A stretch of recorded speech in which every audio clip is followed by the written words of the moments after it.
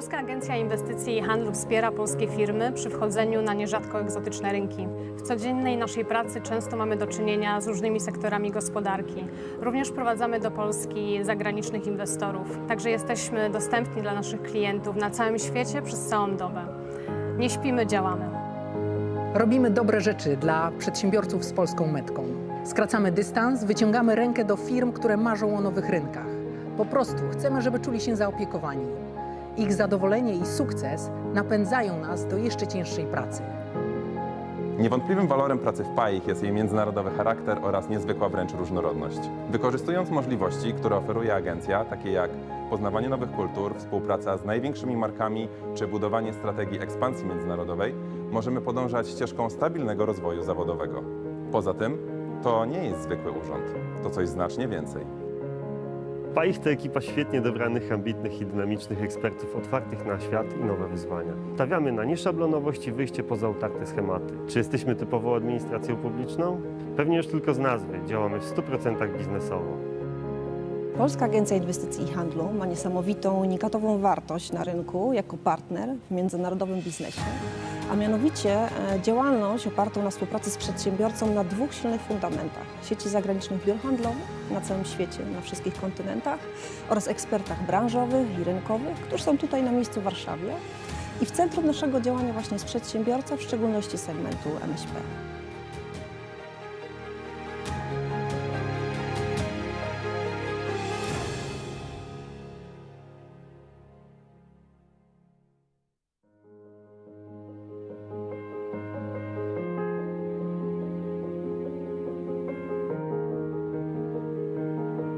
Polska Agencja Inwestycji i Handlu wspiera polskie firmy przy wchodzeniu na nierzadko egzotyczne rynki. W codziennej naszej pracy często mamy do czynienia z różnymi sektorami gospodarki. Również wprowadzamy do Polski zagranicznych inwestorów. Także jesteśmy dostępni dla naszych klientów na całym świecie przez całą dobę. Nie śpimy, działamy. Robimy dobre rzeczy dla przedsiębiorców z polską metką. Skracamy dystans, wyciągamy rękę do firm, które marzą o nowych rynkach. Po prostu chcemy, żeby czuli się zaopiekowani. Ich zadowolenie i sukces napędzają nas do jeszcze cięższej pracy. Niewątpliwym walorem pracy w PAIH jest jej międzynarodowy charakter oraz niezwykła wręcz różnorodność. Wykorzystując możliwości, które oferuje agencja, takie jak poznawanie nowych kultur, współpraca z największymi markami czy budowanie strategii ekspansji międzynarodowej, możemy podążać ścieżką stabilnego rozwoju zawodowego. Poza tym, to nie jest zwykły urząd, to coś znacznie więcej. PAIH to ekipa świetnie dobranych, ambitnych i dynamicznych ekspertów otwartych na świat i nowe wyzwania. Stawiamy na nieszablonowość i wyjście poza utarte schematy. Czy jesteśmy typową administracją publiczną? Pewnie już tylko z nazwy. Działamy w 100% biznesowo. Polska Agencja Inwestycji i Handlu ma niesamowitą, unikatową wartość na rynku jako partner w międzynarodowym biznesie, a mianowicie działalność opartą na współpracy z przedsiębiorcą na dwóch silnych fundamentach: sieci zagranicznych biur handlowych na całym świecie, na wszystkich kontynentach oraz ekspertach branżowych i rynkowych, którzy są tutaj na miejscu w Warszawie. I w centrum naszego działania właśnie jest przedsiębiorca, w szczególności segmentu MŚP.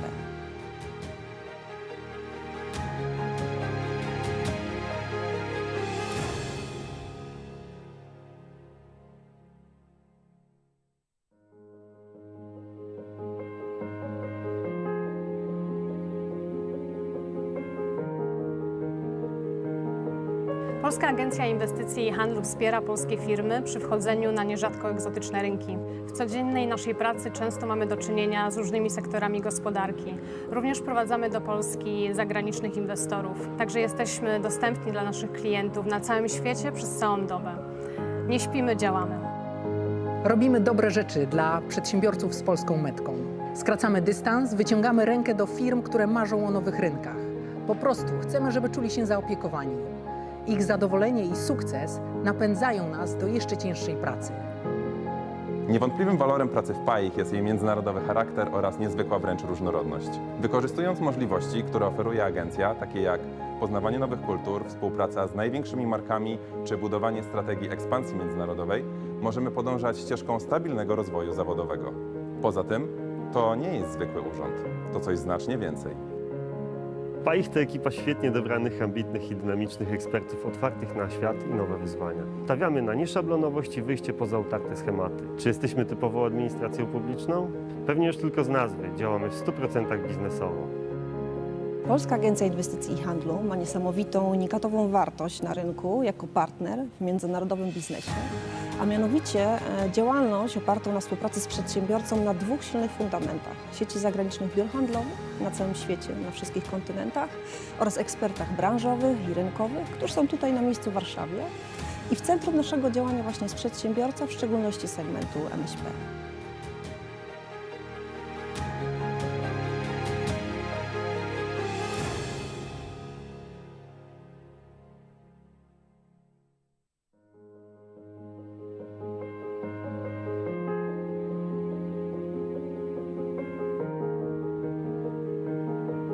Polska Agencja Inwestycji i Handlu wspiera polskie firmy przy wchodzeniu na nierzadko egzotyczne rynki. W codziennej naszej pracy często mamy do czynienia z różnymi sektorami gospodarki.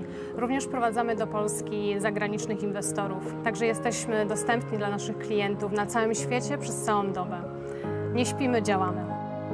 Robimy dobre rzeczy dla przedsiębiorców z polską metką. Skracamy dystans, wyciągamy rękę do firm, które marzą o nowych rynkach. Po prostu chcemy, żeby czuli się zaopiekowani. Ich zadowolenie i sukces napędzają nas do jeszcze cięższej pracy. Niewątpliwym walorem pracy w PAIH jest jej międzynarodowy charakter oraz niezwykła wręcz różnorodność. Wykorzystując możliwości, które oferuje agencja, takie jak poznawanie nowych kultur, współpraca z największymi markami czy budowanie strategii ekspansji międzynarodowej, możemy podążać ścieżką stabilnego rozwoju zawodowego.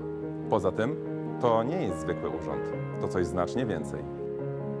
PAIH to ekipa świetnie dobranych, ambitnych i dynamicznych ekspertów otwartych na świat i nowe wyzwania. Stawiamy na nieszablonowość i wyjście poza utarte schematy. Czy jesteśmy typową administracją publiczną?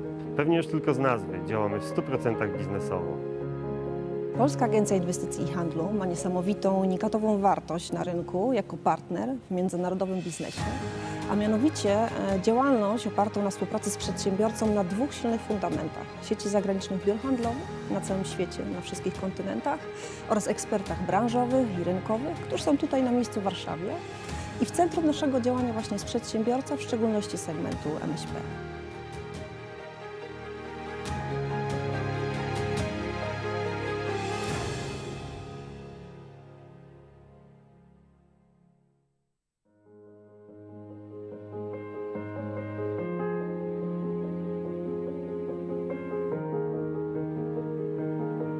Polska Agencja Inwestycji i Handlu wspiera polskie firmy przy wchodzeniu na nierzadko egzotyczne rynki. W codziennej naszej pracy często mamy do czynienia z różnymi sektorami gospodarki. Również wprowadzamy do Polski zagranicznych inwestorów. Także jesteśmy dostępni dla naszych klientów na całym świecie przez całą dobę. Nie śpimy, działamy.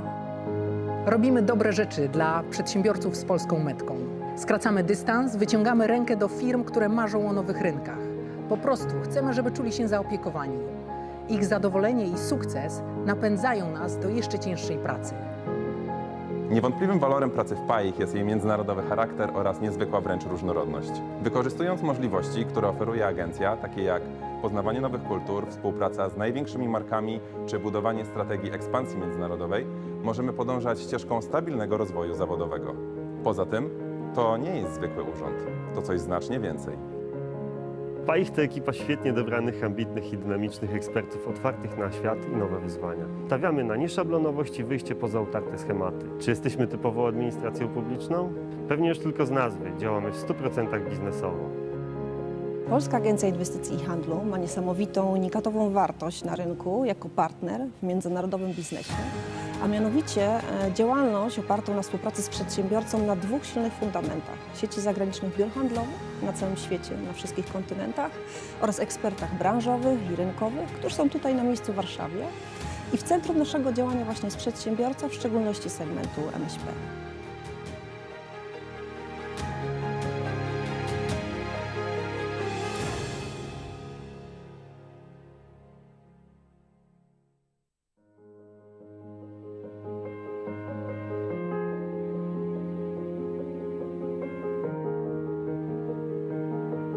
Polska Agencja Inwestycji i Handlu wspiera polskie firmy przy wchodzeniu na nierzadko egzotyczne rynki. W codziennej naszej pracy często mamy do czynienia z różnymi sektorami gospodarki. Również prowadzamy do Polski zagranicznych inwestorów. Także jesteśmy dostępni dla naszych klientów na całym świecie przez całą dobę. Nie śpimy, działamy. Robimy dobre rzeczy dla przedsiębiorców z polską metką. Skracamy dystans, wyciągamy rękę do firm, które marzą o nowych rynkach. Po prostu chcemy, żeby czuli się zaopiekowani. Ich zadowolenie i sukces napędzają nas do jeszcze cięższej pracy.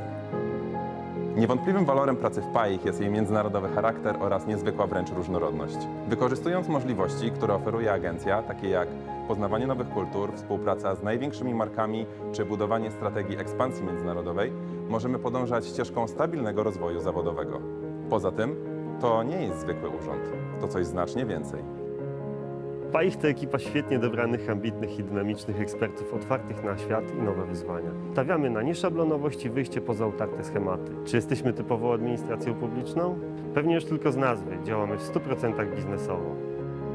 Polska Agencja Inwestycji i Handlu ma niesamowitą, unikatową wartość na rynku jako partner w międzynarodowym biznesie, a mianowicie działalność opartą na współpracy z przedsiębiorcą na dwóch silnych fundamentach: sieci zagranicznych biur handlowych na całym świecie, na wszystkich kontynentach oraz ekspertach branżowych i rynkowych, którzy są tutaj na miejscu w Warszawie. I w centrum naszego działania właśnie jest przedsiębiorca, w szczególności segmentu MŚP.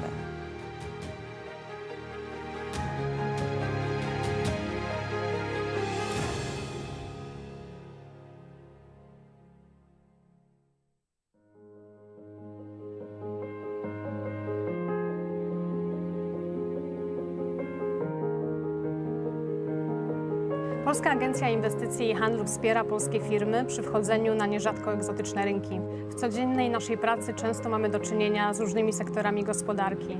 Również prowadzamy do Polski zagranicznych inwestorów. Także jesteśmy dostępni dla naszych klientów na całym świecie przez całą dobę. Nie śpimy, działamy. Robimy dobre rzeczy dla przedsiębiorców z polską metką. Skracamy dystans, wyciągamy rękę do firm, które marzą o nowych rynkach. Po prostu chcemy, żeby czuli się zaopiekowani. Ich zadowolenie i sukces napędzają nas do jeszcze cięższej pracy. Niewątpliwym walorem pracy w PAIH jest jej międzynarodowy charakter oraz niezwykła wręcz różnorodność. Wykorzystując możliwości, które oferuje agencja, takie jak poznawanie nowych kultur, współpraca z największymi markami czy budowanie strategii ekspansji międzynarodowej, możemy podążać ścieżką stabilnego rozwoju zawodowego. Poza tym, to nie jest zwykły urząd, to coś znacznie więcej. PAIH to ekipa świetnie dobranych, ambitnych i dynamicznych ekspertów otwartych na świat i nowe wyzwania. Stawiamy na nieszablonowość i wyjście poza utarte schematy. Czy jesteśmy typową administracją publiczną? Pewnie już tylko z nazwy. Działamy w 100% biznesowo. Polska Agencja Inwestycji i Handlu ma niesamowitą, unikatową wartość na rynku jako partner w międzynarodowym biznesie, a mianowicie działalność opartą na współpracy z przedsiębiorcą na dwóch silnych fundamentach: sieci zagranicznych biur handlowych na całym świecie, na wszystkich kontynentach oraz ekspertach branżowych i rynkowych, którzy są tutaj na miejscu w Warszawie. I w centrum naszego działania właśnie jest przedsiębiorca, w szczególności segmentu MŚP.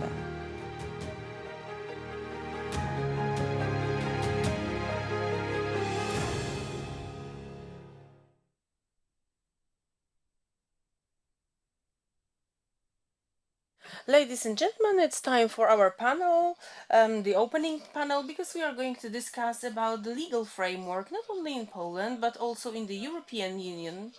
And we would like to invite you to the panel, hydrogen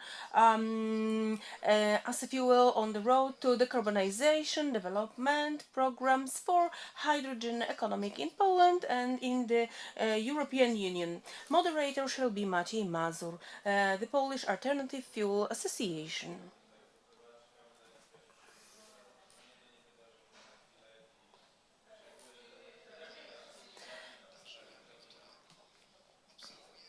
This is connected with the events that we can observe, and also with the challenges that we have to face. I will be pleased to run this panel with the panelist Mr. Marek Ziółkowski, the former ambassador in Kenya, Ukraine, at the moment the International Center for Chemical Safety and Security, Cezariusz Lesisz, Industrial Industrial Development Agency, the president of the management board, Grzegorz Pawelec, who is with us virtually. He represents Hydrogen Europe in replace of Jorge Hatzimarkakis, who unfortunately yesterday turned out to be infected with COVID. Unfortunately, we would like to wish him coming back to health back again. Grzegorz Jóźwiak is with us, the director for the PKN Orlen, the Department for Alternative Fuels. Artur Gostomski, director of the Department for Large Businesses, Ministry of Finance. And Janusz Kogus, Vice President P. Clinton, Automotive Poland, and the Polish Automotive Chamber. So the list of topics is quite vast and very interesting, but I think that the situation that we are in requires us to have a broader view, and we should look at the beginning at the what's going on behind our eastern border, and I would like to ask us to start geopolitical issue connected with the political aspects. How does it look like from this political point of view? I had a pleasure to work on projects connected with the critical infrastructure, so safety, independence in terms of power were very close to me. But I think that they weren't even, they have never been safer than closer than they are at the moment. And I would like to ask Mr. Marek Buziłkowski how, from your perspective, this geopolitical issue looks like. How power safety looks like in the context of aggression of the Russian Federation into Ukraine. What can we expect and what kind of changes there will be, and will it be demonizing in the area that we are going to talk a lot today? Good morning, ladies and gentlemen. I would like to thank to the organizers for invitation. Really, I am at the moment as the retired diplomat. I am the consultant for the International Center for Chemical Safety, but the President decided to use my former competences, where I was responsible for the Eastern policy and the policy of the safety, being the ambassador of the Ukraine and Belarus. So that's true. So if we could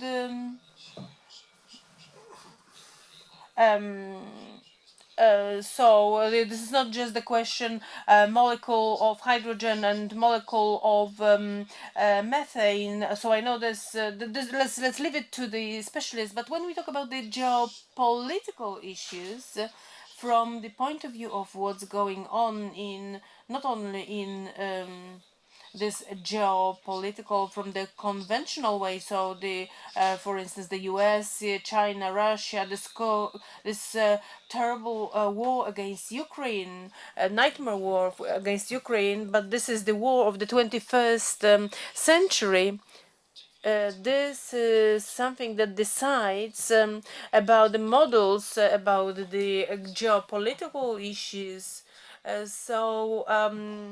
Fossil fuels which are becoming obsolete, and new economy being built, because we have to take into account all the consequences of the war of Russia against Ukraine should be taken into account from this very point of view. So today I can make a few theses about it. This geopolitical issues, this traditional, the fossil fuels policy, the industrial economy. On everyday basis, we can see some arguments, the European arguments, American arguments against Russia are taken into account or are anchored in the rhythm of green economy, because When we see the sanction policy, we can comment or decide about the issues which are against Russia. So withholding deliveries, maintaining cash flow, very high limitation of logistics. Today or tomorrow we are going to there will be the next package of sanction, maybe embargo against coal, limitation for gas and oil. So these are very strong impulses or stimulus. This is the policy that the Western side, so also Poland, we need to replace with something. We can replace it with in two ways. So here I talk about the energy safety, be it deliveries from Kazakhstan or Australia. I mean coal here. Similar with oil, or are we looking for other markets, or maybe we are accelerating the process of differentiating the economy using the logics of green economy. So taking into account the quick path for hydrogen policy. So I had a pleasure to read the strategy. This is just a few months were passed over this document. So this is 2 gigawatts by 2030. So we don't want to be gigantic, even in the Central Europe. And maybe I suppose that in many European countries, in the US, the sanction policy will influence very strongly decarbonisation policies, and it will accelerate them. So, in my opinion, so when we take into account the last days, the policy of the most important country, meaning Germany, most dependent on the gas deliveries from Russia, shows that we can both talk about not only quick limitation or quick cut-off, quick meaning a few months, over a dozen months, not a few years, gas cut-off, but exchanging it into other alternative energy sources. Maybe it's a new modernization impulse, and therefore there is some risk to the decarbonization policy when we speak about that equation and appeasing the profitability of certain products. But I would like to also look at basically I'm also observing the current sanction package, the current reactions of the US and the EU to what Russia does. I don't have any big concern about the energy security of Poland or Europe in categories of threat to supplies or shortage of some raw materials. Indeed, other countries that are dependent in percentage terms on a certain energy mix, they will not allow their own legs to be cut. In the 19th century, as you know, industry has become invented. We cannot demand decisions that in one day we as Poland can speak of embargo and introduce embargo.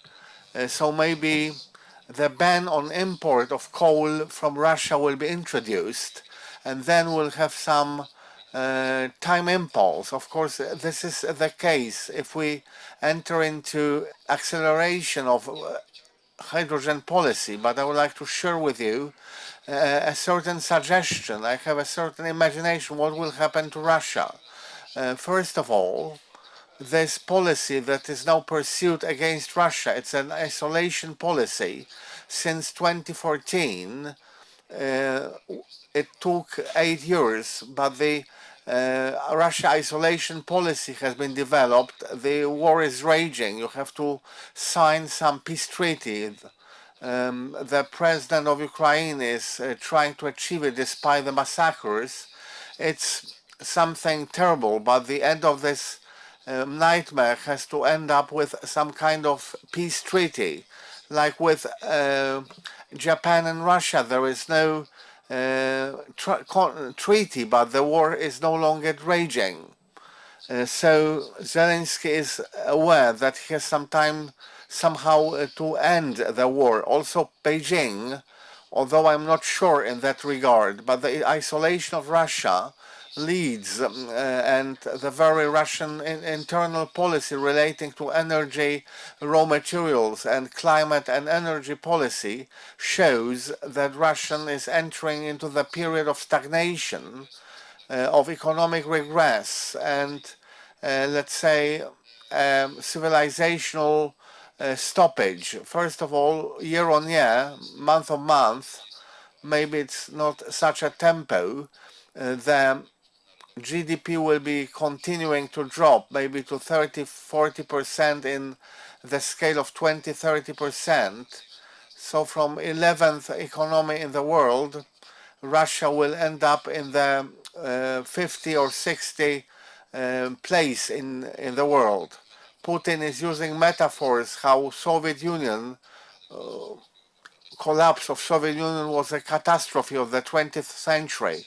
It turns out that Russia in its current structure is becoming slowly a geopolitical whole of the 21st century.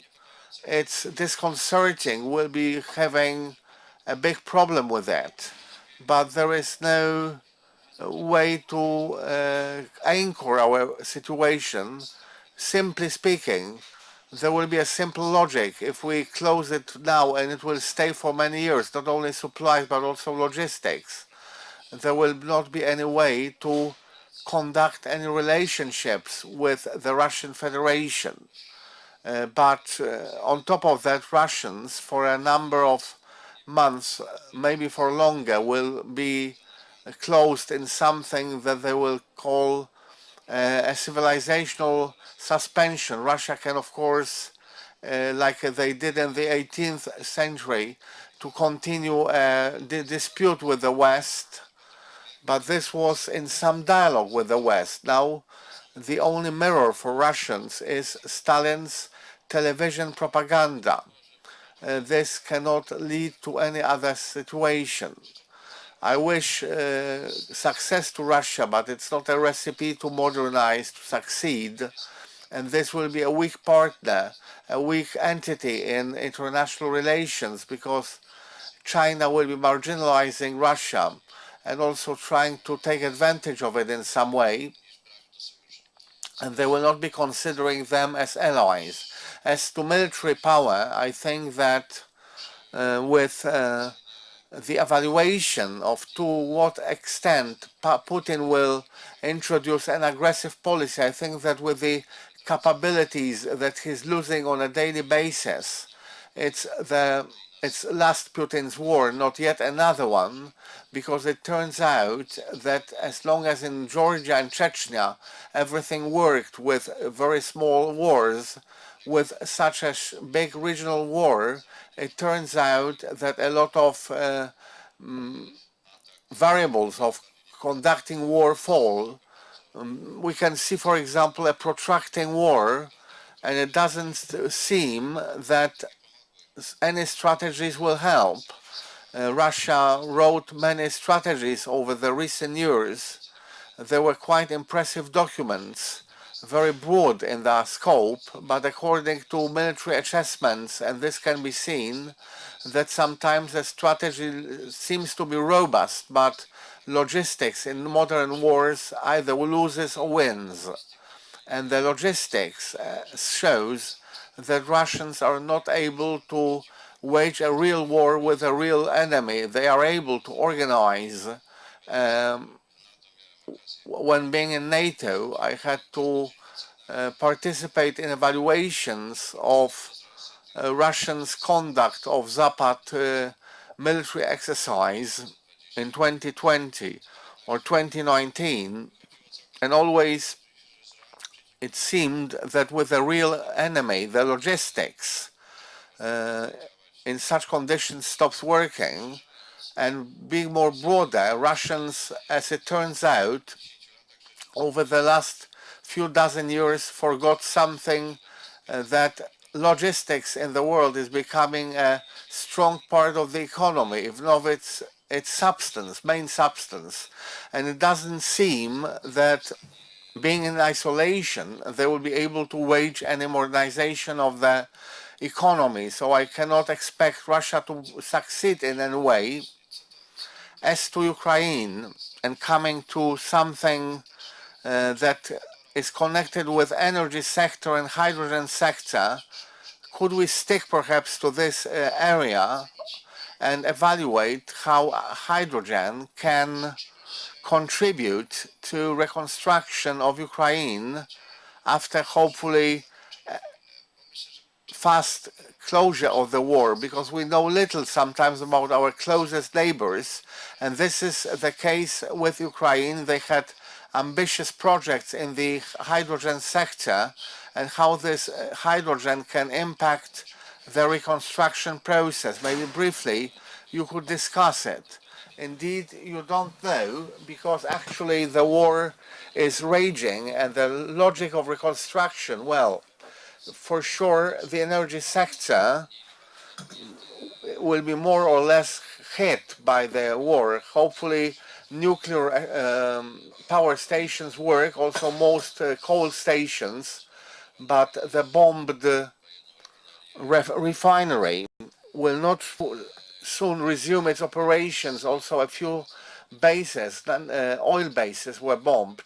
This will probably require the first, this will be the first point of great reconstruction program.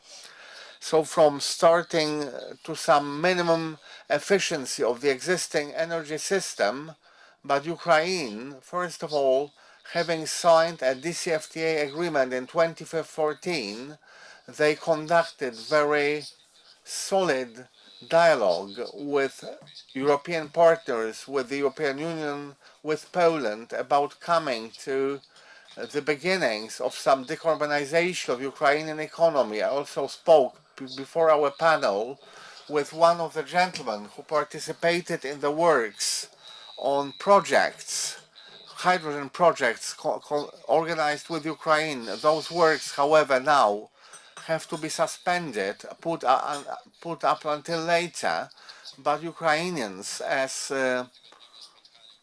was indicated in IPPC last week, and it also happened, there was meetings with Ukrainian partners, well, they're in some bunker, and we are sitting in elegant rooms, and the head of the Ukrainian delegation to IPPC, when being in Kiev in some bunker, she delivered a speech at the panel meeting, the speech in which she indicated that it's also a question of rhetorics and narration, but it can be of importance to Ukrainian policy after the war, and she delivered a strong opinion that this war is a typical fossil fuel war.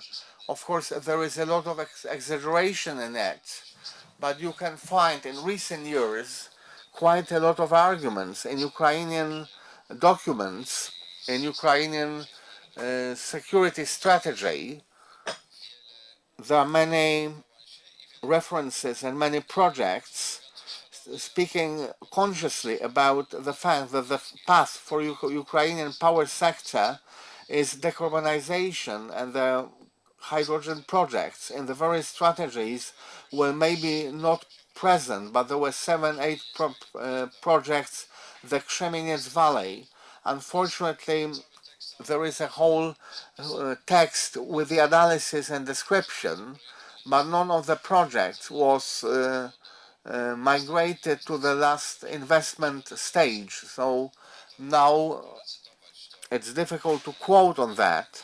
There is no reason for that. But there is one interesting item showing that disaster of what Ukraine is now having to meet.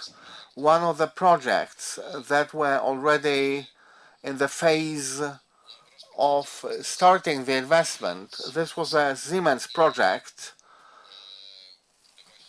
The owner of a steel mill in Mariupol, one of the richest Ukrainians, Akhmatov, who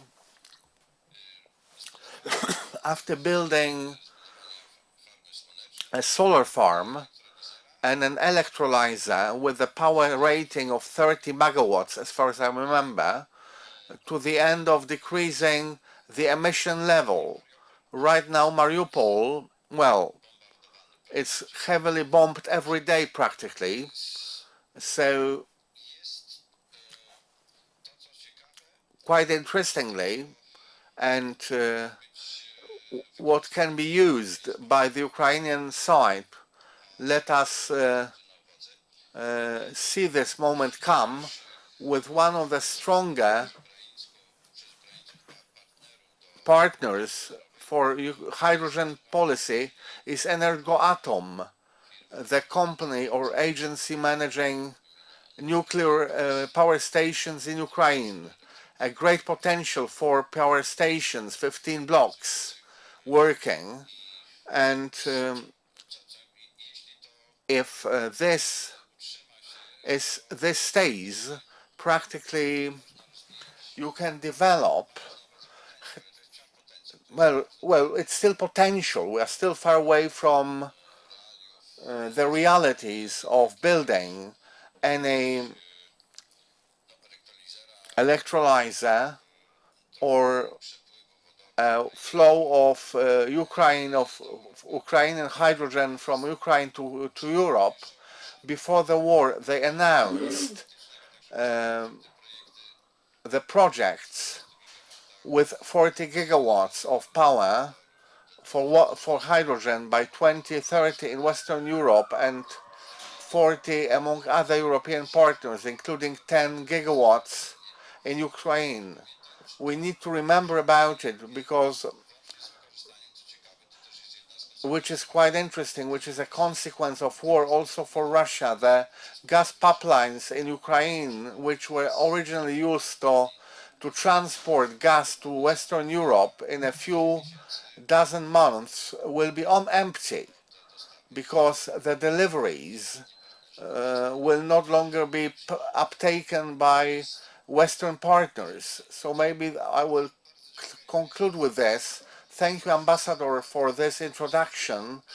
This is the times we have to operate in, that the energy panel has to start with geopolitical issues connected with the raging war behind our eastern border, but this war actually stimulates heavily a lot of variables that impact the development of hydrogen technologies. And I'm looking at Grzegorz Pawelec now.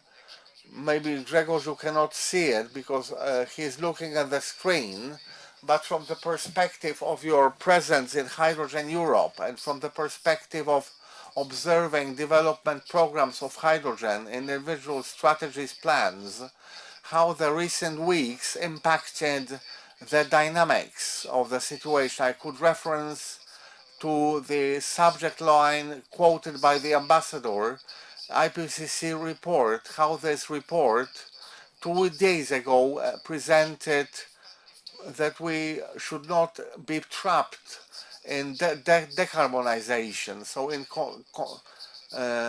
limiting the inflow of raw materials from the east, so we should not be dependent on fossil fuels from other direction, but we need to use this moment to develop something that is necessary if we want to achieve climate neutrality objectives, and in the IPCC report and in other studies also there is an indication that it's one of the ways to counteract the challenges that we have all the time in front of us. What is it like from the perspective of realizing strategies in Europe, and what is it, how it is perceived by Hydrogen Europe? Thank you very much for invitation. A lot has changed, this is true, and it can be seen everywhere, and those changes are very dramatic when it comes to their impact.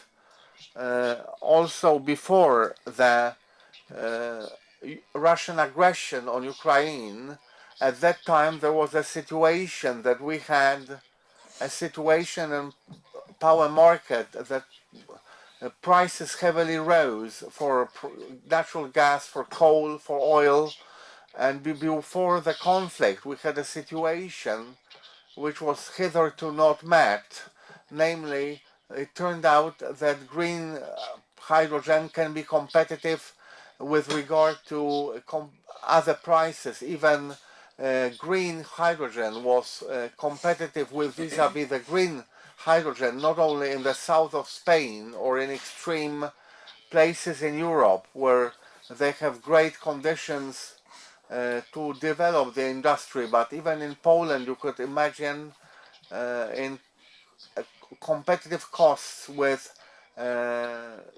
grey hydrogen, and this in itself started to open people's eyes. Of course, the situation which everybody considered to be a transitional development, but there was a correction. Well, prices would come back to the previous levels.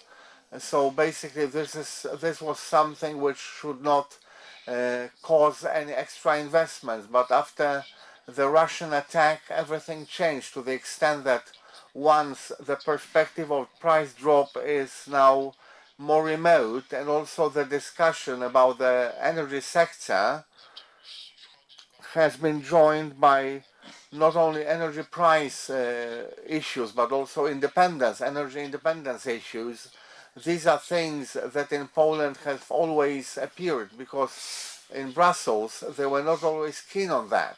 Now this perspective, well, this awareness is now more common in Europe, not only in Central Europe and Eastern Europe. And this in combination with prices had a very dramatic influence, because the European Commission made this communication about the V-Power EU, in which they talked about diversification to replace Russian gas. So we talk about the heat pumps, about the biogas, biomethane, about these LNG terminals, and so on and so forth. But also one of the elements of the package to replace gas from Russia, this is the hydrogen accelerator, in line with which in Europe by the 2030 we can expect Europe is to consume 20 million tons of green hydrogen. And this is 4 times more than the objective that we used to have. So this 40 gigawatts that we that would allow Europe to use 5 million tons. And as the former speaker mentioned, some of it was to come from the outside the European Union, from import, and now there is a lot of emphasis on it because it is said that half of this tons is to be imported from outside the EU, so without pointing where from, but the Ukraine, the target is that is to be the direct.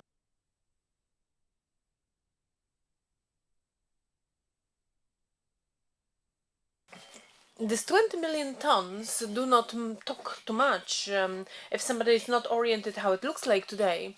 So this 20 million tons, this is half of the gas when we talk about the energetic value that Europe imports from Russia. So it's really a lot. So the whole hydrogen market, this is 8-9 million tons. So all the chemical nitrogen, all the methanol production, also taking into account the hydrogen waste in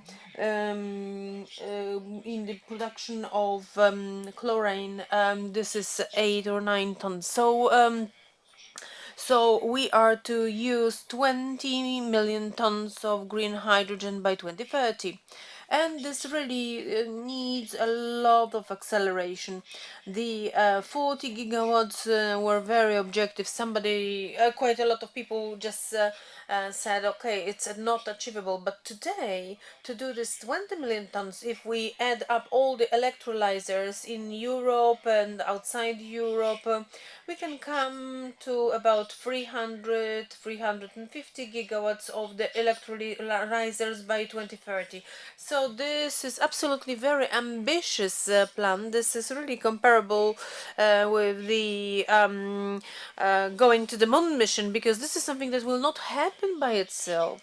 And this gives us the hope that from the commission is going to take quite brave steps, because today the whole capacity, when we talk about electrolysers, this is about 3 gigawatts. So 10 years it would take. 100 years, sorry, it would take the whole year to produce these electrolysers that would be needed only in Europe to reach 2030 target. And it shows what the scale of challenge it is. We need not only hydrogen, but in order to get it, we need to have it. We need to put the PVs, install onshore, offshore wind farms. So they have to be, the electrolysers must produce them. There must be factories to produce them. Everything takes time. And today, in order to achieve this, everything has to happen in parallel. So this is a big challenge.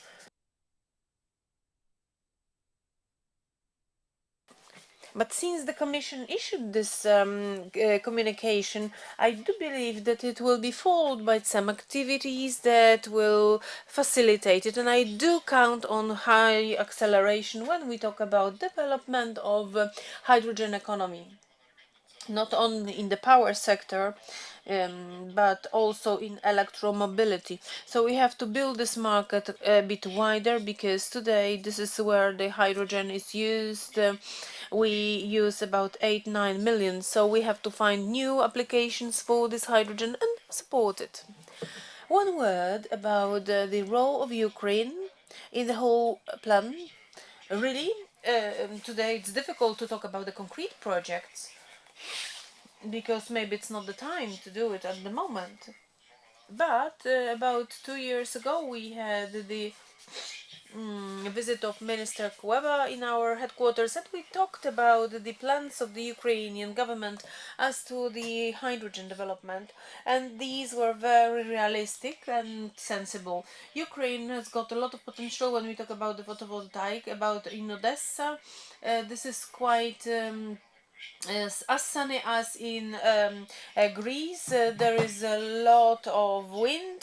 Density of population is not high, so there is quite a big potential. So combination with gas piping with Europe, it really works. So you can produce it cheap and send it over. So it's too early to talk about it, but I do count that on long term this cooperation will be continued and hydrogen will follow. Thank you very much, Grzegorz. Let's stop here, if we can, with some concrete issues. Concrete issues for Europe. In your opinion, is it the time when we switch from these boasting strategies, plans, declarations? We know that the paper is patient, can take anything, and we all remember, as we are here, that there were many conferences. Many of them were announced. Not necessarily everything was achieved. Is it the time in which we can count that really, following information coming from the EU Commission, we can expect real activities, or will we be only planning, making declarations, making strategies, and all the time the implementation will be moving away? What concretely must happen for us to make it successful? Yesterday, when I participated in the panel, this is like with sanctions. Sanctions are acceptable when they don't touch us.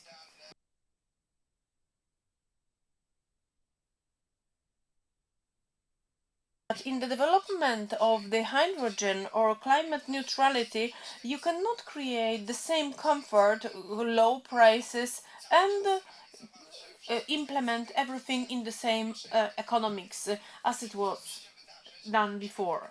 So what should happen to manage this solution, this challenge? And on the other hand, so that the system and we as a society can withstand it. So we have to solve the problem with the availability of the electrolysers. So here there is quite a lot to be done, a lot of investments. We have to facilitate RES investments. The offshore farms take 7 years. So if we want to have million tons of by 2030, we have to do something about it. Obviously, we need to build the hydrogen market without creating the barriers. So this requirement, so that when you have the green hydrogen, you need to have some additional RES sources. You need to have the geographic and when the hydrogen and when energy from RES is produced. So we have to be sure that each molecule of this hydrogen is really green. And I think that it's no time for it at the moment, and we have to forget about it. And we have to create some solutions, some regulations to help with this. And secondly, you need to have the support system, at least at the very beginning. So you need to have the accelerator that I mentioned. It's clearly said that there is this European equivalent of contracting or auctions of importing hydrogen from outside EU. So where this agency that is to be created, it must cover the difference in the costs and the price that the users are willing to do. So card of contact and difference that we need to have. And these regulations, there are quite a lot of regulations which are needed. So when we talk about the package Fit for 55, you have 5.5 hydrogen tons of hydrogen, but this was somehow feasible. So this was done quite well. So this would be 4 times as much. So something that you started from, the price for this transformation, we have to pay, we all have to pay for it. Obviously at the very beginning it will be more expensive, but and long-term plans, when we talk about the cost of green hydrogen production, show clearly that it doesn't have to be more expensive. This price level, when we have 20 euros per megawatt hour, it would be difficult. But when you talk about 30 euros per megawatt hour or 100 euros like it is today, these are the prices which we as a hydrogen industry are able to get. And this energy transformation based on hydrogen doesn't have to be more expensive. But for it to happen, additionally, we need to see some technological opening. We have to say that not only each country can produce green hydrogen, as in Norway, Spain, or Saudi Arabia. In Poland, we have different possibilities of hydrogen production, and they will be competitive. You need to have more technological opening for all the production opening for the hydrogen, if possible. Thank you very much for this intervention, which brings us European perspective when we talk about the hydrogen. In the second part of our conversation, I suggest that we concentrate on our national market. The first question that I would like to direct to President Cezariusz Lesisz, the Industrial Development Agency President. This is the right entity to ask about this transformation. So how ARP, which has got 80 companies, 2 economic zones, has got rich financial offer, and can become this modus operandi that will happen within the power sector. What has to happen so that it is as we want? Thank you very much for the invitation to this conference. Until now, we touched upon so many issues, geopolitical ones, strategic ones, and it is translated into very strong operating activities of individual companies. As you mentioned, in the portfolio of IRP, there are over 80 companies, and each of them were touched by pandemic and now military conflict in Ukraine, and everybody needs to solve their problems at the very operational level. So looking for new suppliers, materials, new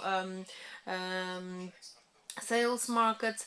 We have to say that there were quite a lot of export from these companies, and this is a lot of challenges for many companies. But I have to say that everything, pandemic and military conflict, gave us impulses to do this, to make this energy transformation, to switch into the green economy. We as ARP are involved in many activities which are connected with increasing awareness. Over 200 entities signed this agreement. These were universities, local governments. We are initiators of the hydrogen valleys, which were initiated by the Ministry of Climate and Environment, and we start to concentrate on our economic life, which is oriented on hydrogen economy development.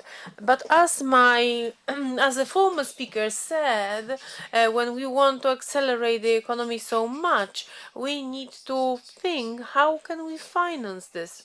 These are huge challenges at the moment. At the moment, we see some activities of the EU which should take into account carbon tax, which is not levied on many products. Our products are not competitive in the wider context.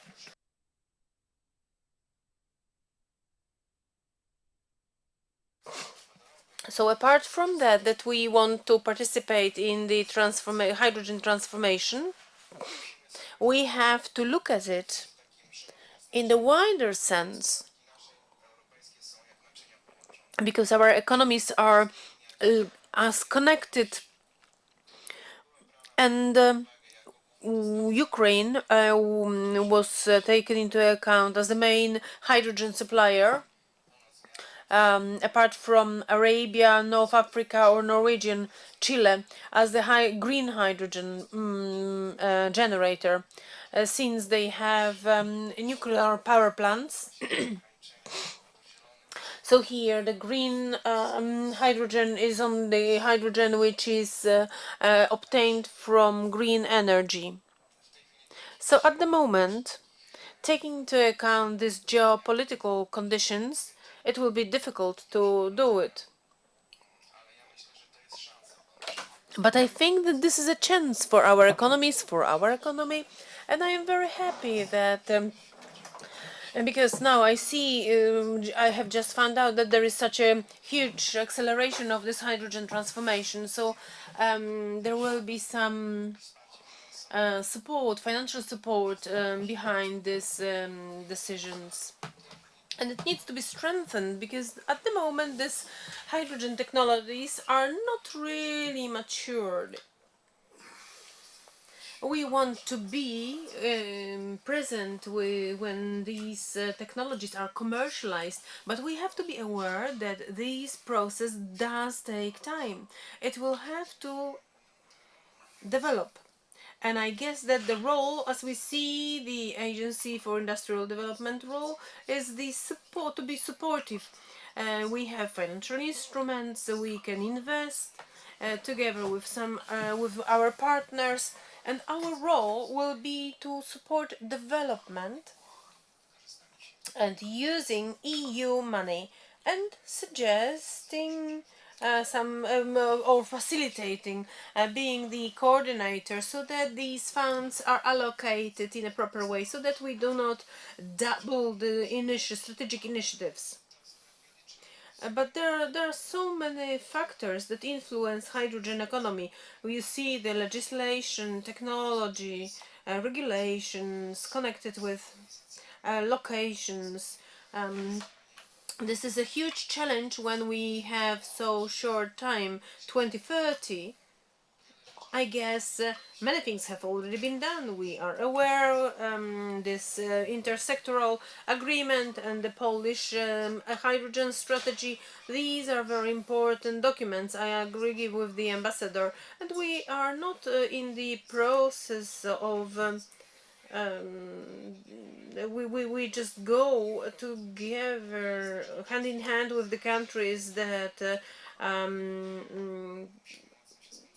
are more advanced, but we do have to concentrate so that the legislative activities are in line with the operational ones.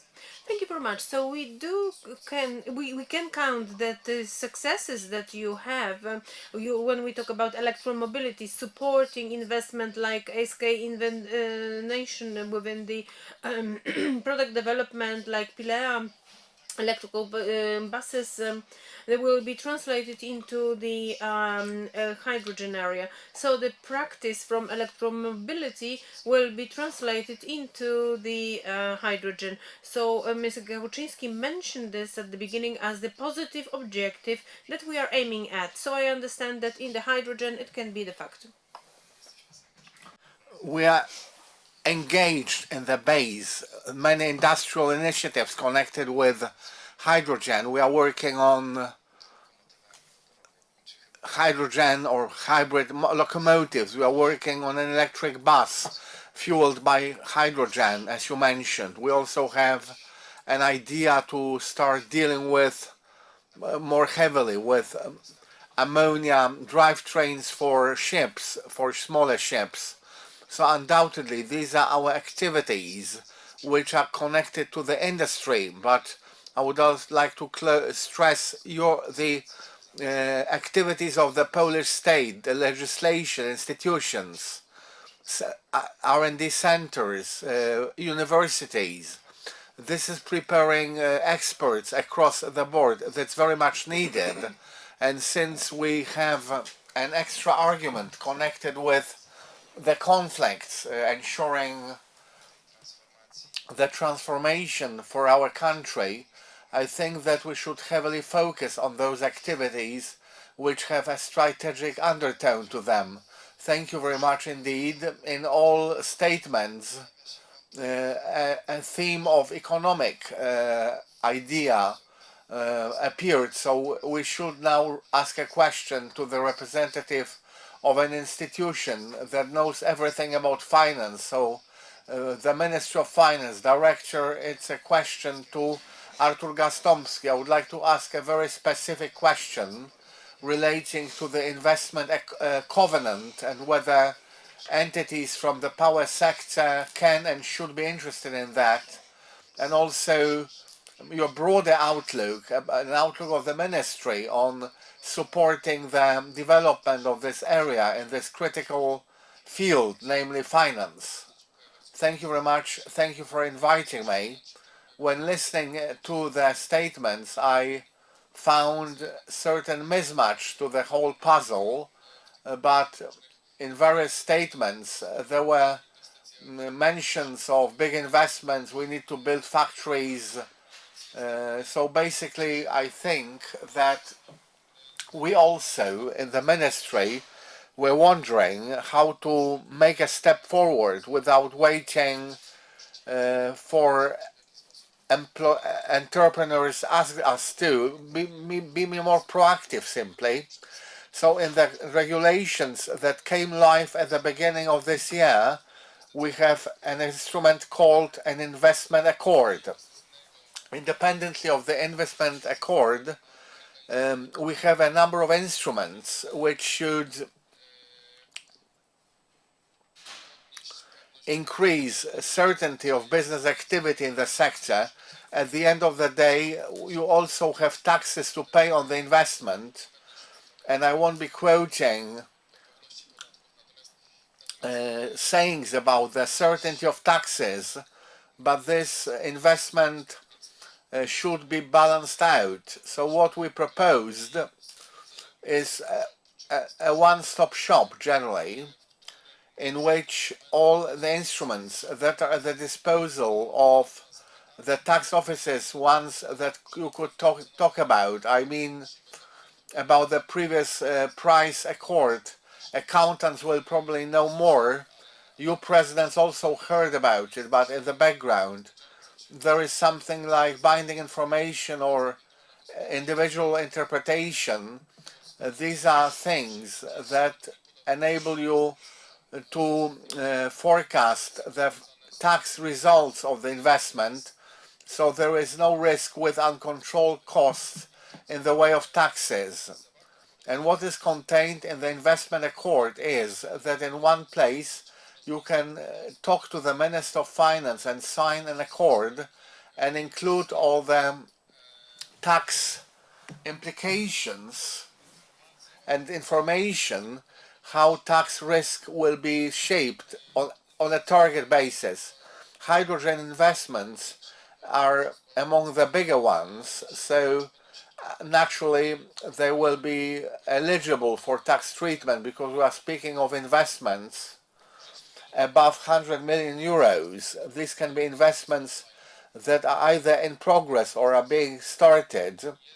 In the ministry, we started a special team which is dealing with handling such applications.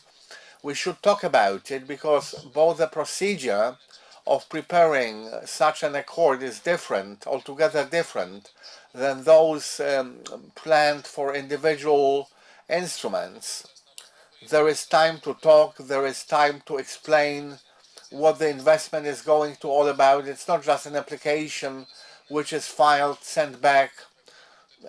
Here a different procedure was applied just to ensure that we understand what the investment is all about, because I'm not a hydrogen expert, I'm not a mega expert in hydrogen, so certain nuances that are connected with the investment can be presented at the meetings. This can be discussed.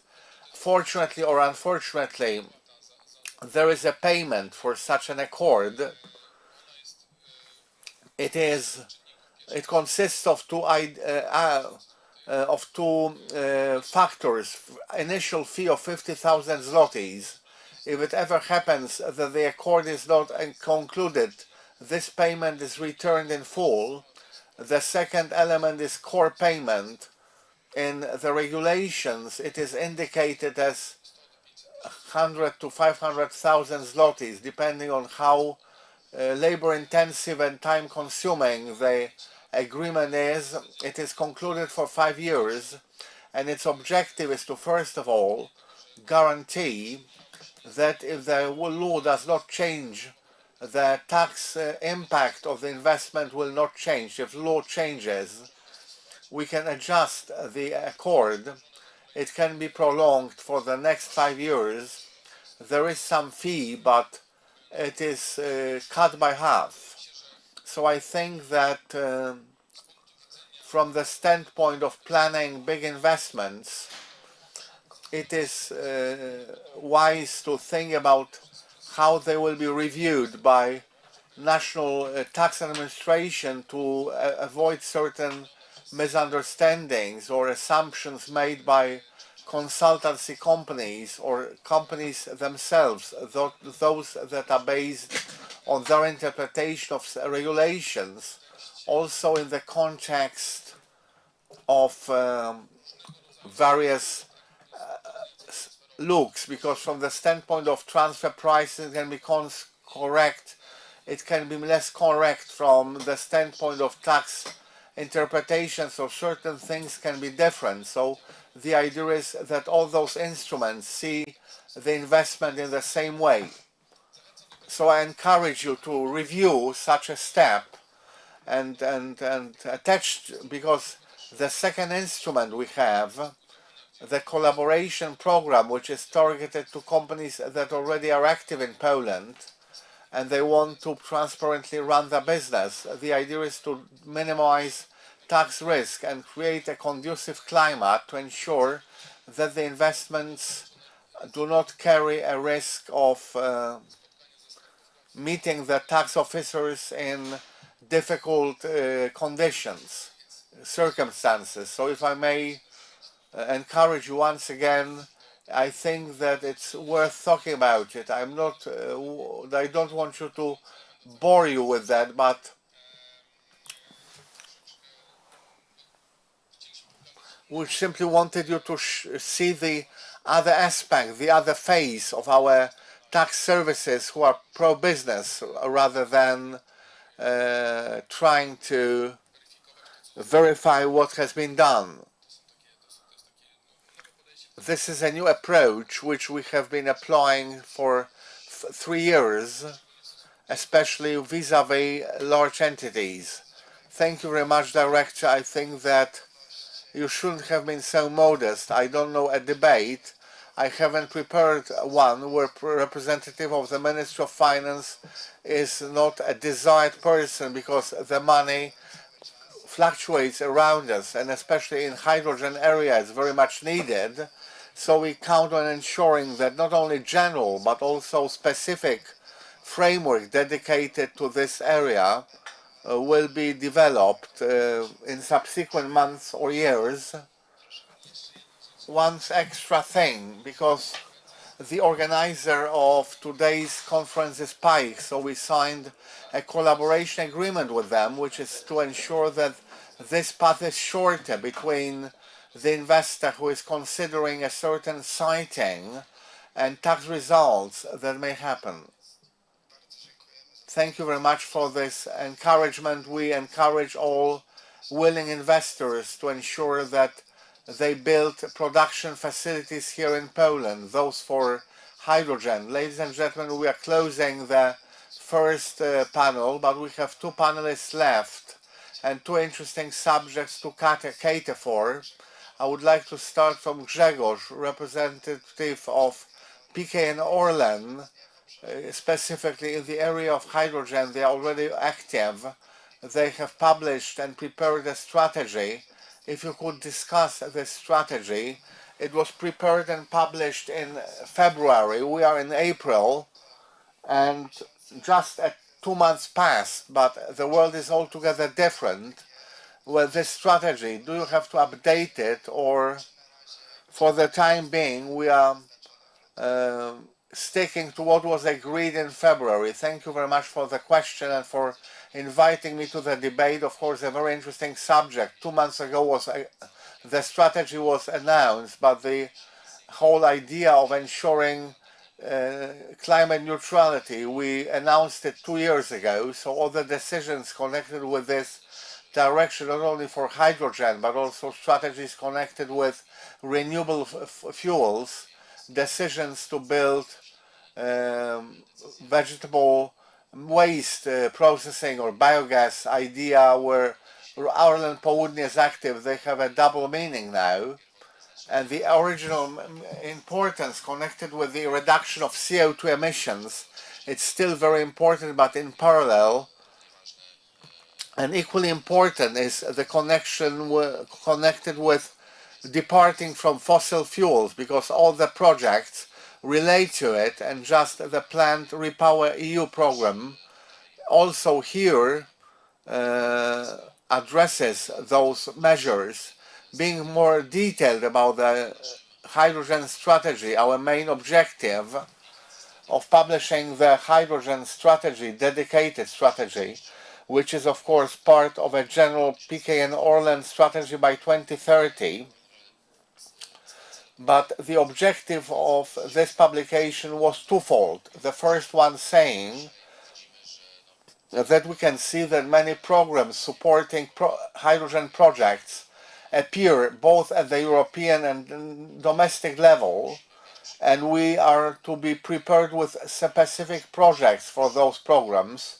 Those projects have to be agreed after feasibility study level, and we know that time plays an important role. So this strategy on one hand shows the objective of hydrogen projects and give us a comfort as we know where to seek funding for such projects, because looking at today's situation, I suspect that this support will even be stronger than we expected when working on the strategy, because we have the idea of departing from fossil fuels at play. And the second reason, very important in the current situation, in geopolitical terms, is the reason which says that today we do not have a conducive or even clear regulatory environment when it comes to hydrogen technologies. And here what director from Hydrogen Europe said, that it's difficult to speak of acceleration if today we cannot see clear guidelines, if there are acts delegated to plan directives Fit for 55, that the L3 directive, where you speak of citing and time limitations connected with renewable energy sources. So this regulatory environment is very important, and we prepared this strategy to observe how those regulations are created, and also to have our standpoint ready for talking about the regulations. These are the two reasons which drove us. They are still valid today, and they do not require another analysis and preparation of the hydrogen strategy. It relates, as I said, the time span until 2030. When it comes to the budget, it expects the spend on hydrogen technologies 7.4 billion zlotys. Our main objective is to achieve installed power, low emission and zero emission, 540 megawatt, with an ambition to reach even 1 gigawatt. And maybe those ambitions and addressing those ambitions was the right decision in preparing the strategy, because now we have a strategy that this needs to be accelerated. We are speaking of ensuring that by 2030 we want to ensure that hydrogen in our company in at least half is zero or low emission. So as a large hydrogen producer, because we speak of refineries, fertilizer producer, so it's an ambitious objective. So in that regard, from the perspective of this decade, I think that these are bold ambitions, As I said, we want to build the whole tanking, refueling infrastructure in Poland, in Slovakia, and in Czech Republic. This will be over 100 refueling stations for hydrogen. This is a huge challenge because it is connected with distributed investments for hydrogen. 10 hydrogen hubs are at play. So I would like to relate to the previous statements, but also to the pressure of tweaking the objectives, especially in the short term until 2030. We can have big ambitions, but you also have to look at the situation from the other side. So from the side that says that if we want to diversify energy sources, if we want to depart from fossil fuels, it's not a short-term process and it attracts large investments. We speak of high-scale hydrogen production, the whole logistics, and of course such investments take time, and also those investments require technology access and also optimum capex costs. And we know that steel prices are rising. We know that access to materials is increasingly more difficult, but we also should take into account the golden mean between ambitions and possibilities of having the projects going.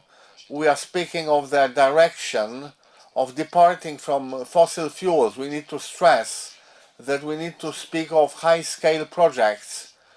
These need to be high-scale projects for hydrogen production because you need renewable sources of energy. In Poland, we know that this market is growing dynamically, but the target levels which Orlen is reviewing, they also relate to offshore.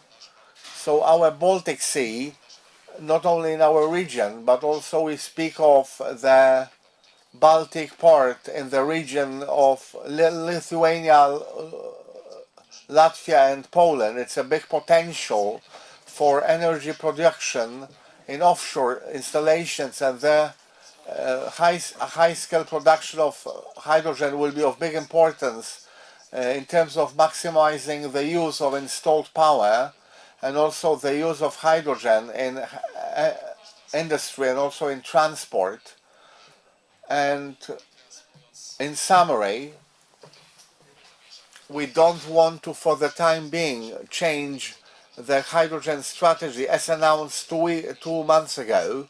We of course assumed from the standpoint of legislations we knew we would have to revise the strategy in the forthcoming years, which is the life of every strategy, but we found the right strategy because we have a package of projects waiting which we want to implement and therefore achieve ambitious objectives. Thank you very much.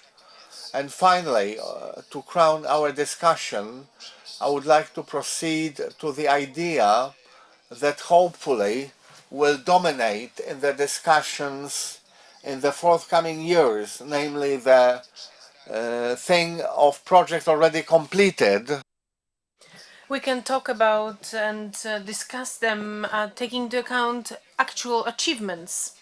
And the last topic that I would like to touch upon, I would like to direct to President Janusz Kobus, and it's connected with the investment pilot program. This is Pington company from the UK in the production facility, which, if I wrote it correctly, this was the first production facility, and 70 years ago this history started of this huge development of the whole group.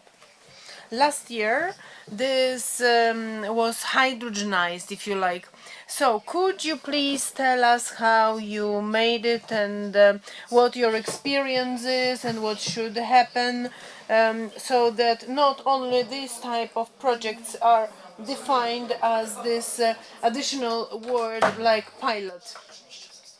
So a few words about the practical using and what next, because we managed to do it, but and then we came back to the gas, and then we emit quite a lot. So this is the company that's been in the market for 200 years, and it became the global player in the 50s.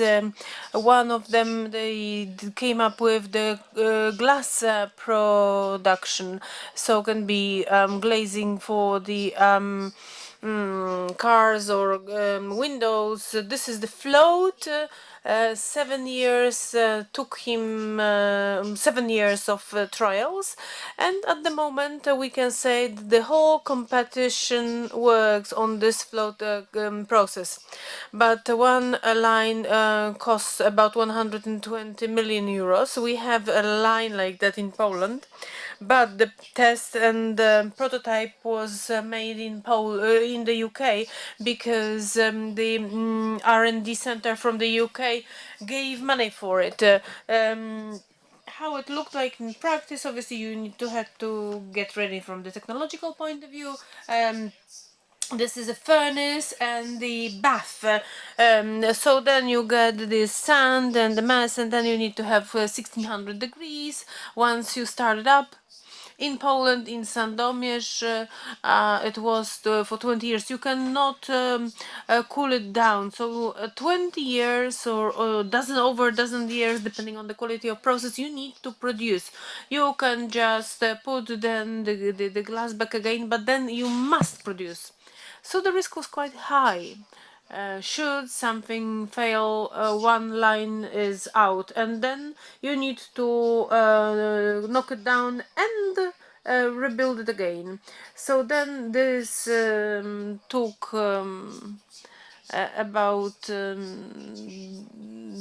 this was done by the British part, but the business risk was on our side. Obviously, it was the conversion from this flotation bath. This is the liquid methane. This is the and then you put this glass on it.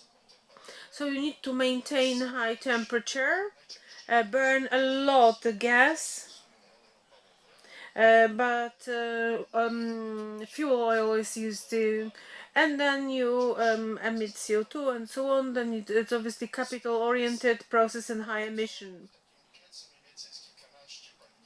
There are over a dozen of burners in the furnace, and they were going from one burner to another. It took 3 years to switch them to hydrogen. So we produced glass based on 100% hydrogen, and then we came back to this. In order to be able to do it, 16 tanks of hydrogen had to come. Quite a lot of technological and practical problems, because it was on live, and this was a test line.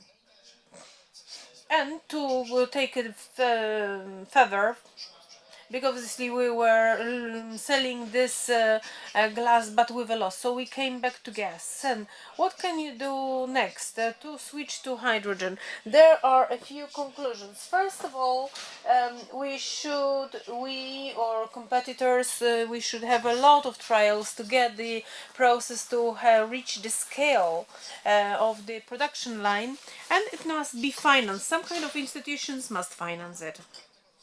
That is why we made it in the UK, not for the sentiment, but because the money was there over there. Theoretically, we could do it in Sandomierz. Maybe it would be more difficult because the line is a bit different, but there was no money. The second issue was the question of scenario. There are 260 lines like that all over the world, of all the players. Are we switching these lines gradually, or do we do this conversion of fueling, like from gas from gas to hydrogen? In case of conversion, it seems to us that the more logical process would be to have this hybrid solution, at least at the very beginning. So using the current gas network, and to fuel these lines with the mix of hydrogen and gas, but there is no zero emission at that point. So if we have hybrids in the automotive industry, so the will regulator finance gradual application of hydrogen, so that it's going to be the hydrogen solution, and then it would be pure hydrogen at the end. And the key problem, regulations that would make sure that the product will be competitive not only in the EU but also in the global market, because obviously we can switch into hydrogen, but the point is that these lines are in China, Russia, and Belarus. There is 3% of import tax to EU, so given the costs, it's not competitive.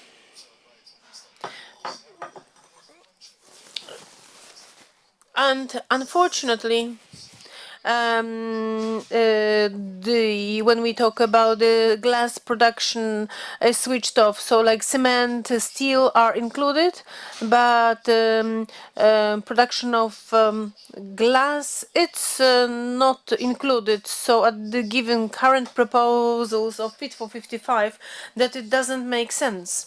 So from the cost point of view, the sector will have a problem if these regulations will be in force. So there are quite a lot of challenges from the technological point of view. It seems to be feasible, but what is more essential here, this is the financing and the regulation, so that it is viable from the business and economic sense. And to finish off, this is just the coming back to reality, because if we calculate 260 production lines all over the world, I read that this was 5 million pounds. This is over 1 billion pounds just for the pilot production only. So generally speaking, once somebody comes up with this technology. This was patented by Pittington in 1950, and everybody works on it. So there might be different regulations. So 20 years we took licenses for, and now this is for free. So maybe this technology will be financed and will be available for all the competitors. There might be various solutions. There is a lot to be done. But here, this is just a question of speed. So the trials were made in in August 2021, and German companies got money from this German investments, but here this is also the question of financing subsequent research and some kind of acceleration, but this is the point. So this is how the reality looks like, and we will have to meet up with it, and in the nearest future, and quicker than we really think in the context of the current activities that we talked about a lot. But it seems that this is one direction and we have to follow, and many twists on the road we can expect. Ladies and gentlemen, we are slightly behind time. I would like to thank you very much for this panel, this opening panels. We had the ambassador Marek Ziółkowski, President Cezariusz Lesisz, Director Grzegorz Pawelec, Director Grzegorz Jóźwiak, Director Artur Gostomski, President Janusz Kolbus. My name is Maciej Mazur and I am Managing Director, and I had the pleasure to moderate this discussion. Thank you very much, and I would like to invite you to the next part of our conference. Thank you very much. Pierwszy krok na zagranicznych rynkach? Planujesz rozwój swojej firmy? Wierzysz, że twój produkt może podbić świat? Eksperci PAIH z różnych części świata pomogą zrealizować twój biznesowy plan. Eksport, inwestycje, partnerstwo.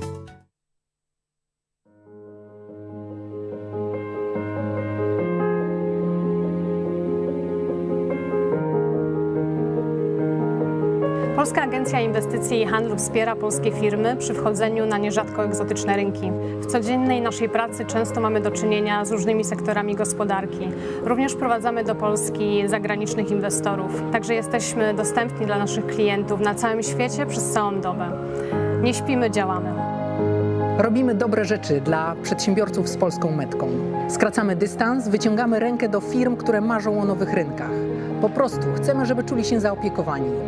Ich zadowolenie i sukces napędzają nas do jeszcze cięższej pracy. Niewątpliwym walorem pracy w PAIH jest jej międzynarodowy charakter oraz niezwykła wręcz różnorodność. Wykorzystując możliwości, które oferuje agencja, takie jak poznawanie nowych kultur, współpraca z największymi markami czy budowanie strategii ekspansji międzynarodowej, możemy podążać ścieżką stabilnego rozwoju zawodowego. Poza tym, to nie jest zwykły urząd, to coś znacznie więcej. PAIH to ekipa świetnie dobranych, ambitnych i dynamicznych ekspertów otwartych na świat i nowe wyzwania. Stawiamy na nieszablonowość i wyjście poza utarte schematy. Czy jesteśmy typową administracją publiczną? Pewnie już tylko z nazwy. Działamy w 100% biznesowo. Polska Agencja Inwestycji i Handlu ma niesamowitą, unikatową wartość na rynku jako partner w międzynarodowym biznesie, a mianowicie działalność opartą na współpracy z przedsiębiorcą na dwóch silnych fundamentach: sieci zagranicznych biur handlowych na całym świecie, na wszystkich kontynentach oraz ekspertach branżowych i rynkowych, którzy są tutaj na miejscu w Warszawie. I w centrum naszego działania właśnie jest przedsiębiorca, w szczególności segmentu MŚP.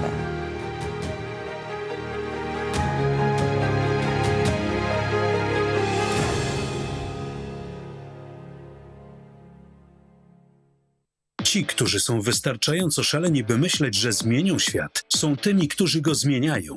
Steve Jobs. Zmieniaj świat razem z nami. Poznaj nowy wymiar sprzedaży w internecie, nowoczesny sposób prezentowania produktów, usług i biznesu. Poznaj MetaJar. Nowoczesną i fotorealistyczną wirtualną przestrzeń, przenoszącą Twój biznes i klientów w nowy wymiar handlu w internecie. MetaJar to innowacyjne rozwiązanie dające możliwość znacznego obniżenia kosztów wejścia do wirtualnego świata biznesu, szybkiego i intuicyjnego wystawiania oraz zamawiania produktów w przestrzeni 3D, tworzenia tematycznych i branżowych grup biznesowych, tworzenia i udziału w wirtualnych targach na całym świecie, komunikowania się poprzez czat, wideo oraz głos. Twórz z nami nowoczesną i niczym nieograniczoną przestrzeń biznesową. Odkryj MetaJar.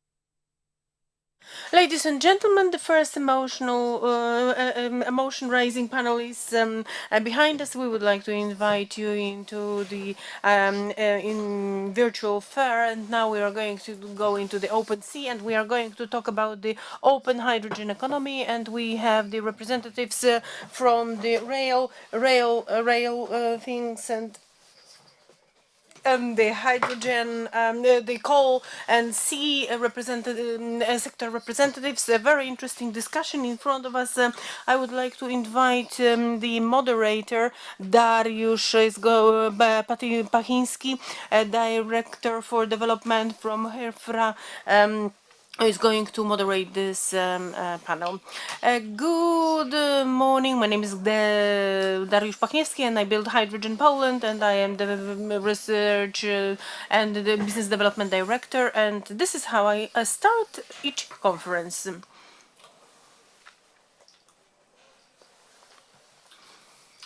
So, we have oil of the 21st century that we will have to fight for, and we will have to respect it, and it's not in red, and it doesn't bring about any miseries. We can drink it, we can live and produce hydrogen. I would like to welcome the group of our experts. I would like to start from railway.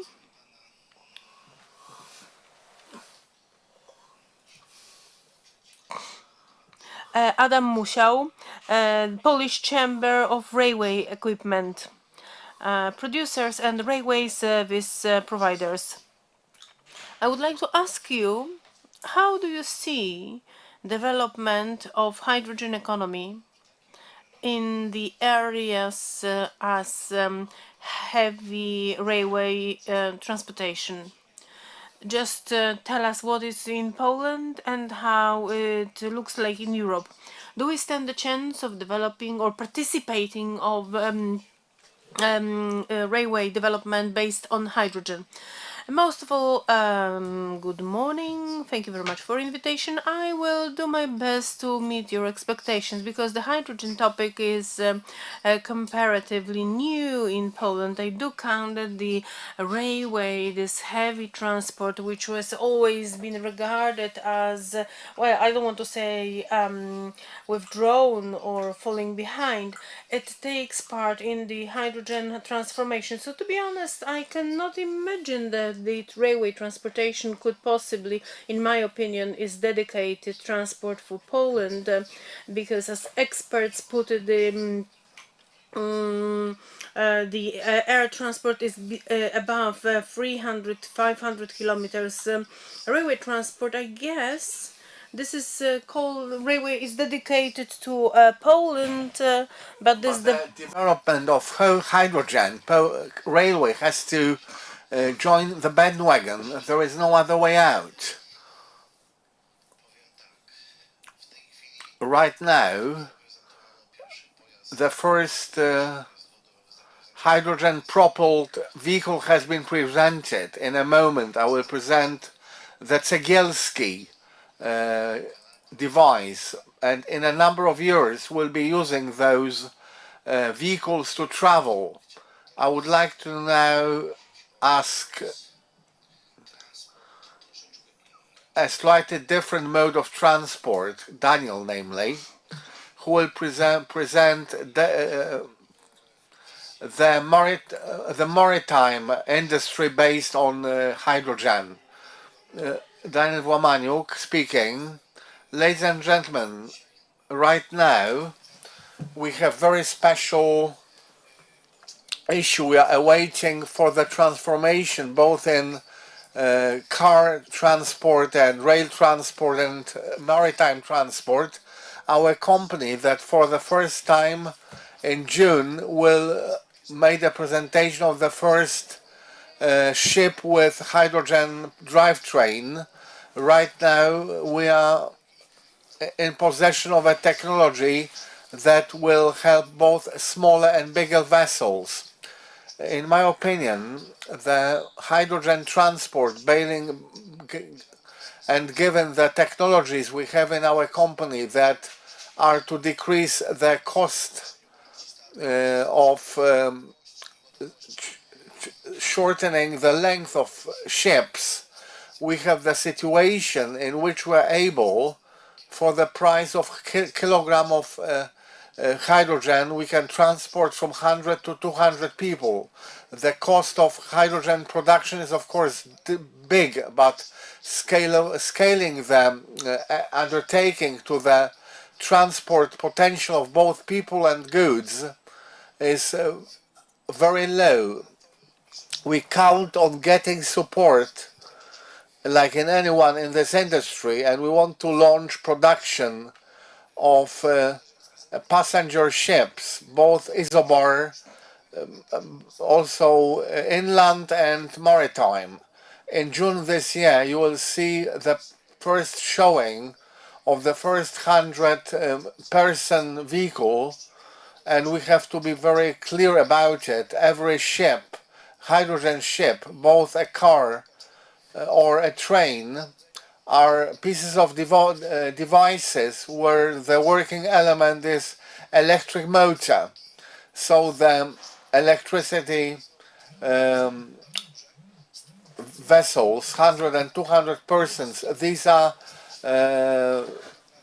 ready to be working with hydrogen. The only problem we have in Poland and Europe is of course delivery and transport of hydrogen, but our company is a company that has multi-level development, starting from production of ships and equipment propelling the ships, also building networks when it comes to organization of navigation for the Polish scale. And going further, we would like to, and we'll launch our hydrogen station, so we'll supply our customers with hydrogen, and in the future we want to launch a network of commercial sales of hydrogen produced by us. I have a question to Daniel. Do you observe the directive? Of course, yes. Right now we have access to the technologies that as of today have the right certificates. This year we launched the first cell with both maritime like inland certificate. I would like to relate to this technical novelty that you are able to implement the solutions in your ships. You have the right certificates, power rating from 100 to 320 kilowatts, and compare such a drivetrain to conventional drivetrain like diesel drivetrain. A classic ship with mono body carrying 100 passengers weighs about 20 up to 42 tons, takes 100 people and needs an engine 1,000 horsepower. Our ships, with a number of 100 people on board, the vessel weighs 22 tons and the energy is 2 times 50 kilowatts. So we have 9 times lower demand for electricity. So we need less to launch such navigation. We decrease the cost of navigation and the ship itself. Although our ships are very modern and advanced, they are 30% cheaper than any other product. So an extra question: can you impact the so-called specially protected zones? The vessels are fully environmentally friendly, zero emission, and they can travel in special care areas. Could you say about the so-called Quattro drivetrain? The Quattro system is one I developed. The idea is that in an electric ship we have 4-channel system of supplying energy. It's the first hydrogen cells, 2 or 3 generators, stage 5 diesel. Additionally, we have a battery from external sources plus polarizers. So when buying such a ships, we have Quattro energy on board. We are not attached to any supplier of energy. It can be PGE, it can be diesel, it can be petrol generator, it can be hydrogen generator. So we are also inside the so-called high houseboats. Yes, last year in November we premiered the first houseboat. We obtained 2 prizes for innovation, and we are nominated Brand of the Year. And now I would like to proceed to the so-called other transport. So I will ask Paweł Widel to deliver his presentation and vision of brands, so respected brands that you represent, those that will be participating in the transformation into open hydrogen economy. Thank you for invitation. I represent a company which is called Stellantis. The name sounds great, but maybe not for everyone is known. It was launched last year in January last year.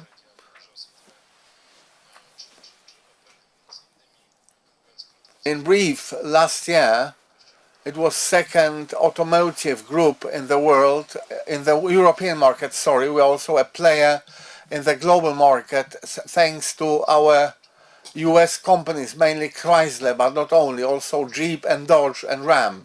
So a global company, and of course concentrating on the European market. It's a special market with regard to regulations. In environmental terms, we had to join decarbonisation of mobility as such, and the main technology that is to lead us to zero emission levels in Europe from the mobile part, from the exhaust pipe. It's an electric battery basically. It's the technology that is to ensure mobility mainly in the sector of passenger cars, but the Stellantis group has advanced hydrogen projects. It's the segment of delivery vans, so light commercial vehicles. Here we have advanced projects in the segment of medium-sized light vehicles, so it will be like Opel Divaro. The concept is based on the typical solution in a car that is a variant of an electric car. Instead of a lithium-ion battery, you fit a fuel cell which produces 45 kilowatts. This car is loaded in 3 minutes, and it has range above 400 kilometers. So the plus of this car is that it can work for 24 hours per day, which is impossible for delivery trucks based on batteries. We are not losing space, cargo space or loading potential, because in case of battery vehicles, both a lot of load and space is taken up by a lithium-ion battery. So taking into account the matrix of transport needs, it will be a great supplement, especially in the range, longer ranges, medium ranges, where the customer wants to have a vehicle that can operate 24 hours a day and carry big volumes for bigger distances.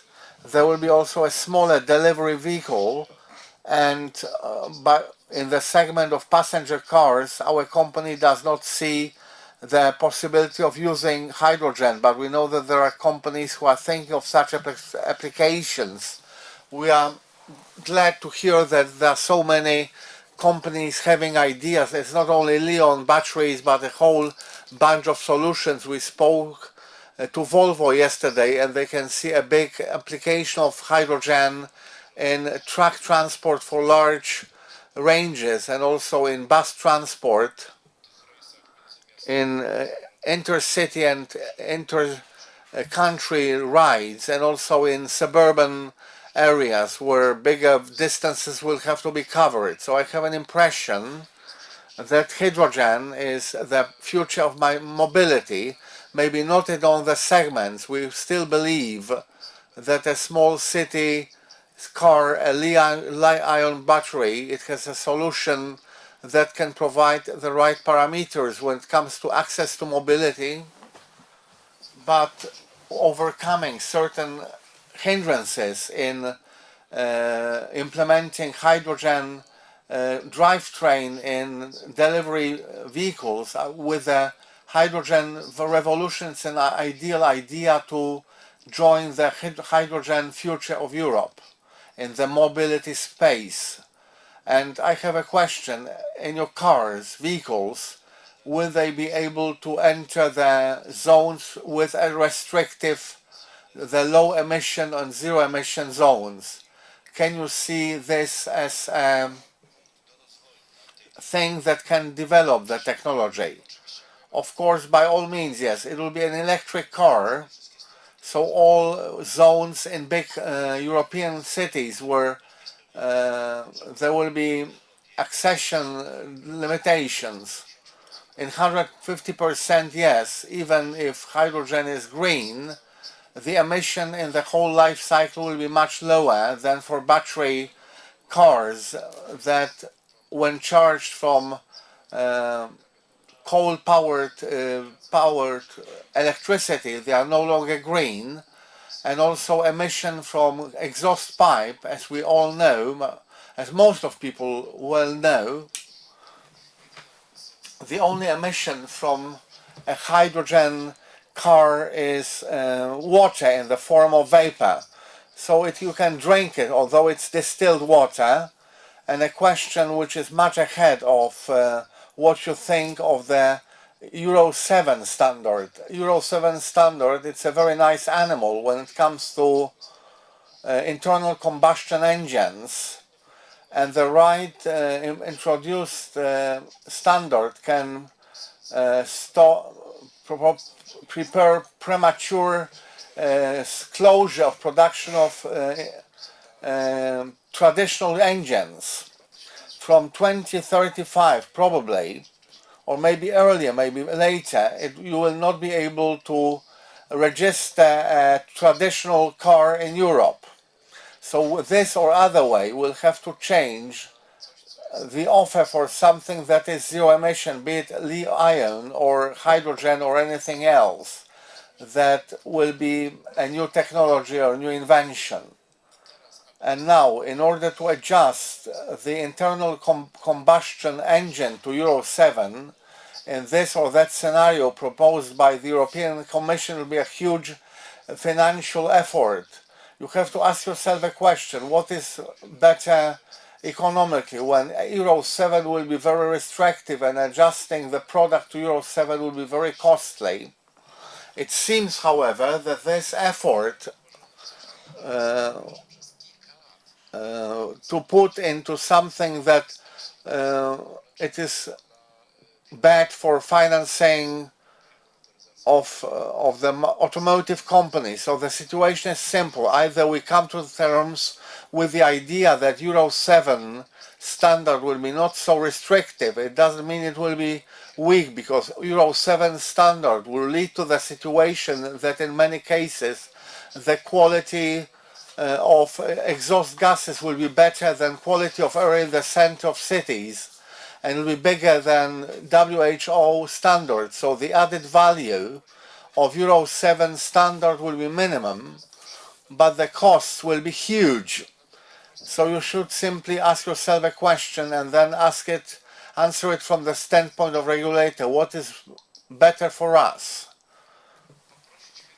To ask automotive companies to spend less, for us to more slowly depart from production of combustion engines, which can have a negative impact on social development of Europe or introduce a standard that will result in a revolutionary change together with consequences we cannot fully appreciate, because if we stop production of such engines, it's a total change of a business model. So reactions of automotive companies can be very different. Some companies withdrew from Europe for various sources, and non-European competition is not so advanced. So competitiveness of our product at that time against other markets will be decreased. Please imagine very restrictive Euro 7 standard which we are implementing, and then the car exported to other markets where this standard is not so sophisticated, means that we are having a cost which is not appreciated elsewhere, and the competition do not have to spend on it. So when taking care for the environment, which is obvious for us that it has to be a priority, we have to weigh certain investments decisions from the regulator, so that to ensure clean air, increase in the state of climate, although the car does not so heavily impact the climate, and weigh this idea with outlay and risks connected with the economic development and also social development, especially in the global context where others are not so advanced when it comes to climate policies. And a question which is more precise: what do you think of synthetic fuels that can be implemented as a bridge between the final outcome? For me, the final outcome is a fuel cell, a car that only releases water vapor or water. So there are companies which are fascinated with this project, and they do think, well, maybe it's not the road to nowhere. This is some kind of branching off. Some companies came to the conclusion that say, okay, if the regulator forced us to be emission-free, when we talk about carbon dioxide emission, so here the year 2025, 3035, end of the diesel engine, we are not going to invest in any other technology, but only the lithium batteries. So hydrogen, don't mention it, because we do have limited amount of money that we can spend on R&D. We are not going to divide this amount into some technologies. We have the lithium batteries. It ensures zero emission from the vehicle, and this is what we concentrate on. Other companies do believe that technological neutrality is very important, and when you optimize the engine, gasifying it, using the e-fuels, so the fuels that will be the internal combustion, but the balance would be neutral, and then different degrees of electrification until the fuel cells as the future of zero emission mobility. This is a more sensible way. And here there is no one position of the automotive industry. There are companies that think that yes, this is a great idea. There are some companies that they think that this is ideal because we preserve infrastructure. We do not have to change the infrastructure. So the status quo from the business point of view remains as unchanged as the fossil fuels when you have the internal combustion. So they emit something, but this is compensated in other place. So that is why we have the emission neutrality.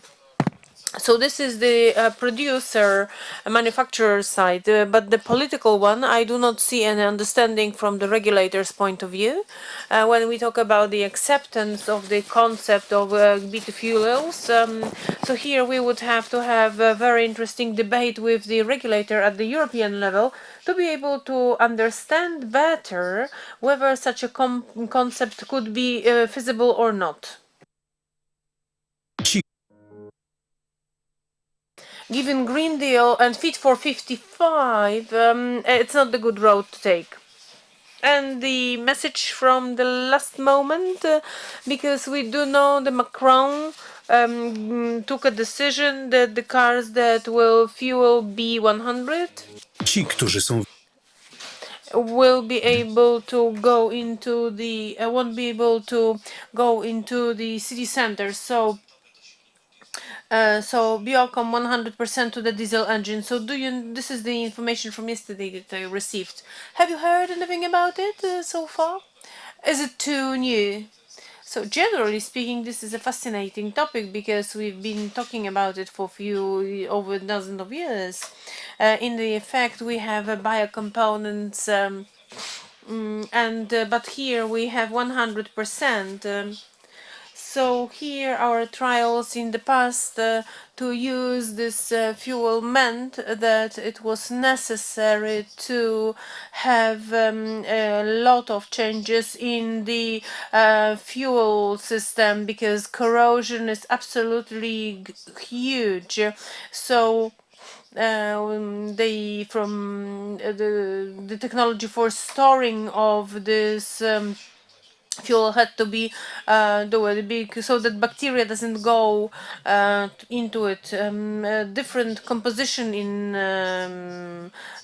spring, different composition in summer.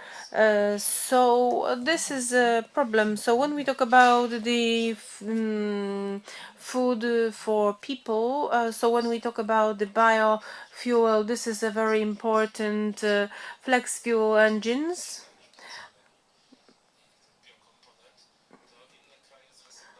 So other countries gave it up. So I think that there were situation. I think Saab, this brand belonging to GM, and I would like to add on the top of it that the government of the Norwegian and in Norway it will be a decision was last year.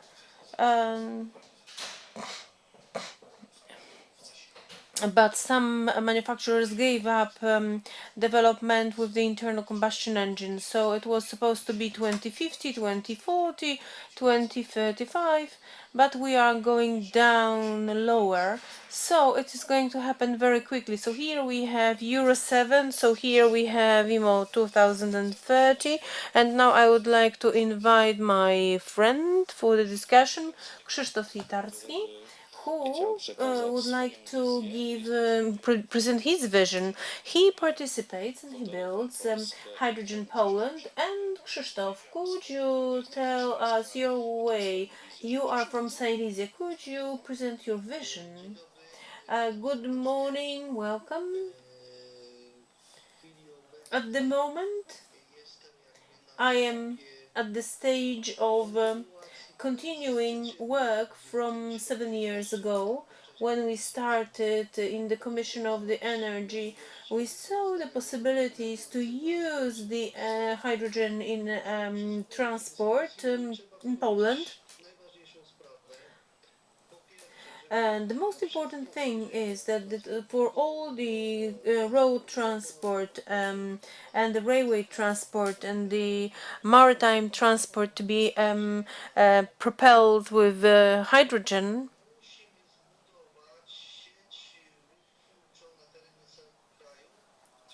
we need to generate hydrogen all over the country. At the moment, distribution is the biggest problem to favor distances, and I do hope that it will happen soon in correlation with the renewable energy sources, installations that would be equipped with electrolysers, so that in these points all the cars, vehicles, and the ships could be propelled with the hydrogen, which is used for the needs of the concrete region. The second point is that we have to recognize the technologies to propelling the hydrogen for cars. We are still testing hydrogen installation in the diesel engine car, where we can see some effects and they are quite promising. We don't want to exclude all the vehicles produced all over the world. So when we have a car, we want to have something like installation that generates hydrogen on the board of the car, so that we have the increased alternator capacity, so then it translates into the radical lowering or elimination of fuel consumption. When we talk about the Silesia transformation, because this was touched upon, I am the author of the Fiber Silesia Power. So here we are talking about the surface gasification of coal. So here we talk about the capturing of methane. So here we're talking using the after coke, after coal making. So when we have the hybrid, like for instance the power plants using the difference of heights, this energy generated this way can be used so that we have hydrogen generation in the installed points. And now this is the question of price, because this is the question of it has to be economically viable. So all the industrial installations are cogeneration ones, so they generate heat as well. To sum up, if you combine this CHPs and hydrogen generation, then the price of hydrogen can be, let's say, a good additional cost to generate heat for institutional clients or residential clients in given district heating companies. And it might be the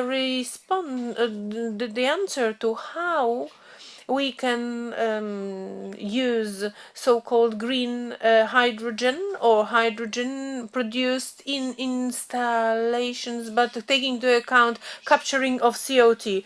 A question, do you see a possibility that the Silesia as a whole becomes a place where this decarbonization process when we talk about the heat industry, we have a lot of companies like that. We need a lot of this heat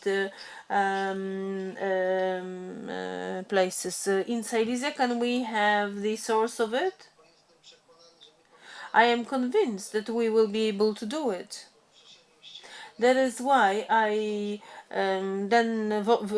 hydrogen started to be the alternative fuel at the moment when I work in the company as the attorney for the management board for the development issues. I do cooperate with the Agency for Industry Development, and now I am creating many initiatives practically with plan, with so-called Excel files, with generating the economic values which would be profitable for the company that will want to, for the companies that will want to use the hydrogen technology to produce heat. That is why I would like to invite you to be in touch with the Katowice part, so in Weglokoks, and really we start this year from good entry, and I hope it will be real benefits. And the best thing here is that Silesia has got a lot of potential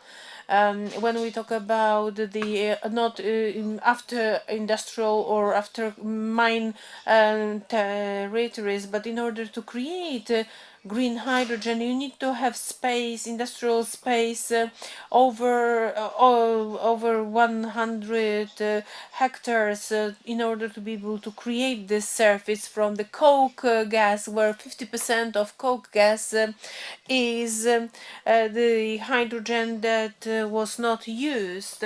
So this is the coke facility, which is close to the side track from the bus station, where you can use the separation of the hydrogen that can be used to propel the buses in one of the Silesian agglomerations. So here we have concrete partners, concrete areas, and as one of the friends said, okay, let's do it, because if we talk about the strategies, the NVAs, everything is done, and now we have to go into the practical area.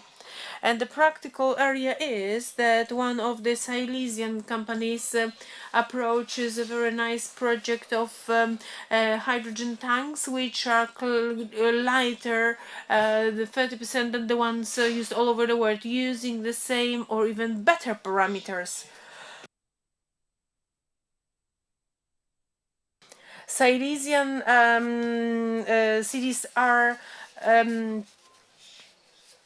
the place where hydrogen propelled buses are driven. So so here we have Tauron, which won the contest for hydrogen mechanisms.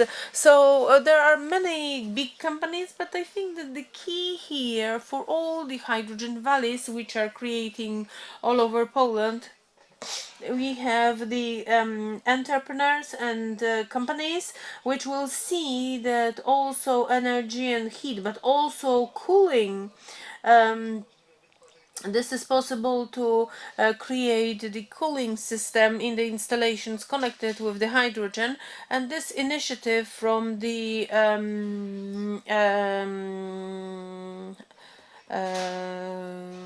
hydrogen. So when we talk about Rybnik, when you have the propelling with this gas, so potential of Silesia is absolutely great, and it's realistic. We have to remember that in the hydrogen strategy that I prepared years ago, which was used, there was one essential thing included. The specifics of each region of Poland, it must be strictly connected with the possibilities of the region. So it's Silesian, using the coke, using this thing. When we talk about the sea, so then we have the energy of the offshore, so using the biogas. So when we talk about the lignite, you can have a lot of possibilities. Everything was taken into account, everything was put into the strategies, into the politics. There is a very good climate, because in being energy independent is a key for the country to be independent, and it's very important for us to fight for this independence. Thank you very much, and I just would like you to give me the answer to this question. So I guess you are in this hydrogen economy as a very important player, significant player. Well, I am the key that put the height of fire. I put the parliamentary team for this. But then in Poland there are a lot of hydrogen initiatives that we are not able to catch up with all the novelties. So we have to keep the regulations, the fueling station, for instance, like in Fiat concerned, it was really so that it is realistic and not to have many problems piling up. And these are the most most important issues. So we have to say that with this the hydrogen car, this is what we know. But how we are going to talk about the regulation of the hydrogen cars into the underground parking lots? There are a lot of things to be done, and it must be done so that no hydrogen initiatives, are blocked. Thank you very much, and lots of help to you. And I would like to ask Tomasz.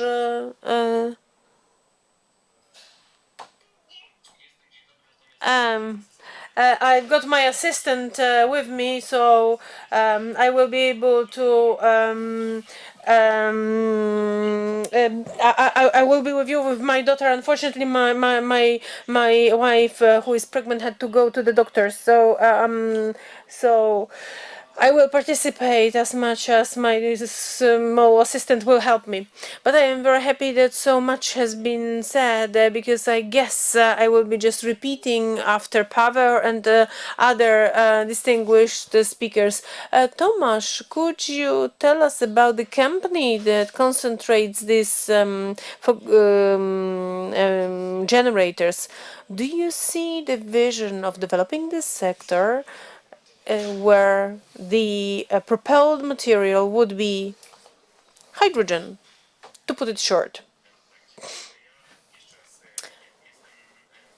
I represent the company association and the distributors who want to be very open and technologically neutral, and we are in favor of taking into account all the technologies which will help us in the future to have the climate neutrality. Obviously, we are not keeping our fingers crossed for the electromobility. I think there are no opponents to this technology at the moment, so this is not the technology which somebody is offended by. Obviously, there is a lot of work in front of us, but what we have to do on our domestic area and the European area, this is what Paweł mentioned before, is the fact that companies have different approaches. And if we give possibility to develop for one technology and to the others we will not, we might have a situation whereby we won't be able to achieve this climate neutrality. And looking at what's going on in automotive industry and how many challenges there are in front of us, it may well turn out that we will be up against the wall. So when we observe it, all these broken delivery chains, problems with the raw materials, it might the development of hydrogen technology, especially in Poland. I guess that Poland is the fifth hydrogen generator in the world, and the third in Poland from the fossil fuels. But obviously, you work on it to make it to purify it. I'm glad that hydrogen came to the times when there is more attention to it, also in the electric mobility studies or alternative fuels. There are new definitions addressed only at hydrogen technologies. Perhaps in the future we'll have a possibility to see the act, parliamentary act, if there is any parliamentary act in Europe that would be devoted solely to hydrogen electric mobility, so electric cars with fuel cells with hydrogen. So by all means, we are in favor of having it in place. You also mentioned in the question to Paweł, by all means, the development of synth fuels and similar technologies are supported, because please remember, a few years ago, the European Commission strongly supported diesel engines. It had its own end, as we know it. We have to develop all technologies. that will enable companies to function with a benefit for the environment and benefit for the European economy and for people who work in this environment. Tomasz, I won't be bothering you anymore again. I think I saw your son. Was it a? It is my daughter. She finds it difficult to grow some hair. So in that case, I guess I think that she will be driving in the future a hydrogen powered car. So for me, it's a certain role to be played for all of us, that we shouldn't pollute the environment. Hydrogen is a golden mean to achieve the goal, but you cannot see it and smell it because it has no color and has no smell. I would like to apologize once again for what happened to me. I cannot be with you personally, as I originally mentioned. I originally declared I would be with you, but the situation dictated a different solution. So for dessert of our meeting, we have E.G., whom I would like to cordially welcome, and I would like you to present your own company. Of course, I did a research on your company. I know what potential it has, and I would like you to convey it to us and convey in what aspects the technology that you have is ahead of other technologies, where it's better from other solutions, standard solutions. I suppose I have to make a presentation. Sorry, but I don't speak Polish, but I am here, and thank you for listening for me this introduction of the Loop Energy company. I'm in Loop Energy as vice president for Europe, and I would like to briefly go to the presentation. I mean, with a couple of slides to make an introduction of what we do and how we enable our customers to succeed in the implementation of the migration from internal combustion engine to fuel cell powered vehicles. I will share the screen. Please let me know if you see something. I think you can see something here. Yeah.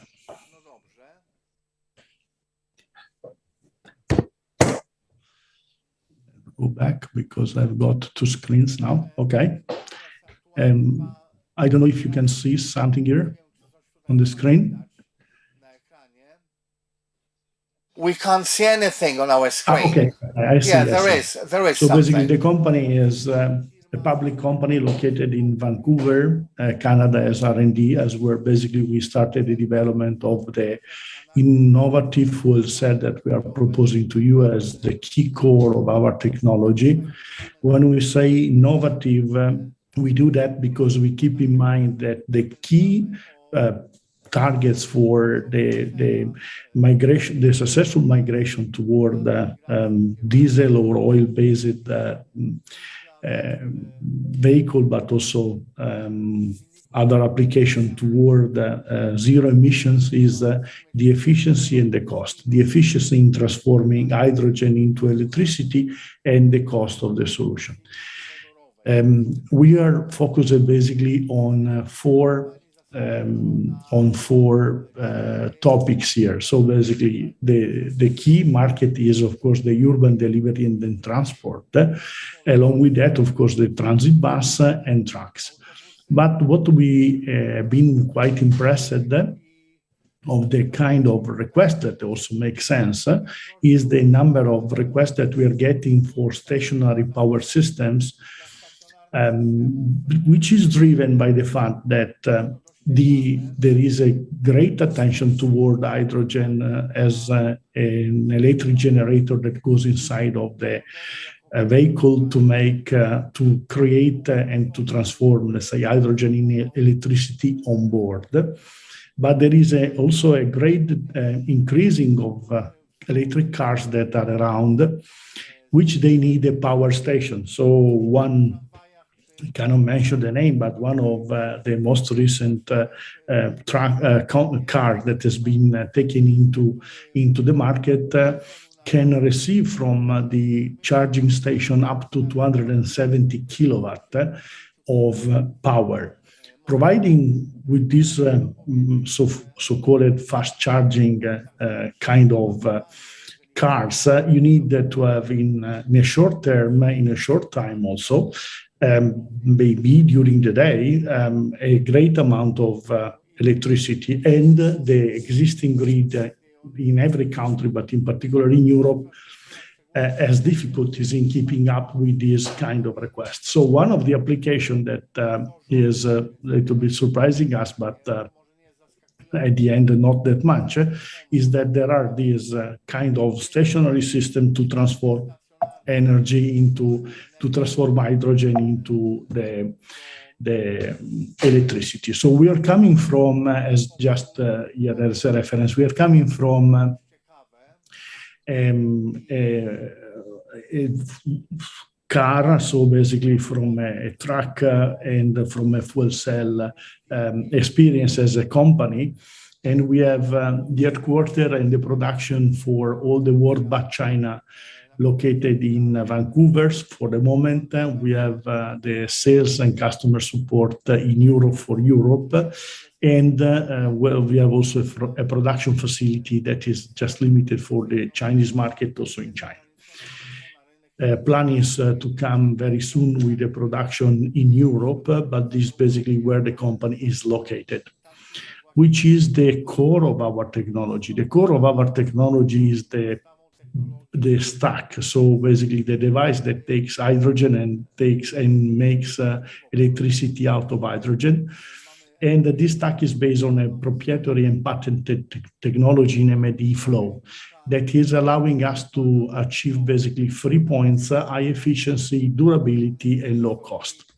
Along with that, as we want to make the life of the customer easy, we are packaging this solution inside of a so-called box. I mean, it seems to be a black box, as you can see here, where basically for an easy migration, we call this plug and play, but basically for an easy migration of existing or new vehicle into hydrogen, we put everything inside. So what is not inside there is just the radiator, because the fuel cell is making heat, as all the transformation devices that are existing in the world.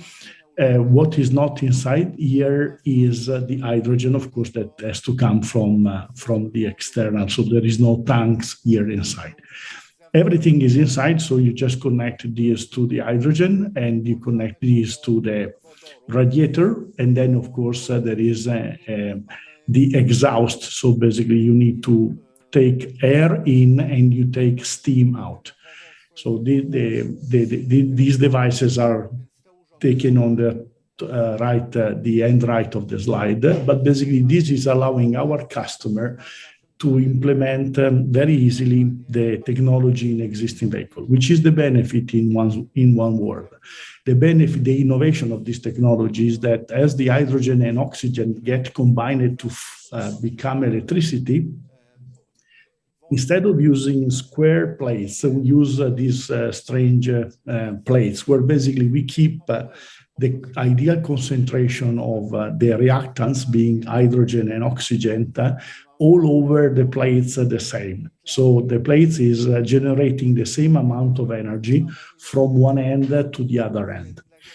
On the part where we call the cathode part, but basically where the air outside the fuel cell is coming in with oxygen.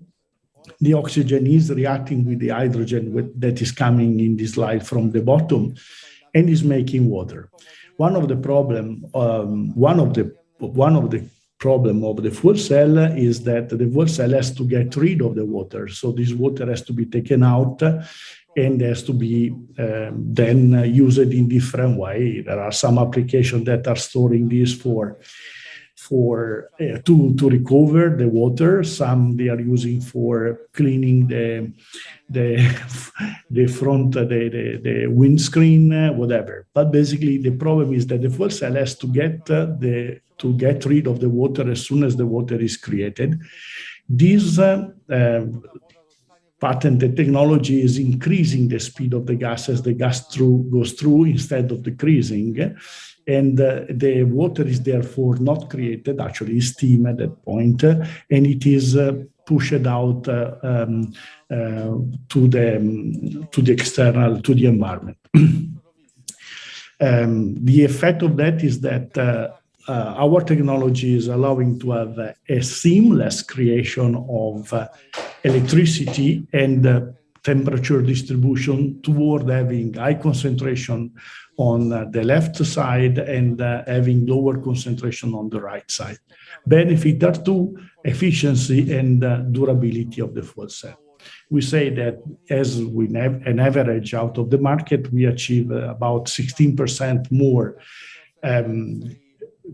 electricity out of the same quantity of hydrogen. We can go up to 100% forever of the power, nominal power of the fuel cell, because the fuel cell is not overheated. And we think, but this is also a confirmation we are getting from the warranty that we present to the customer, we can have about 10 times the durability of the existing fuel cell, because is not stressed by temperature or by distribution.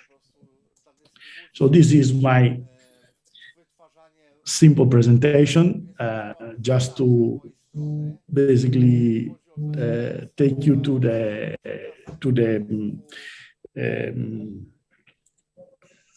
technology, and happy to take calls if any.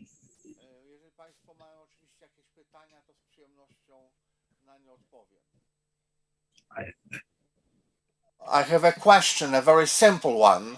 When are you going to produce those fuel cells in Poland? Would you mind? I'm happy to take a call, but I have to get the question in English. Dostałem tłumaczenia na angielski, nie przeszło nic z tłumaczenia. Z przyjemnością bym odpowiedział na pytanie. You are not getting the translation. You are not getting the translation, aren't you?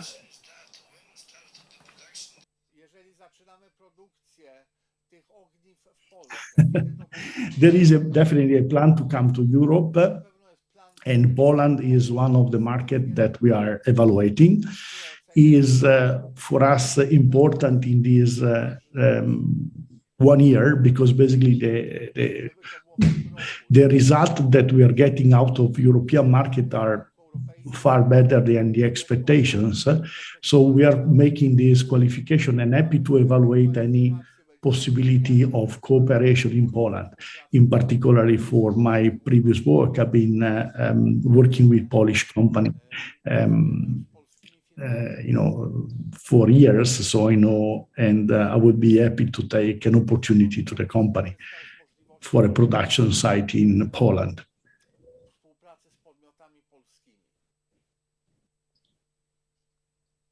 I have a question. Do you also have cells, stationary and mobile, for uses in sea economy, or do you have any R&D department that is broadening the range of products?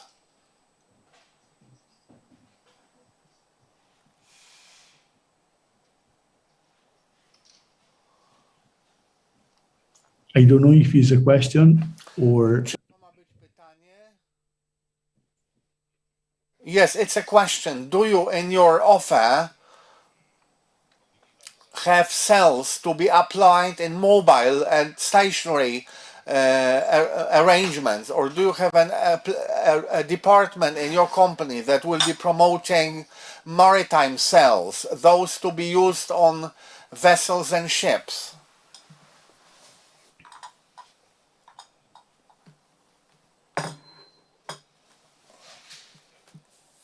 Yes, do you? Pytanie jest takie, czy macie urządzenia stacjonarne i mobilne? I pytanie jest takie, kiedy zaczniecie produkcję ogniw paliwowych dla statków? Thank you for this question. Okay. Za to pytanie. Let me say that the fuel cell is the same for trucks, for heavy-duty vehicles, and for basically trains, but also for ships. The only thing is that in the ship, you need normally a very, very high power. So just to make an example, a cruise boat, when he is just at the harbor, stop, I mean, having the people going down and up, is taking 2 megawatt hour as consumption. When the cruise ships is moving, is taking 80 megawatt hour of power.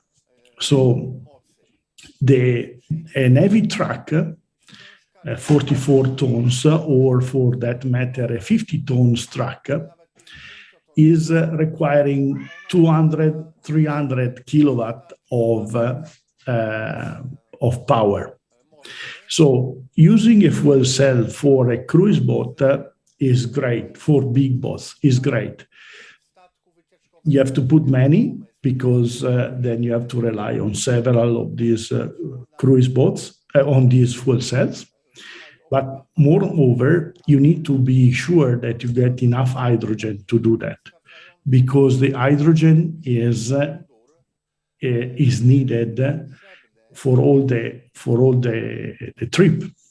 So there are some problems related to sea boats that basically needs to be addressed before saying that this is ready for this migration. However, there are some advanced systems that we are now evaluating to make this possible. But at the moment, the priority for Europe seems to be, as for other markets, the mobility. So to get rid of diesel emission inside the cities, to get rid of the pollution inside the cities and within the country of Europe, within the territory. Thank you very much. One more question. So main emphasis is on having less and less hydrogen to get the highest density of energy, and then to give this energy to the electrical engine, electrical motor.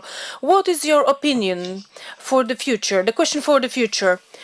To what level can we achieve when we talk about the efficiency of the fuel, so conversion of the hydrogen to the electricity to the engine within the next 5 to 6 years?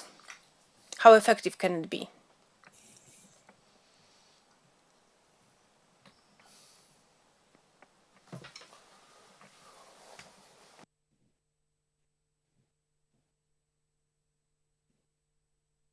I don't know if this is another question.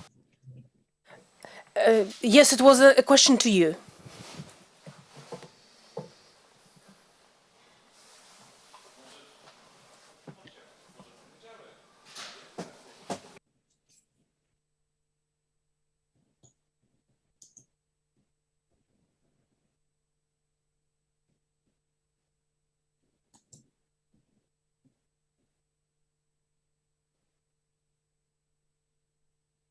Thank you very much for being here, and I would like this company with such a potential to come to the Polish market, because this is the technology of the future, and this is how I see it. And what I found out is really the future. of the technology of fuel cell. Thank you. Thank you very much, Luigi. Thank you.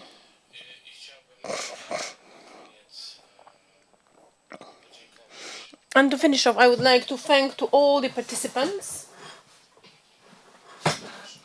because you brought in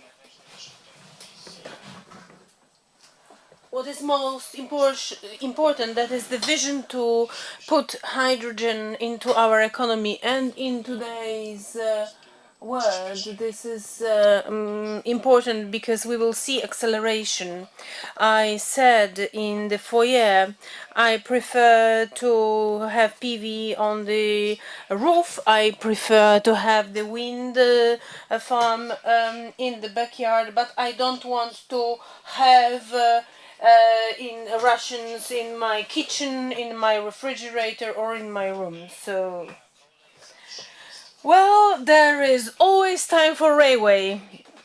Well, I hope that I will just say something about my railway, because in the first intervention I just said that the railways are very much interested in hydrogen, but in this very, very huge just in short, to say, I would like to the green hydrogen, because if we talk about the gray hydrogen, so with the green, so let's say that this is the renewable hydrogen. This is one thing. Secondly, a very rational policy, especially the fiscal one, when we talk about the hydrogen, because we need to apply hydrogen. So when we have the high excise, especially that at the very beginning there is quite a lot of investment. So I don't have too much to say in a sense what we've done, because if we just I said that I will talk about the infrastructure. There is no hydrogen infrastructure for railway. There was one object to tank last year as the first vehicle in the world, and we do not have more infrastructure, hydrogen infrastructure in Poland. We do not have vehicles. We have SM42, so this is what PESA presented. This is shunting locomotive, and this is the Corradial lint that was proposed by Alstom. I know that Siemens is going to present its hydrogen-propelled vehicle in Gdańsk. We could see plus from Cegielski, and then Cegielski promised that in a minute in this plus you will find a hydrogen cell, and we will have the next offer for the market, but it does not exist. But I just would like to say that something happens on the railway, because in January 21 there was an agreement signed to introduce trains with hydrogen cells. So this is something we just see that the hydrogen technology is to be implemented into September 21. PKP Cargo, Azoty, PESA, just to use the hydrogen in at the railways. On the 7th of December 21, the full version of the Polish hydrogen strategy was published until 2030, with the prospects for the 2040. This is the first strategy in the EU. So the first infrastructural PKN Orlen decided that until the end of this decade there will be 10 hydrogen hubs. There was 7.4 billion zlotys for it. Quite a lot of money for a short period of time. So 10 hubs within 7 years is good, because it can be the basis for it to develop. On the basis of these hubs, we could have these fueling stations, and in Berlin there were 100 stations like that. Maybe not Berlin, but in Germany as such. But these 10 hubs within 7 years, this is the basis to start this infrastructure. And something from 1 month ago, PKP Energetyka, they want to have a tender for storages, energy storages based on hydrogen. So there is no hydrogen on the railway, but there is something going on. We mentioned before that there were some talks in the 2018, maybe sometime before something happened. I remember that there was a conference in the office for the railway transportation.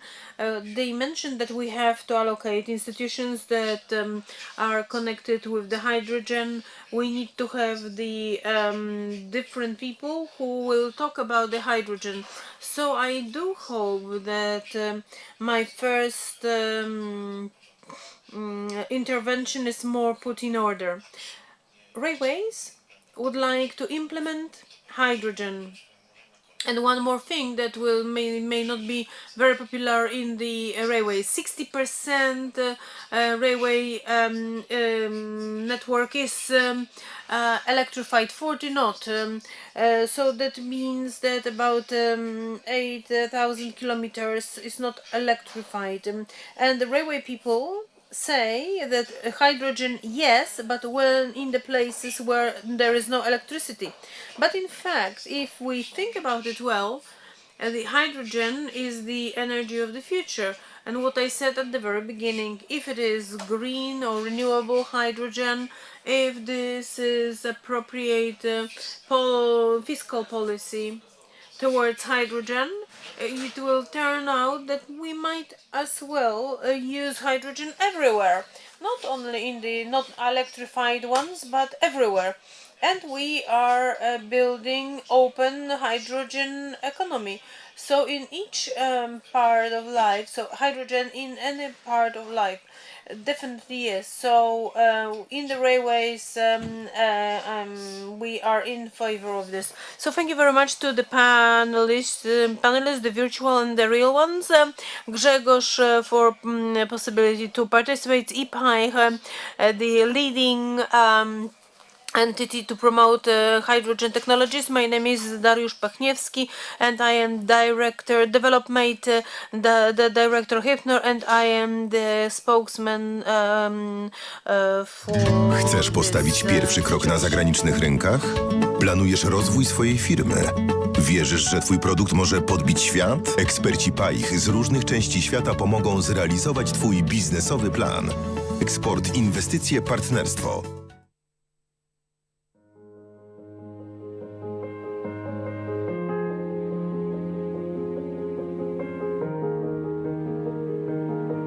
Polska Agencja Inwestycji i Handlu wspiera polskie firmy przy wchodzeniu na nierzadko egzotyczne rynki. W codziennej naszej pracy często mamy do czynienia z różnymi sektorami gospodarki. Również wprowadzamy do Polski zagranicznych inwestorów, także jesteśmy dostępni dla naszych klientów na całym świecie przez całą dobę. Nie śpimy, działamy. Robimy dobre rzeczy dla przedsiębiorców z polską metką. Skracamy dystans, wyciągamy rękę do firm, które marzą o nowych rynkach. Po prostu chcemy, żeby czuli się zaopiekowani.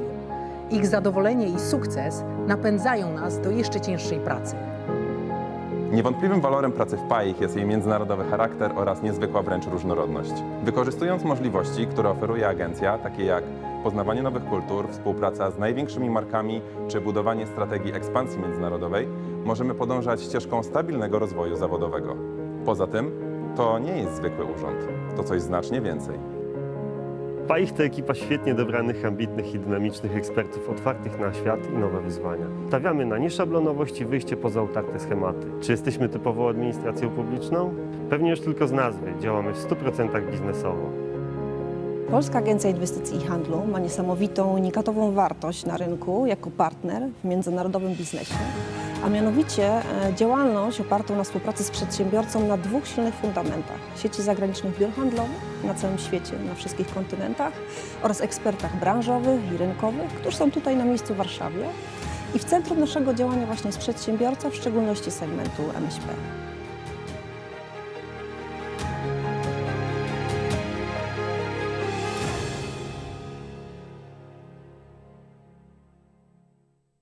Ci, Ci, którzy są wystarczająco szaleni, by myśleć, że zmienią świat, są tymi, którzy go zmieniają. Steve Jobs. Zmieniaj świat razem z nami. Poznaj nowy wymiar sprzedaży w internecie, nowoczesny sposób prezentowania produktów, usług i biznesu. Poznaj MetaJar. Nowoczesną i fotorealistyczną wirtualną przestrzeń, przenoszącą Twój biznes i klientów w nowy wymiar handlu w internecie. MetaJar to innowacyjne rozwiązanie dające możliwość znacznego obniżenia kosztów wejścia do wirtualnego świata biznesu, szybkiego i intuicyjnego wystawiania oraz zamawiania produktów w przestrzeni 3D, tworzenia tematycznych i branżowych grup biznesowych, tworzenia i udziału w wirtualnych targach na całym świecie, komunikowania się poprzez czat, wideo oraz głos. Twórz z nami nowoczesną i niczym nieograniczoną przestrzeń biznesową. Odkryj MetaJar.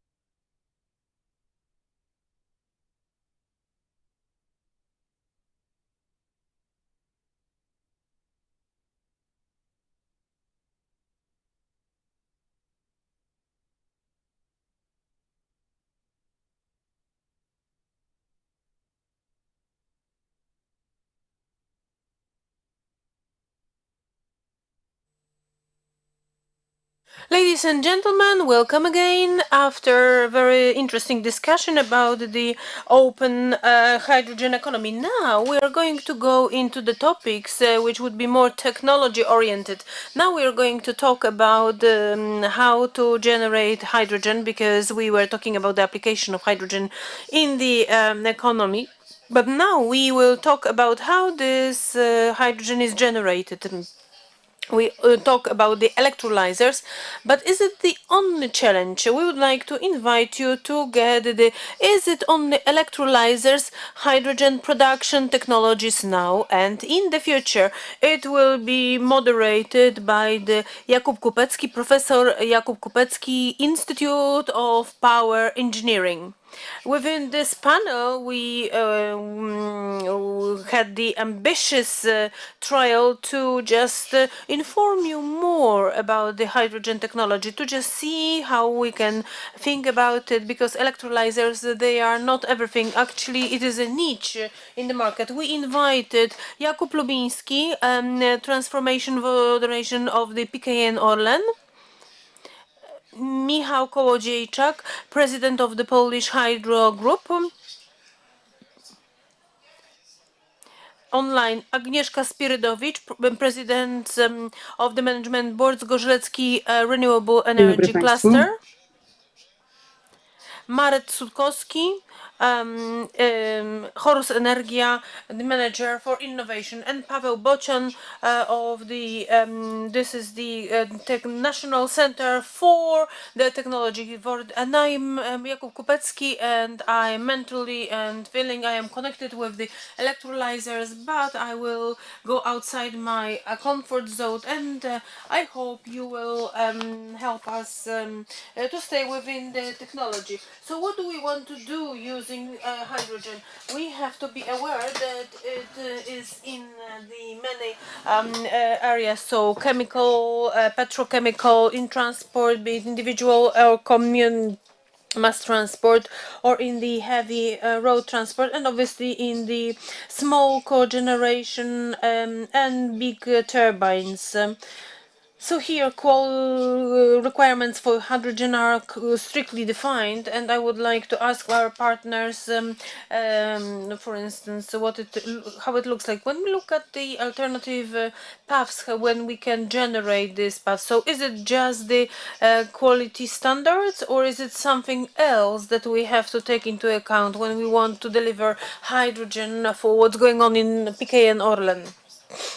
Quite an interesting question. I must say that the quality requirements which are put in front of the hydrogen are defined, and then utilization of this product, using this product, that is why there are different hydrogen requirements. They are different from refinery and petrochemical issues. So hydrogen, this is the source of hydrogen coming, and its coloring, and this is what we have to talk about as well, is something from the synthesis quite neutral, because hydrogen is a hydrogen for these processes, but this is an essential element when we talk about from the quality and emission point of view.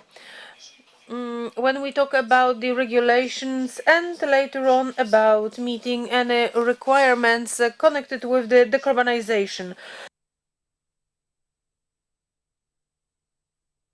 And using the hydrogen as the reduction means to reduce CO2 emission. All these things are described, and they are stabilized in the hydrogen which is used for the automobility. This is the path which has got most developed legislation, and there are defined norms that the hydrogen manufacturers have to refer to and apply. They have to meet these standards, and they must have analytical possibilities to be able to prove that this works. Obviously, when we introduce hydrogen to this part, using this and using it as a fuel for fuel cells, we meet both requirements. So at the moment, the hydrogen that we produce, we are able to purify it to such an extent that it can be well used as a fuel. And at the same time, during our future investments, which are defined in our hydrogen strategy, we have to have the strategy of the hydrogen which is adjusted to this hydrogen, but this would be low emission or zero emission hydrogen. So we are going towards producing hydrogen which is called as green hydrogen. So that all our listeners understand, with regard to transport, these are the standards, but from the standards of industry, are there any documents you can refer to? And what is more rigorous?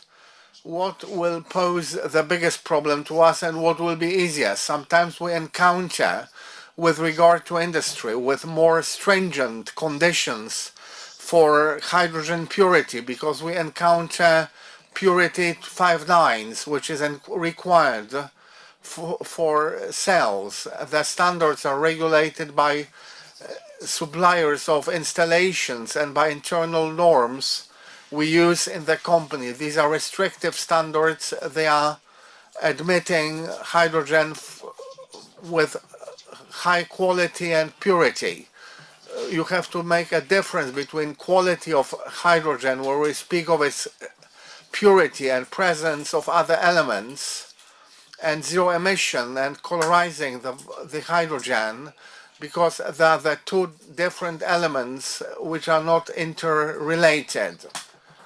The technology sees the quality, and the color is seen by the lawmaker. Yes, we all see the color of hydrogen and the need for it to function with regard to environmental demands and decarbonization of elements, and decreasing emissions from using fossil fuels to combustion engines. I would like to ask a similar question to this guy.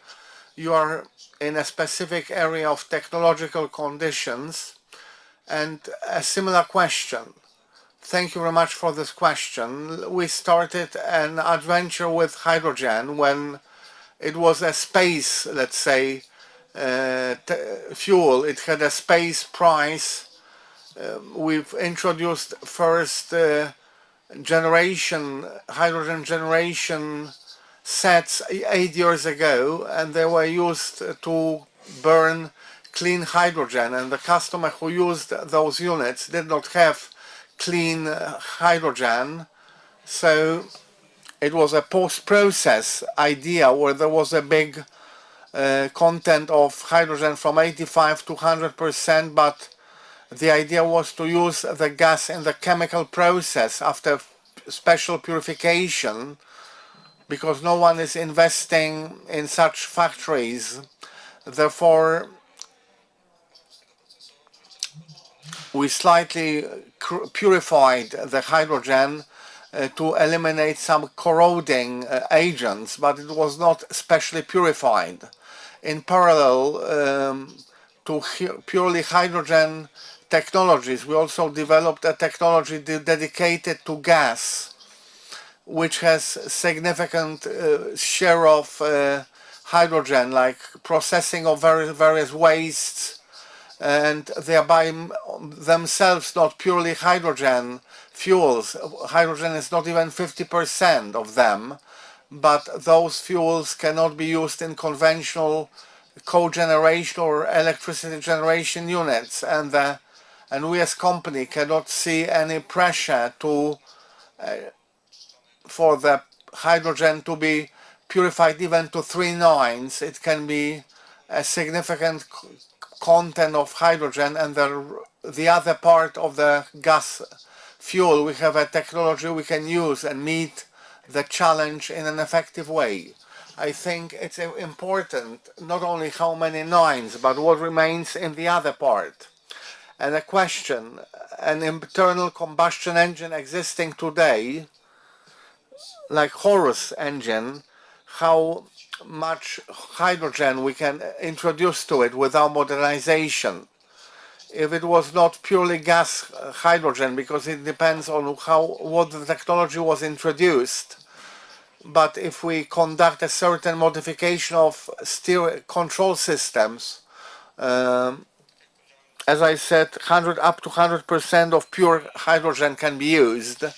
And recently we delivered another product with pure hydrogen from electrolyzer with 5 nines, and the part of the other facility infrastructure will be handed over to the investor to start the installation, which will happen in 3 months' time probably.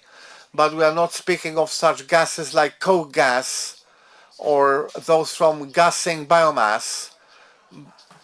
There may be 40 or 45% of hydrogen in them, and there are also technologies out there to burn such fuels without extra purification. So we heard about electrolysers, we heard about waste streams, about hydrogen from waste, hydrogen from biomass. What would you like to add to this list? We have more or less exotic technologies out there, gassing of coal, chemical loops, just to meet the quality requirements. For us, it is important where the hydrogen comes from, whether it's biomass or plastic or any other chemical process where hydrogen is generated when producing chloride or fertilizers. For us, it doesn't really matter where the hydrogen comes from. We only want to know what we are dealing with and whether there will be a big quantity of hydrogen, and then we use one technical solution which ensures better technical safety of using the equipment. And if we have less hydrogen, then we prefer the other technology we have to limit the effectiveness of the whole system, so that when we have non-combustible gases, a lot of them, and more resistant to difficult fuels. So not only electrolysers, but if we speak of technologies focused on zero emission, we are focusing on electrolysers producing zero emission hydrogen. I would like to ask a question to Agnieszka Spiridowicz. What scale should we think about of? We have industry which clearly says what quantities per annum are involved. We know how much hydrogen has to be supplied to a big power turbine, how we can meet the requirement for hydrogen to be generated from RES, and how to look at zero cluster where we deliver green energy. Yes, it is. As I said, without green energy you do not have green hydrogen, but distributed RES can provide energy security of our country, which can be seen in our eastern border. When it comes to requirements of industry relating to power sector, you have to take into account the fact that 70% of energy consumed now is industry and services. This will be seen roughly over 800 terawatt hours of energy per annum. If we translate it into photovoltaic panels, if we speak of RES, it is 800 gigawatts of photovoltaic panels. So the scale is huge, but it's best to describe the whole situation on the basis of a cluster which I am chairman of. In a simplified description, there was zero RES. Now we have 80 megawatts, 50 megawatts are under construction, and ready projects are for over 1 gigawatt. So the scale is already out there and is quite sizable. We also have a distribution company that is tasked to quickly connect RES.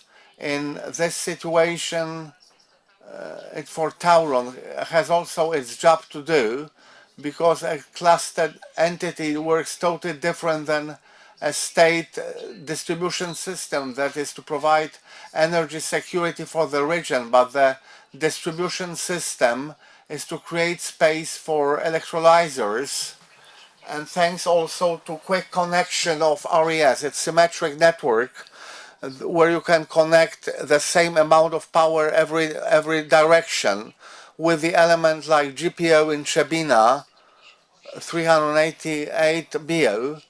But an example how to work further, where to take the energy from, it's the Michałowa 2 station, which as a target will have power of 1 gigawatt, together with connection infrastructure, which is hugely important because it will allow us to collect and concentrate in one area renewable energy sources, but also electrolysers and energy storage facilities, thanks to the Lower Silesian Hydrogen Valley. We managed in Sulichów to change, together with GURT, the local zoning plan and introduce hydrogen where RES will be connected. So we'll have a possibility to connect more electrolysers.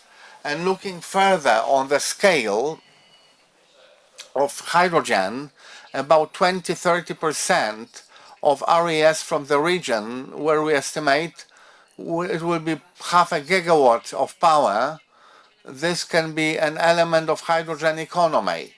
So this is one issue. Another thing, the other interdependencies, and in case of our region, it's the date when our Turów power station is going to be switched off.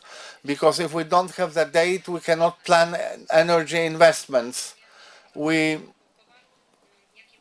What power ratings and when have to be met and stabilized at the same time using storage facilities. We are preparing 200 megawatts of them, but what we are struggling with on a daily basis, both with cluster and distribution company, is lack of specific idea for energy planning at the level of the whole region.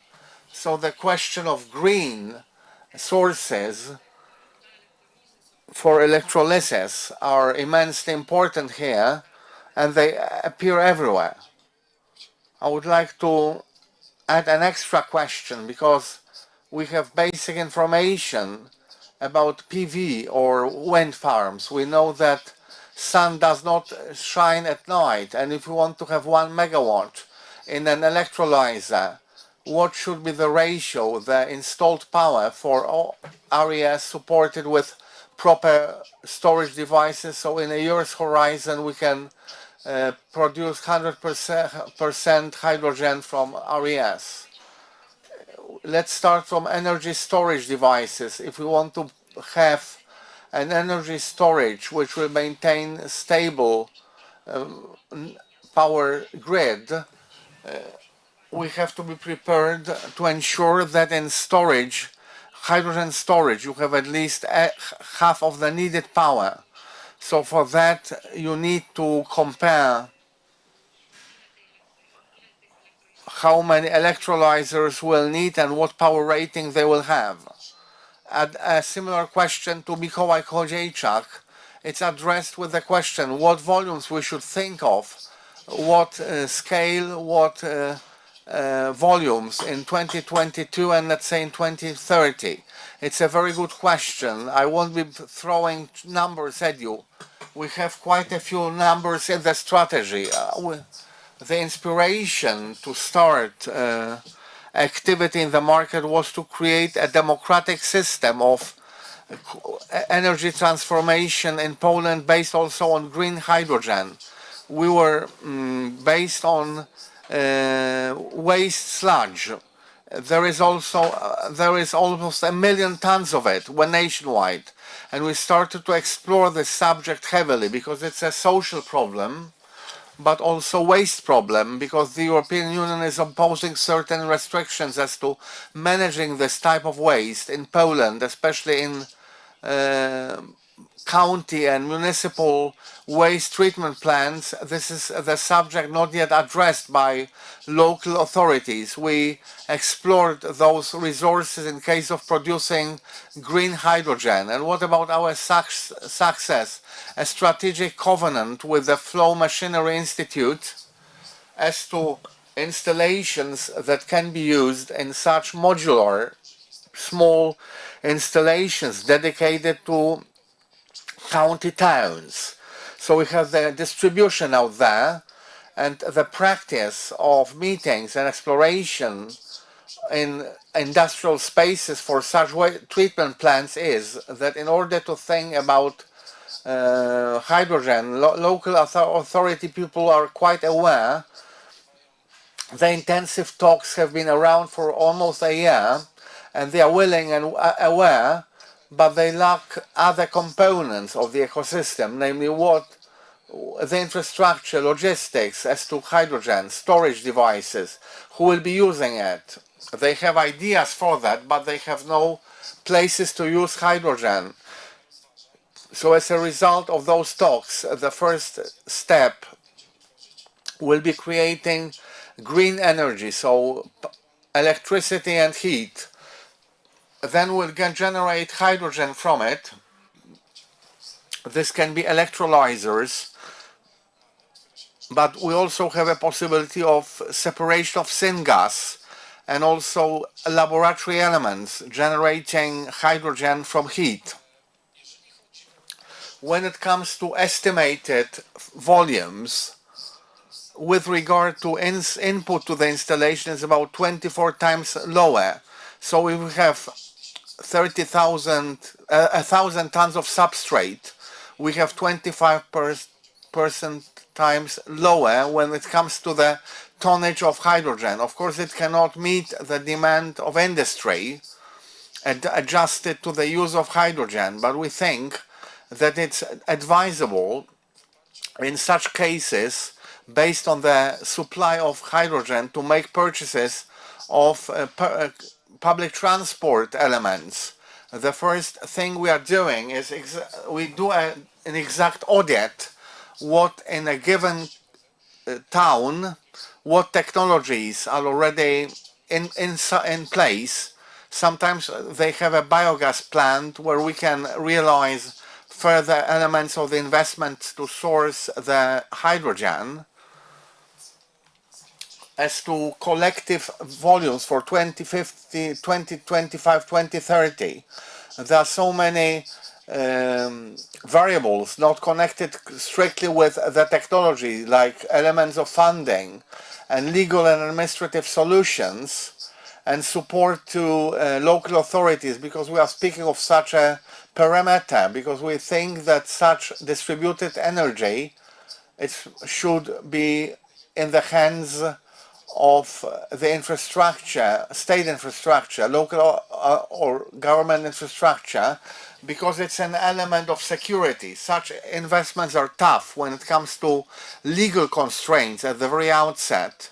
And the question, what next will come because of potential, because the second element we are thinking of, it's also a distributed system. These are advanced talks with state forests, which have a huge volumes of chips. They sell it by the pound in almost all areas of Poland. The state forests are a very conscious player in the market, and they want to undertake in such distributed regime where closeness and distributed resources of chips would be processed and used almost on-site, where we don't need transmission and storage.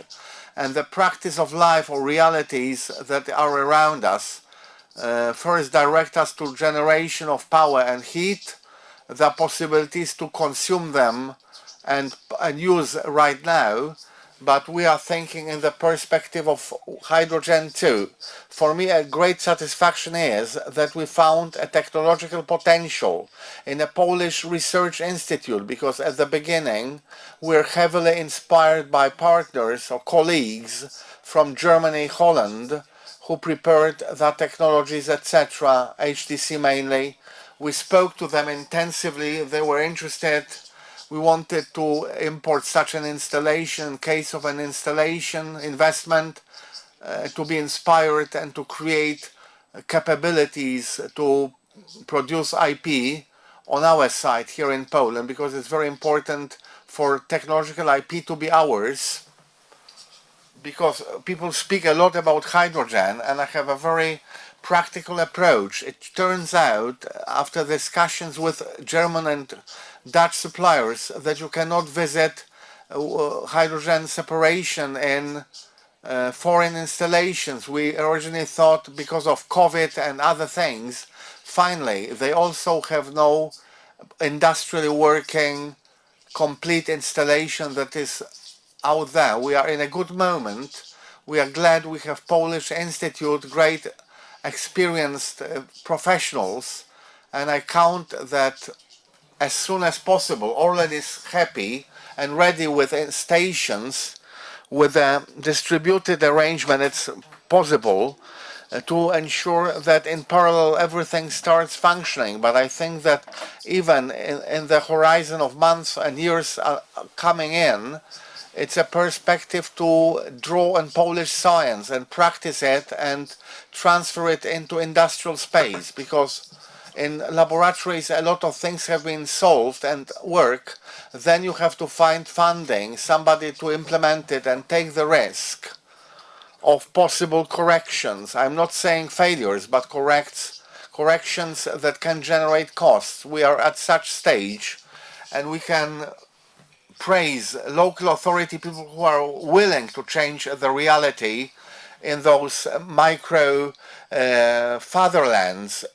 In West Pomeranian and Łowicz and Gniezno, the three towns we are having specific talks, we are agreeing on technical details, and for them we'll formulate a final version of the installation.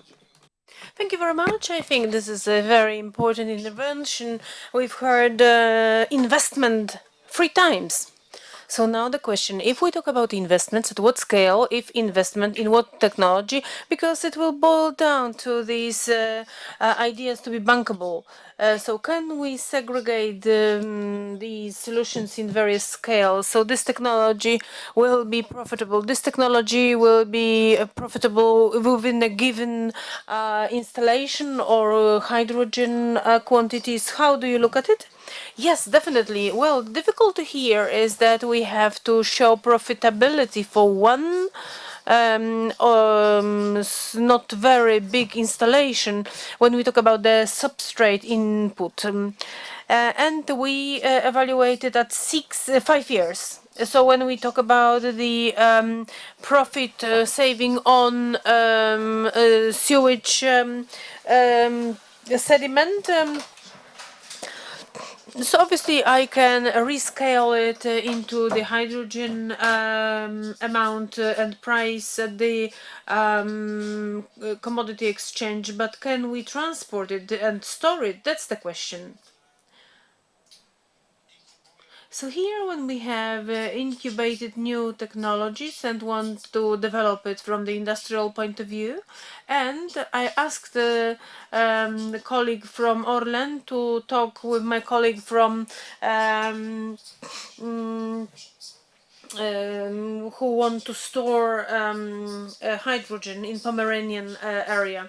So this is some kind of support for the entry into quasi-industrial installations, because we know that everything should work. I think this is the most important communication, because when you talk about various topics, we can just talk about it as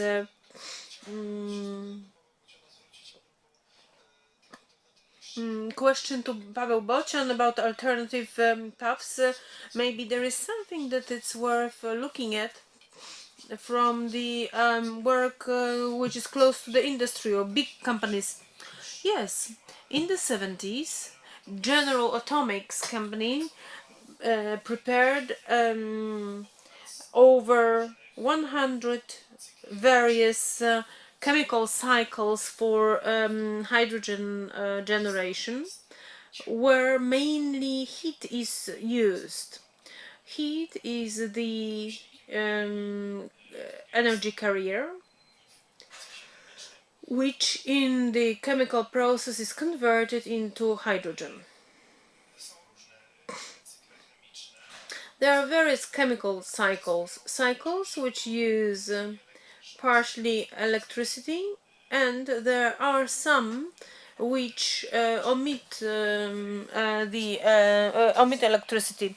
So here, as I mentioned before, from over 100 technologies prepared, or the chemical processes, it would be worth distinguishing two based on so-called SI.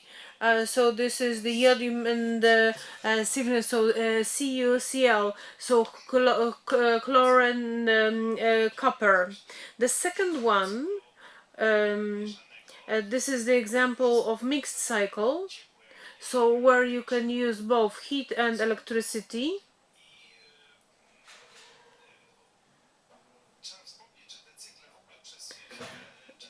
We have to mention that this was prepared for the nuclear technologies, where heat is generated, which is converted into hydrogen and oxygen as a side product. On our market, we could adopt it with other heat energy sources. We could use renewable fuels, biomass, or a waste.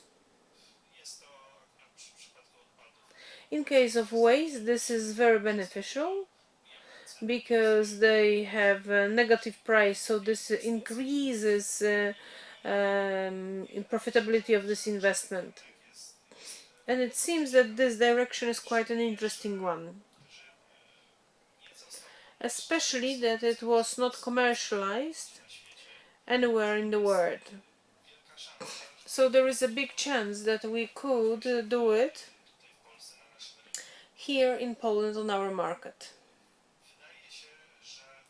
It seems that both technologies have big potential because they characterize very high efficiency, which is over 40%.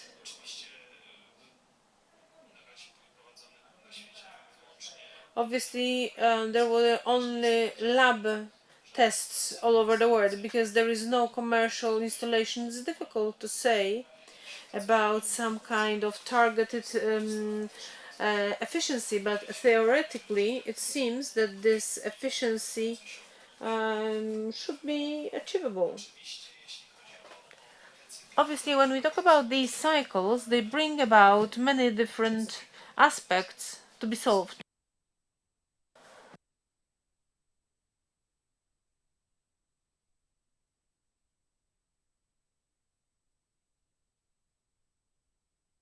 This sulfur iodium process requires high temperatures. So the higher the temperature, the efficiency is bigger. Generally speaking, these cycles based on sulfur, its idea is to decompose two different components into different chemical loops. And here you would have the sulfur acid, which releases oxygen. And the second one would be iodium hydrogen. And then you have iodium and hydrogen. And the input for all these chemical loops is water. So similarly as in electrolyzer, we have unlimited source of hydrogen. How scalable this technology can be? Because I understand that these are not lab systems, but this is done in some big installations. At the moment it's not. But theoretically it is scalable. You can scale it because it was done in lab scale, so via parallel development it can be scaled. But we think that it can be done via typical engineer way of scaling. We can increase it, and it seems that as of today we would be able to do it in the Institute for Energy, like 1 megawatt in heat, then it would make possible to produce about 13-14 kilograms per hour. But in the next step, it should not be difficult to scale it up to 8.5 megawatts, and then the efficiency of hydrogen would increase to about 120 kilograms per hour. After the second step, either by multiplication or by scalability, we could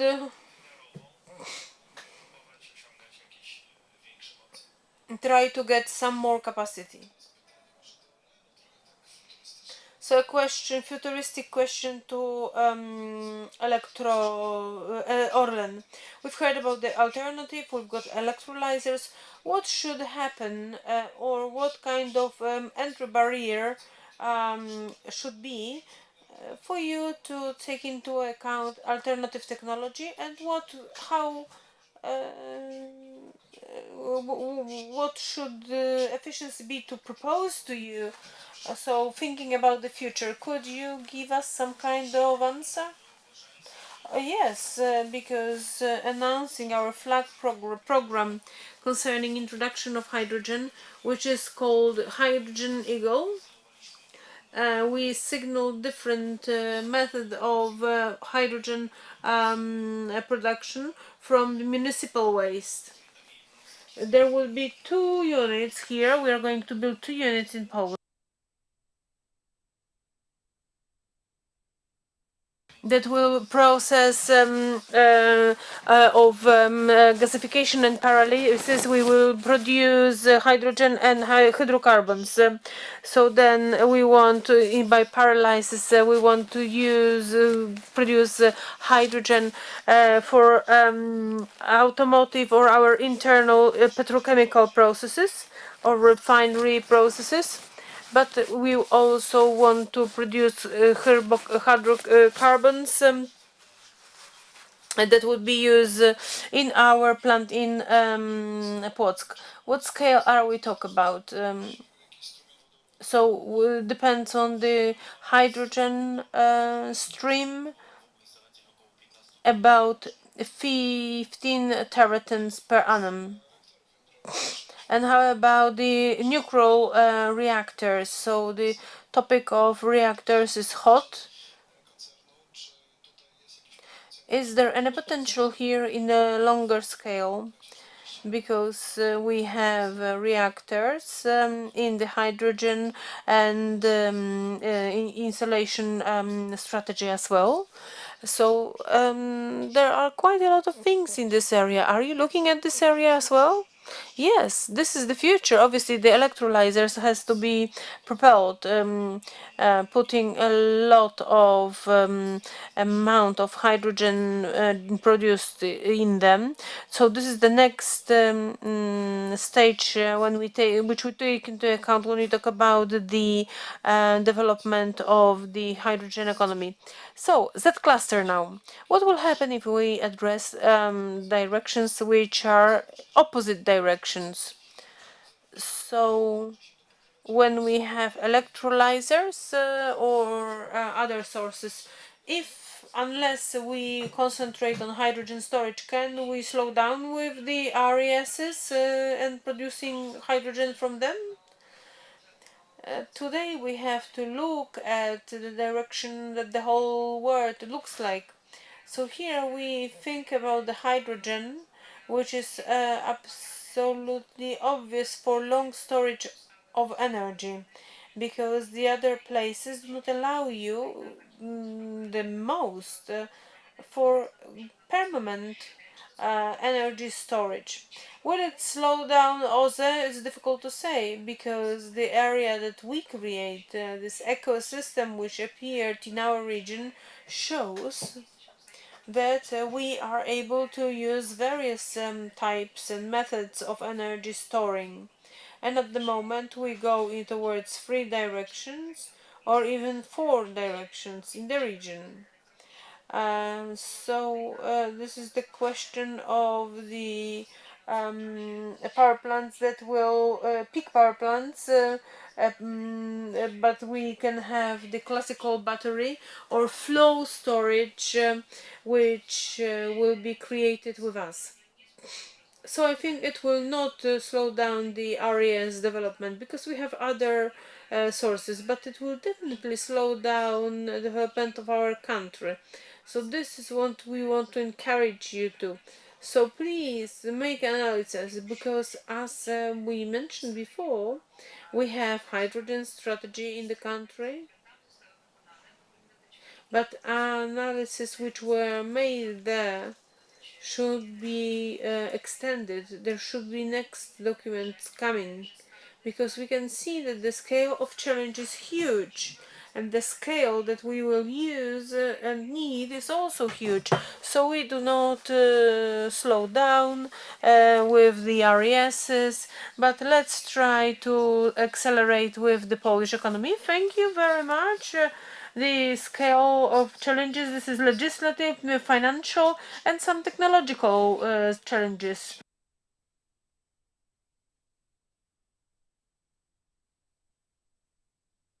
Let's say that we want to have a greenfield project with some installation. Somebody wants to come there as an investor. What do you have to draw your attention to? Technical standards, norms, permissions. Where can this problem start at this stage? When we talk about some permissions, some practical issues, could we address this practical view? From our experience, this is generally speaking very complicated thing. Most of all these hydrogen regulations are just being created. That is why any binding decisions and permissions are discretionary. Various units, let's say certifying units or notifying body, which work within this the area of this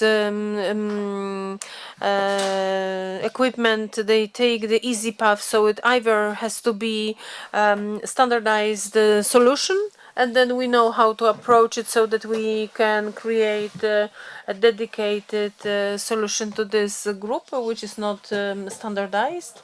So then it can be time-consuming path to get through all these permissions and acceptances.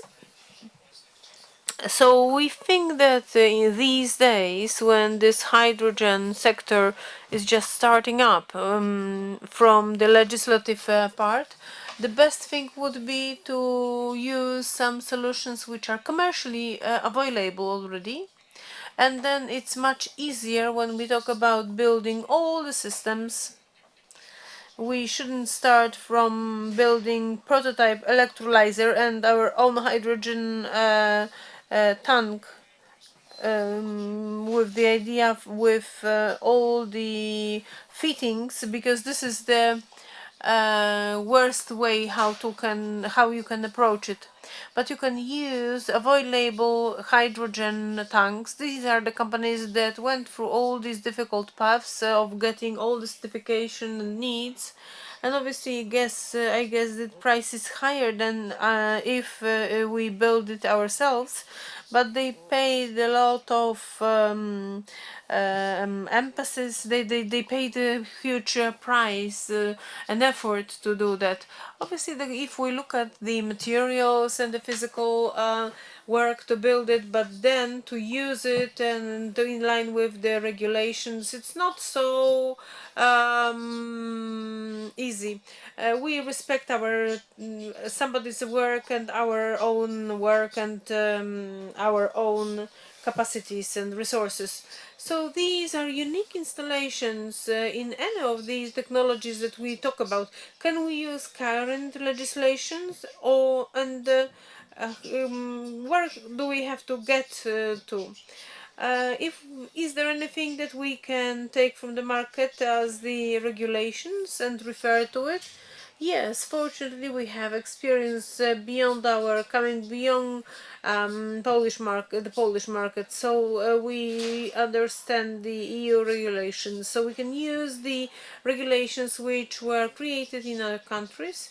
Obviously, if this is a local requirement, let's say from the local German market, and there is no legal enforcement, so we have to get the acceptance from appropriate units in Poland. But even if the election is made by some units and regarded as the world class stuff, this is much simpler. This is the question of mutual trust. Nobody says that, obviously, nobody questions that car built in Germany will work in Poland, because we know that they do it well. We're meeting all the technical requirements. Actually, everything with regard to all types of safety or fire regulations, because there are no precise separate regulations with regard to hydrogen security. and all entities are developing their own procedures and are developing their own expertise. So on the basis of that experience, they can broaden their knowledge as to what aspects that did not appear earlier. Like, for example, that for high pressure hydrogen, metal can be basically opaque.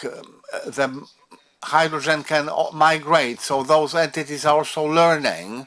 It's not like we are sitting down and developing new technologies, but some knowledge is not proposed immediately. But if you looked at the time of investment completion, we have a few megawatts on gas turbines, on classical neutral gas, but a similar installation with hydrogen injection. What's the percentage difference in time to completion? Because I think it's longer. Unfortunately, the hydrogen installation will take more to complete. We have experience from the project I mentioned at the beginning, which is now being finalized, and there, in a much narrower process, which determines the whole time framework, is the fitting of electrolysers. The number of electrolysers in Europe and in the world is small, and there are more those in need who can sell them, and this is the biggest limit. If we ourselves build a similar installation on natural gas, we could be completed in 9-10 months. But when it comes to, since one of the elements is electrolyzer, the investment is protracted and lasts about 15 or 16 months. But if we have the electrolyzer and then permits and approvals, the time would be similar, because building of the set, you first have to have components, and there is time to get prepared to all the approvals, and then handover procedures, handover security handover can be conducted during the collection of some installation. It's very good information that those times are not much longer. Do we agree that this time will be similar or will be much longer? What is in your experience, Mr. President? Certainly it will be longer than we would like to achieve.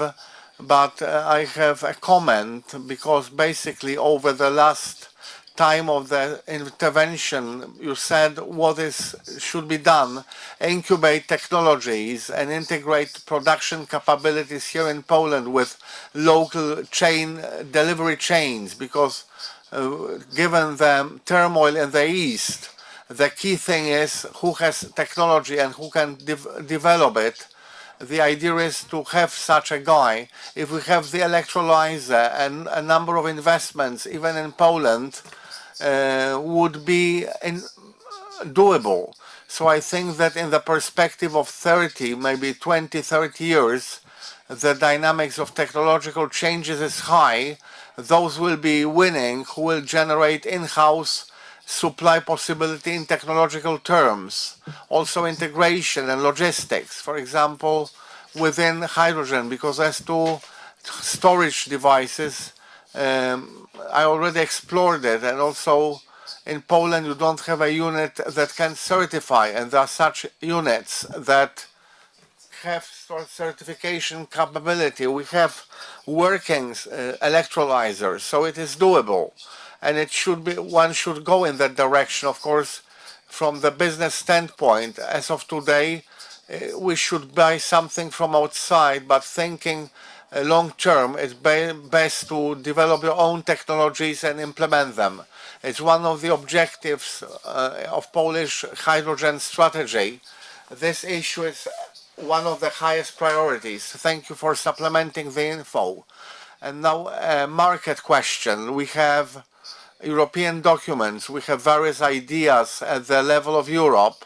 We have Polish hydrogen strategy up to 2 gigawatts of power, of including electrolysers, main electrolysers. We have installations of the scale we know, top modules, 20 to 100 modules, big electrolysers, smaller technologies also, up to a megawatt or single megawatts, certain things done in a laboratory scale. So how to fill in the gap with 10, 20, 50?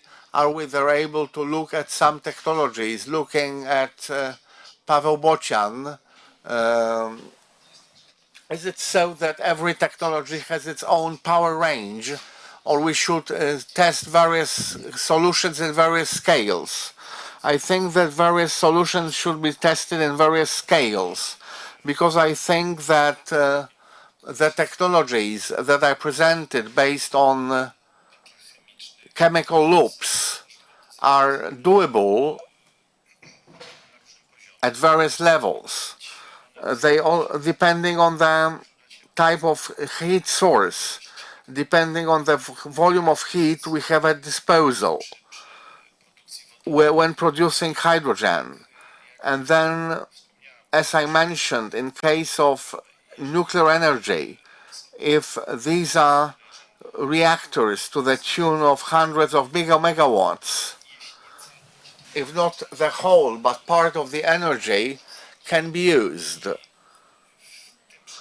And in that case, since various technologies, chemical technologies, work on various temperatures, on various temperature levels of the working agent, depending on that, we can adjust them also to the scale, or do some cascade solutions. For example, the SI technologies work on maximum temperatures to the tune of 850 degrees or more because it's good for them, but a technology like CuCl requires temperatures of only 550 degrees, not higher.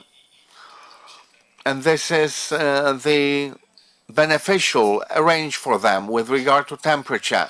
So it seems that we should adjust both the scale of the project to local capabilities, to the technologies, to sources of heat that the given solution has. I'm looking at Orlen because frequently we are aware that when speaking to large companies, when a new idea appears, it's shown in a small scale, and a company says in half a year it will be 20 or 50 megawatts. You are looking at hydrogen in various variants, various scales. Some can come from waste streams, from professional energy. Is the place for various technologies or other various gradations of the scale where you can see those solutions. There are places for various technologies, for all technologies, which we can, where we can generate hydrogen. The demand in the market for hydrogen is growing very highly. So we can use all the possibilities to deliver the product to the market, both as production from electrolysers, combined with offshore to meet the demand, then in chemical processes, but also in a smaller scale, using possibilities that I mentioned about launching production from municipal waste and try to produce hydrogen from biomethane.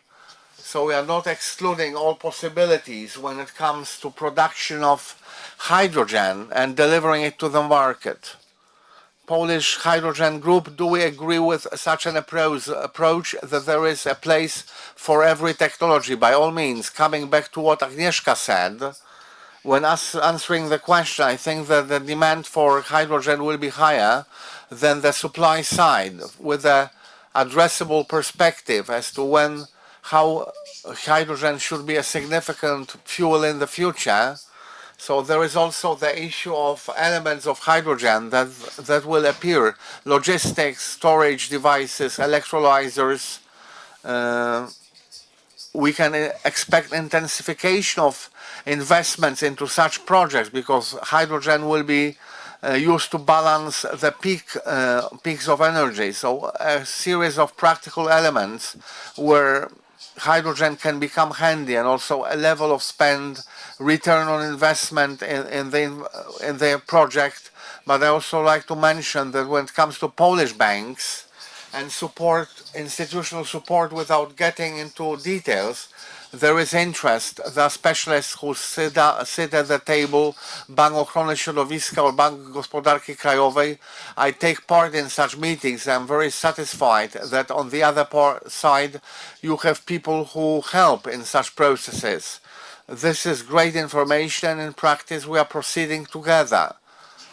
In our case, a local authority is giving support. There are joint talks. Of course, with all the documentation, technology, everything should be in place. But things are beginning to happen.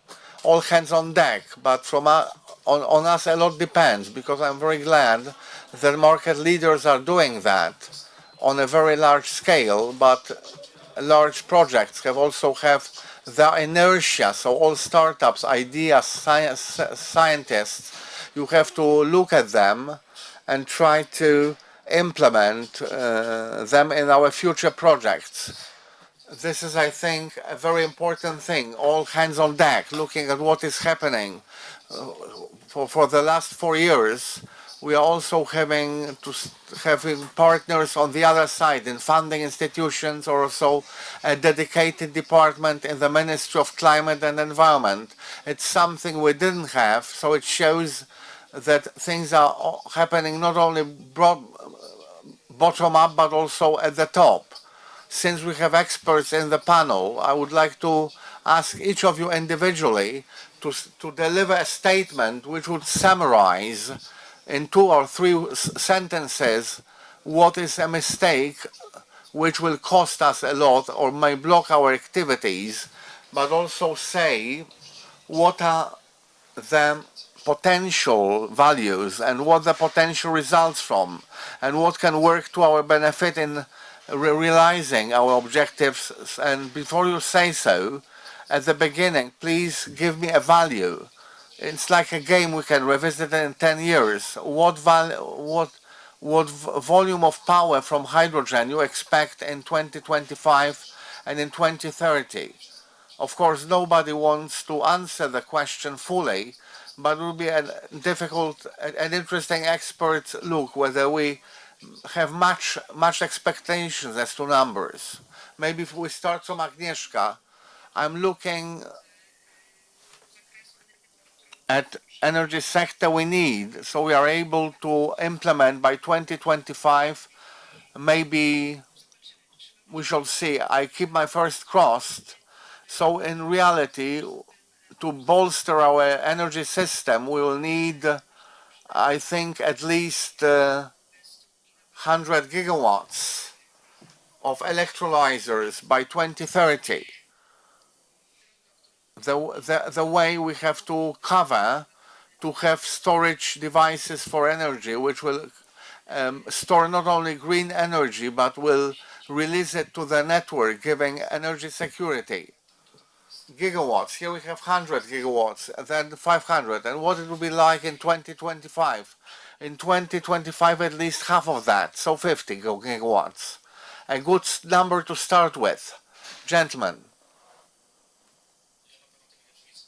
I will not outnumber you. I'm looking at more realistic achievements with regard to technologies used in modern power sectors. We can speak of specific amounts because the energy system will be growing and will be changing. But in my opinion, the percentage of energy that will be generated from hydrogen technologies across the country in 2025 will be roughly 2-3%. And I would like to welcome the situation that in 2030 it's 10%. In all the mix, I'm speaking only about power sector. It's an interesting number. I will use our hydrogen strategy, which we published this year, and the number we quote, it's easier for us to estimate it by 2030 owing to certain projects we are running, which are spread over time. It's 540 megawatts when it comes to installed power from all sources of hydrogen production in our entire group of companies. So 540 is for Orlen and for the whole country, yes. So altogether, it's a number for Orlen, which is given in its strategy. The Institute of Power Sector, it's difficult for me to be some kind of a prophet because we can see how dynamically the world is changing and what threats are looming over us. But I would like to ensure that in the nearest future, the energy mix towards hydrogen goes into the value of roughly 50–20% of installed power. It seems to me that this is already a big challenge for our economy. Mr. President, what number, what percentage you will propose? Maybe I will start from the negative elements that we should eliminate to ensure legal stability, regulatory stability. This will certainly help because in business, uncertainty means that business refrains from investments. When it comes to quantities, I will remain hopeful that the numbers that the President Agnieszka quoted will be met, but I will not be trying to give numbers. I will be working in the market to ensure that there is most of it, but it's difficult for me to attach normal numbers. There are too many shaping factors. We have some impact on some factors, we can control them, impact them in Poland and what entrepreneurs and authorities can do, but there are some things we cannot control, like supply chains, because a lot of elements and for example, availability of steel. I work in business chambers. I know what is happening when it comes to installations. So what will happen in half a year? Let it stabilize. Hopefully prices won't go up because we would then present a business case for investment. So it's a very difficult question. I would make a jump from 2025 to 2030. I would like to have 2 and 10. Please put it down. We shall see what it from 2 in 25 and 10 in 2030. And what about a short intervention? Because if I wanted to ask you to tell us about our strength in the game when it comes to hydrogen and where we have pitfalls, which will slow us down a little. As we have already nicely put it, there is a will, there is a market, and it does exist. But what Mikołaj said, when we talk immaturity, regulatory immaturity, and this is the element which is mostly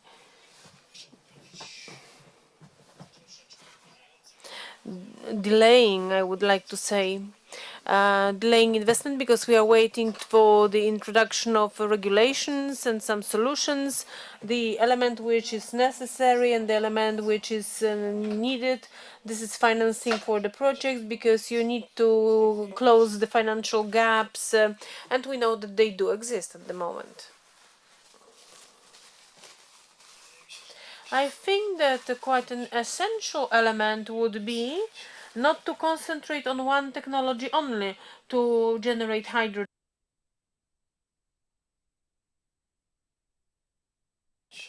As we diversify gas sources, we also should concentrate on the diversification of generating sources.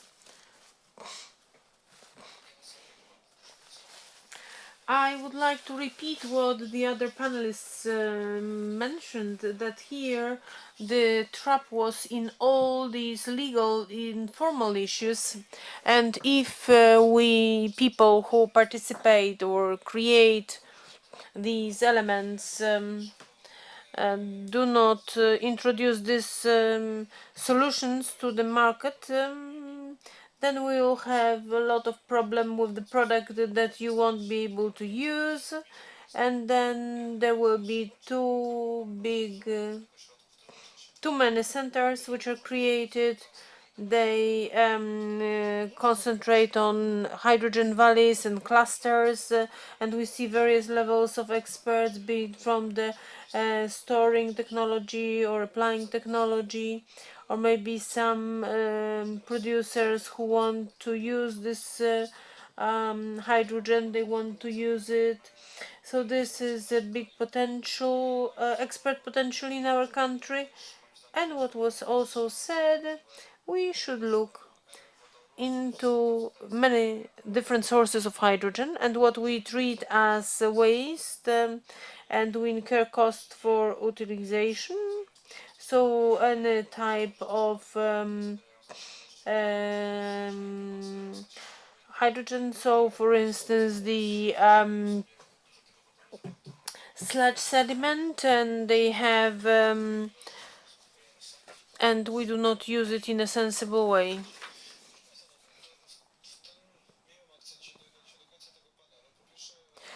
So we ended up we managed to get to the end of this panel. We have to agree upon something. I guess we managed to agree that we can do it, and it's we managed to get some common grounds, and we agree with everything.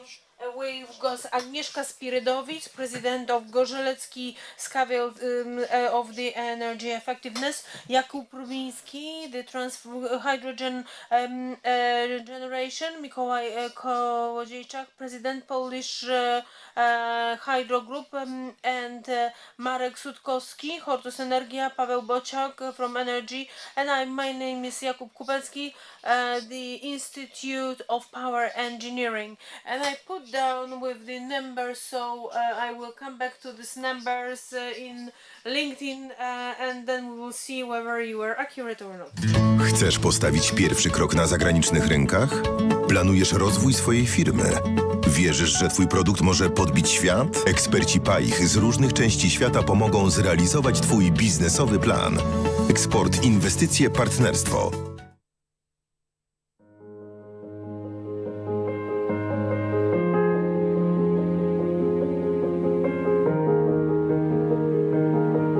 Polska Agencja Inwestycji i Handlu wspiera polskie firmy przy wchodzeniu na nierzadko egzotyczne rynki. W codziennej naszej pracy często mamy do czynienia z różnymi sektorami gospodarki. Również prowadzamy do Polski zagranicznych inwestorów, także jesteśmy dostępni dla naszych klientów na całym świecie przez całą dobę. Nie śpimy, działamy. Robimy dobre rzeczy dla przedsiębiorców z polską metką. Skracamy dystans, wyciągamy rękę do firm, które marzą o nowych rynkach. Po prostu chcemy, żeby czuli się zaopiekowani. Ich zadowolenie i sukces napędzają nas do jeszcze cięższej pracy. Niewątpliwym walorem pracy w PAIH jest jej międzynarodowy charakter oraz niezwykła wręcz różnorodność. Wykorzystując możliwości, które oferuje agencja, takie jak poznawanie nowych kultur, współpraca z największymi markami czy budowanie strategii ekspansji międzynarodowej, możemy podążać ścieżką stabilnego rozwoju zawodowego. Poza tym, to nie jest zwykły urząd, to coś znacznie więcej. PAIH to ekipa świetnie dobranych, ambitnych i dynamicznych ekspertów otwartych na świat i nowe wyzwania. Stawiamy na nieszablonowość i wyjście poza utarte schematy. Czy jesteśmy typową administracją publiczną? Pewnie już tylko z nazwy. Działamy w 100% biznesowo. Polska Agencja Inwestycji i Handlu ma niesamowitą, unikatową wartość na rynku jako partner w międzynarodowym biznesie, a mianowicie działalność opartą na współpracy z przedsiębiorcą na dwóch silnych fundamentach: sieci zagranicznych biur handlowych na całym świecie, na wszystkich kontynentach oraz ekspertach branżowych i rynkowych, którzy są tutaj na miejscu w Warszawie. I w centrum naszego działania właśnie jest przedsiębiorca, w szczególności segmentu MŚP.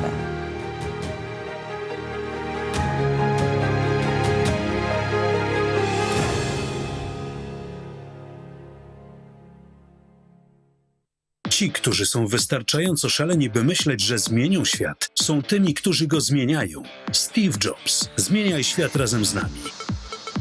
Poznaj nowy wymiar sprzedaży w internecie, nowoczesny sposób prezentowania produktów, usług i biznesu. Poznaj MetaJar. Nowoczesną i fotorealistyczną wirtualną przestrzeń, przenoszącą Twój biznes i klientów w nowy wymiar handlu w internecie.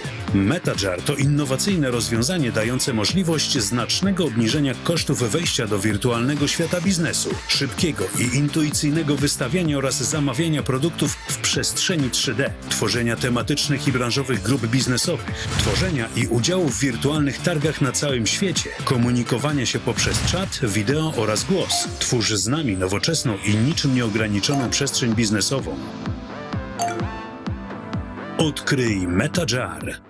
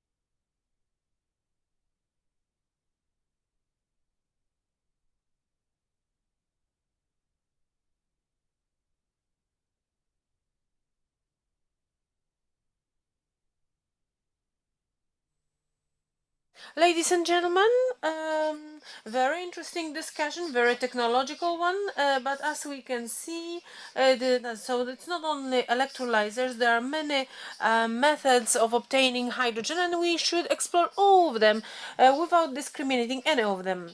But generation of hydrogen brings about a lot of problems and complications that legal framework has to address, and hydrogen generation needs to meet safety issues, and we are going to talk about it. We would like you to the panel regulations and safety, technical and legal challenges of the hydrogen economy.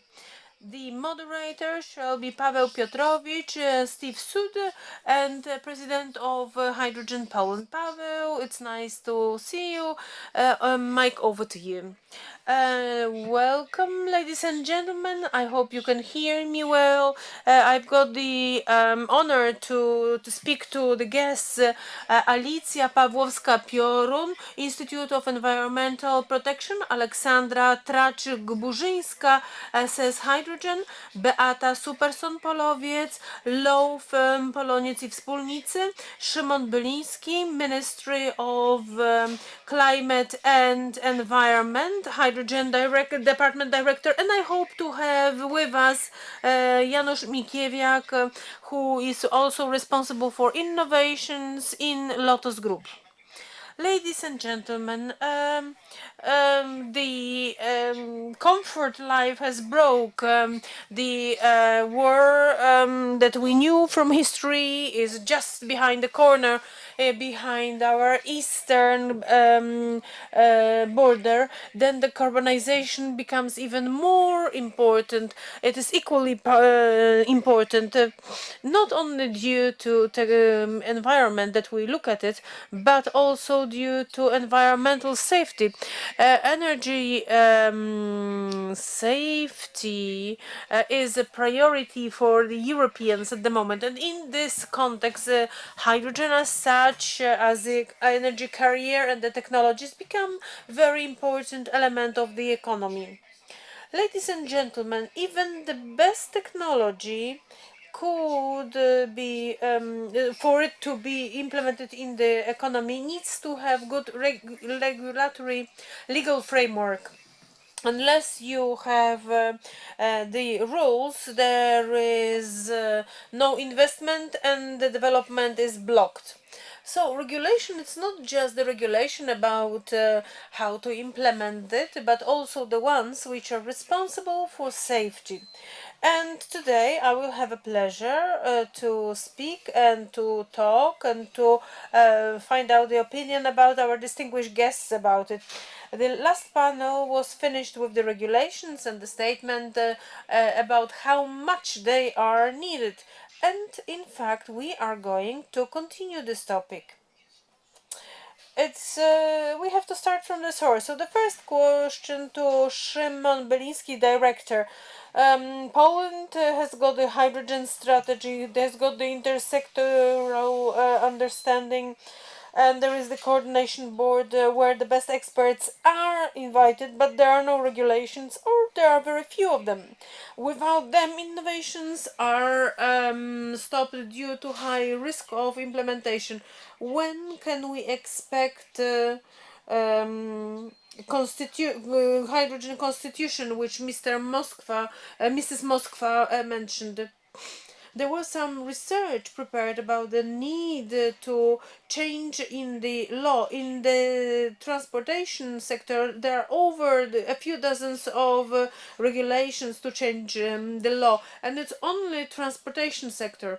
So the question is anybody working on it at the moment when we talk about the implementation of these changes and implementation of the EU regulations? Ladies and gentlemen, thank you very much for the invitation. Thank you very much for the question. I am very happy that this is the question that we are starting from, because this discussion about the hydrogen regulation is going on not only with us, but in many countries. I would like to draw your attention to the fact that the hydrogen is known gas. It's widely applied in chemistry. Is a dangerous substance, so all the regulations connected with storing, transporting of hazardous substances relate to apply also to hydrogen. So we can use the regulations which are used by our technical supervisory institutions or institutions from other member states. So we have to assume that the hydrogen is known. Obviously, there is some challenge when we talk about using the hydrogen in new applications. So here we talk about the transport, about the power system. So, but when you take into account the Polish power law, but this is the hydrogen, this is the fuel, gas fuel. Definition says that it must be sent over by pipeline network, but we can say that this is the gas fuel, which brings about some consequences. But really, since this interpretation is just an interpretation, it's not the law. So the interpretation is literally, and we suggested some kind of package which we called Constitution for Hydrogen. Most needed changes in regulations in Poland. A stronger part is the energy power sector. In order to introduce hydrogen to this act and determine roles of hydrogen in the power market, it's consistent with what the European Commission is introducing, where they add hydrogen networks. We, slightly independent of the European Commission, are wondering to regulate the energy market in such a way to insert hydrogen operators, how hydrogen networks are to develop. So from the standpoint of Poland's safety, all things connected with concessions and power installation rating, and also it's very heavily connected with the certification of hydrogen, sources of hydrogen, so that it's zero emission at the European level. We have a directive which has delegation by European Commission to issue regulations on principles of hydrogen certifications. Since these are difficult issues, certifications have not been issued. We are working on it. There are changes in the Act on renewable energy sources. We need to create a system, and there is an executive provision for the minister to issue a guarantee on source of hydrogen. And the third question, very important from the standpoint of the use, technical and construction regulations for hydrogen stations. When it comes to regulations, some are open already for social consultations, and they are a challenge because there are no international standards determining issues like fire safety. There is one American standard, to my opinion, but there are no European standards. So here there is still a discussion underway. We are working with our panel partners and also methods, measuring the volumes of purchased hydrogen. So there are certain regulatory gaps, but we are bridging them slowly. But there are many things that have been already regulated, so it's not tabula rasa that we don't know anything about hydrogen and we don't know how to use it. There are regulations, there are engineers who know that hydrogen has been around for so many years. Hydrogen has been used successfully in industry for 100 years. We have company regulations, but I would like to learn one thing from you. If we have a publication of the hydrogen fueling stations, is there a plan to publish a draft of the hydrogen law or hydrogen constitution, as you called it? I would say that when it comes to hydrogen constitution, it's a certain collection of legal acts, so there is no one single act. What we are working on most closely with regard to regulation relating to use of hydrogen stations, we are at the last stage of interministerial arrangements, and I think that in the course of the next 2 weeks, the regulation will be reviewed by the Center of Legislations, and within 2 months we'll publish the regulation. When it comes to the act changing the energy law, I think that somewhere in June we are beginning public consultations of the draft. We are working on it, also using the work that was done within hydrogen partnership, so where things changed into the sector deal. So it seems that by holidays the 2 acts should be at least published and others shown to the public, but the question of other legal acts, it's 1 year.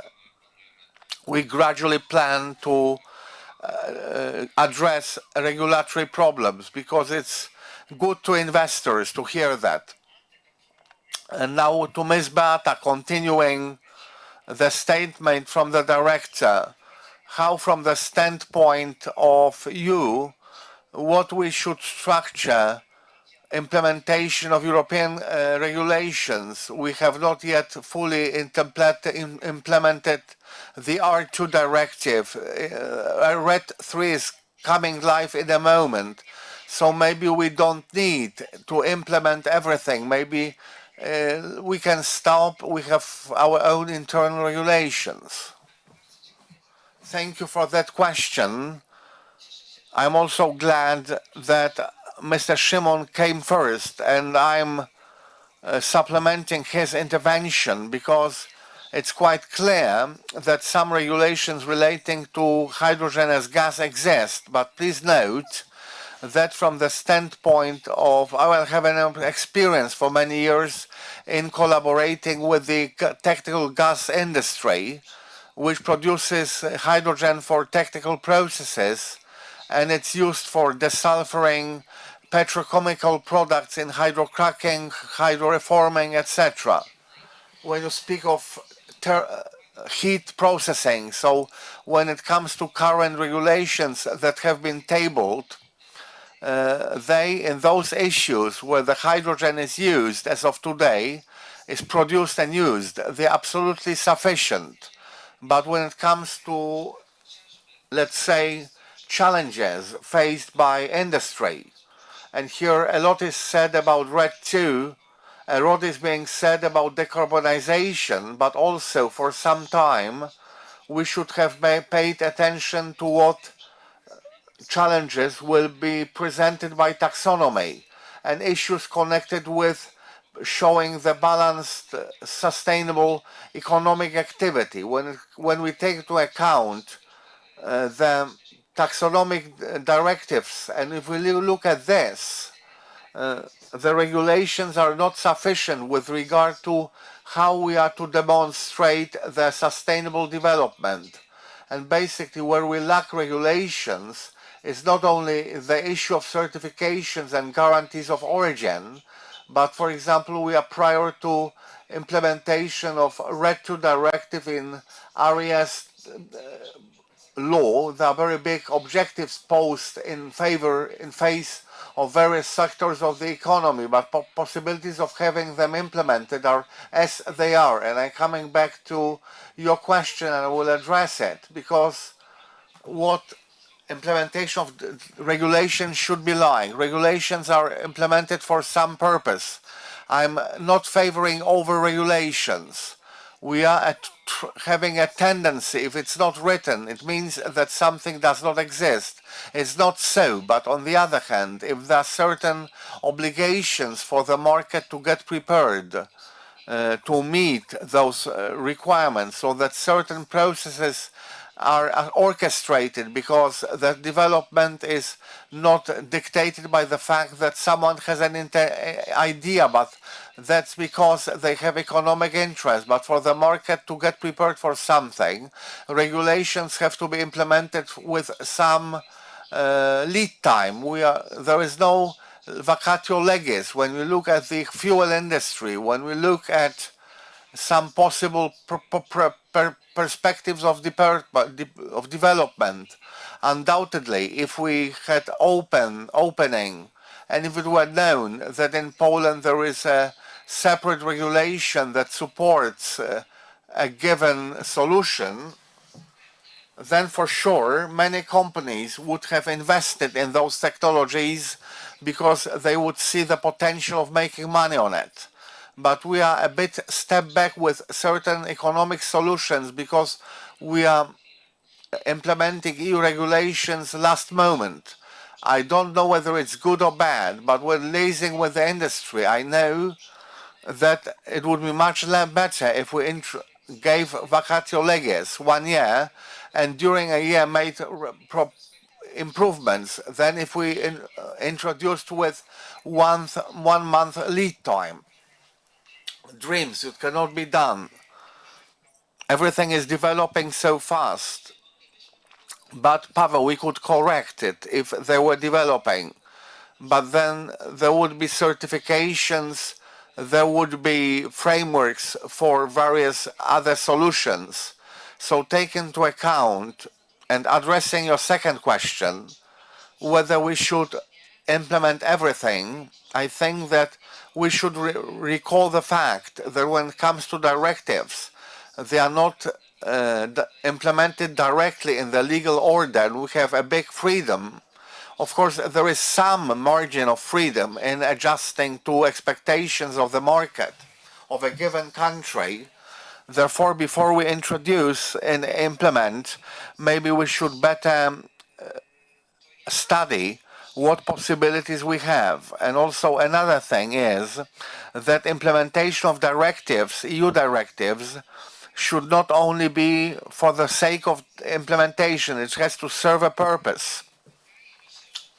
And it seems that it should be, although it's not my area as a lawyer, but we have other experts who have the right to speak more on that.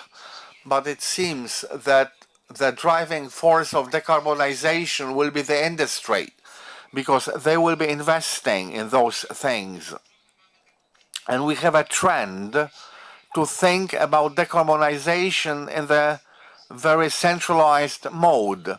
And directives give us a possibility to think about it in a different way.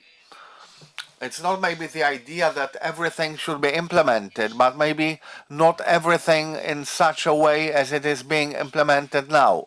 That's how I would look at it. So we should implement it smartly, because some regulations and provisions are necessary, and they have to be compatible with European economy, just because to source external funding.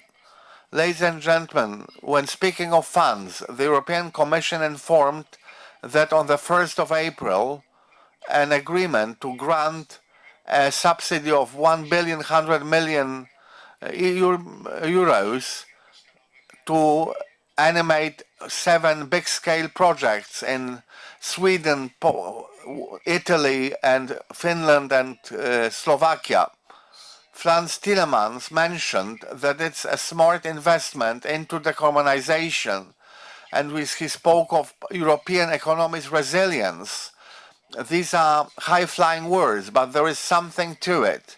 The subsidized projects will relate to capture, to storage of RES, production of bioenergy with capture of RES. This element appears always. And also use of hydrogen in steel and iron metallurgy. And a question to Alicja Pawłowska. What to do to ensure that such support also reaches Poland? Don't we have concepts, projects? We have a striking force. Maybe we already have such solutions to capture carbon dioxide. Thank you very much for invitation with other panelists. The problems that you raised are deeper when it comes to investment issues.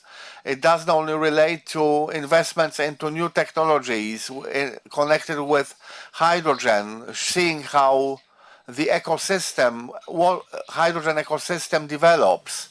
I have an impression that we conquered existing problems connected with preparation for investments. We created hydrogen valleys.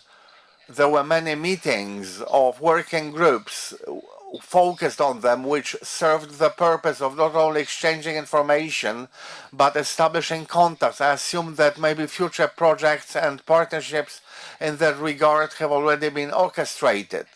To date, from my perspective, it was like that. If there were big financial resources from the EU offer, then when they were shown officially, Poland then started looking for the right partners, and a lot of times that would have otherwise been devoted to prepare the project well was unfortunately wasted on finding the concept and partners and orchestrating things that could have been prepared earlier. When I'm observing the German market, their projects very often are very heavily fine-tuned before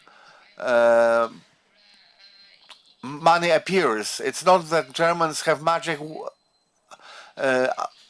glasses and their projects are fine-tuned at the competition level, and they have a possibility to fine-tune. They have a possibility to get yet another partners, because it's not so that a project that they prepared earlier exactly matches what was announced, but they have the rudiments on which they can work. But on our side, as I observed it, there is information that we can go live, and then we start looking for partners and wondering in what area would like to be active, and we lose a lot of time. So we are not prepared for such projects. In my opinion, we are not badly prepared. Actually, for me, the key word, or two words, is that competition and lack of trust. As I observed at the level of hydrogen valleys, everybody devoted a lot of time to slightly overcome uncertainty, or our ideas we talk about at big level of generality, and they will not be used by someone else. And NVAs and the right legal safeguards removed the first hindrances in exchange of free things, and of course they could be overcome, but it took a lot of time. And also competition. We don't treat ourselves as potential partners rightly, and for the grant, for the funds, I think that there is a huge room for maneuver, and if we overcome the issue of competitiveness and focusing on us grouping 3 or 4 entities and achieve more than on a single hand basis, because it's a competitive company, competitive institute, that as long as we eliminate this thinking, a lot of things will bypass us and will not be able to claim big funds. So the magic word collaboration is shown. I said trust and collaboration. Yes, indeed. We are in the environmental part. I'm addressing Aleksandra Tracz-Bożymska. Ola, when analyzing the impact of environment, is very important. It's inextricably connected with the evaluation of risk. If we believe programs, Poland soon will become in the world the construction site for electrolysers and power-to-power and tanking, refueling stations. Are the regulations as a hindrance to such investments, or maybe it's better to have fewer of them than more of them? Maybe we should trust contractors, designers, engineers. Cordially welcome you. I will phrase it in such a way. Let's start from defining what safety is in the context of developing hydrogen infrastructures in Poland. We have to look through the glass of defining safety as not only purely engineering. Let's call it hydrogen engineering safety, because from the standpoint of technology, for individual hydrogen technologies dedicated for production or for storage or distribution of hydrogen, we are looking through the lens of securing R&D work and also investment way. If we look at the investment side, here I can boldly say that I have already been a part in the first investments. And ladies and gentlemen, let's remember, even when creating the legal system, that security in the context of looking at everything is an engineering area. It should provide the path and enable the path to the first front of people who are implementing the infrastructure in reality. And these are designers, engineers. The first phase of constructing security in the context of infrastructural investment starts together with design concepts. Already at that stage, when we start to implement a plant technology into reality, at that moment we think about safety. And in the context of projects themselves, security requirements, be it when we look at currently used hydrocarbons, or safety is shaped by physical and chemical properties of the substance. In this situation, the whole infrastructure for hydrogen will be based on physical and process parameters of hydrogen connected with production, compression, storing and transporting of hydrogen. So the basis for creating the basics of hydrogen safety, which will be gradually implemented into our system, is to look from the engineer's standpoint, and in such as direction our legal system should develop. As to the look at the investment process, we are today creating feasibility studies, design concepts. Some investments did not construction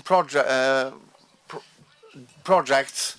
We have started sometimes the construction works, and it's happening. So it's true what Szymon said, that we have the rudiments when it comes to general regulations, when it comes to creation of the whole safety structure.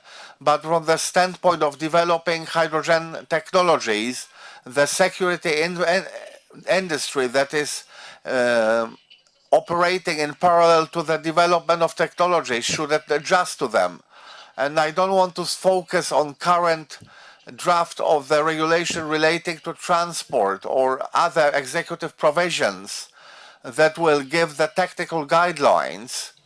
This legal structure should be conducive to building the rudiments when it comes to the project, because if we build security and we create the security concept in the design phase, will remove many risks at the level of investment implementation. We are not looking at it only in the context of final fine-tuning of the installation in real conditions, but we can do most and eliminate problems. So in the context of all types of risk analyses relating to those identified at the level of projects, and also implementation of the technology in reality. So from the standpoint of proposals of the Ministry of Climate when it comes to technical requirements for hydrogen refueling stations, we have a certain general regulation. There is a reference to international standards. ISO is dedicated for HRS, but we have to look at one thing. The quoted standards, the proposal, when we read the content of the very ISO standards, they delineate a certain path, but they don't show specific technical solutions. And now I'm a person who is on the second side of the barricade, and designers have a very big problem at the level of talks with the investor in forcing arguments relating to the application of specific safeguards or not. Everything is transferred to the economic factor. If the law does not say that you have to apply this kind of safeguard, and the designer is aware of certain dangers related to the specifics of technology, there is no strong argumentation in which he could say our legislation requires it. It's not the idea to create a rigid law which says that we can implement this or that. We have to have an open path that things will develop, but the law should have a support to designers. At the last conference, I said something like that, that in the context of comparing, creating hydrogen infrastructure in relation to currently used conventional fuels, we need to strive to achieve such a level of acceptance for security solutions in which they give the same comfort of solutions for final users of hydrogen as given by conventional fuels. So the objective should be, in the context of identifying risks, let's define what is the safety level so that people who design the infrastructure, for them it's the first step when they think about security. Then solutions are implemented by the contractor suppliers of technologies, and the investment process in the context of constructing the infrastructure of refueling station based on electrolyzed hydrogen and also compressed hydrogen. The key thing is to stabilize a look at the plans of the parameters of the process itself, when we talk about the final client, let's say be it the car or truck or buses, the parameters are stable. We know the entering parameters of the pressure, we know what we are dealing with, so I don't see any problem. So that if you want to create the technical and construction regulations to stabilize these requirements, this will make this path easier, and it will accelerate the process as such. So generally speaking, I would emphasize that we should adjust the regulations to the minimum of what we have at the moment in case of traditional fuels, yes? Yes, we have to define the threshold where we have the risk which is connected with the hydrogen infrastructure, and when is it acceptable. I just would like to ask, and we'll come back to it, I just would like to ask Janusz Wikiewiak from Lotos what Alexandra mentioned. This is one of the more difficult questions. Could it create some delays in the investments? Because what are the distributors waiting for? Lotos or Orlen. So when can we have the filling stations for hydrogen? So these type of questions everybody is asking. So we cannot look at this what is first, the chicken or egg problem, because Toyota has got, we have the first locomotive propelled with hydrogen. On Lotus side website you can see the first 2 points will be in Gdańsk and Warsaw by the end of 2021. PAIH 2 project. So where the problem is? On the other side, in Lotus in 2020 has got the investment plan covering the hydrogen technologies, including purification, hydrogen to be able to use for the hydrogen technology. So the question is, will it be executed? Was there a problem with some delays? Janusz, could you answer? Good morning, ladies and gentlemen. I am happy to be able to join you. To answer your questions, in the website there is the information that these stations will be in operation will be built by the end of the third quarter 2023. The investment processes, Pure Hadva projects, this is being implemented at the moment. The project was started and they are under construction at the moment. So when we talk about the purification and distribution of hydrogen from produced by the refinery in the reforming process. And there is also work connected with the HRSS in Gdańsk and in Warsaw, as you mentioned.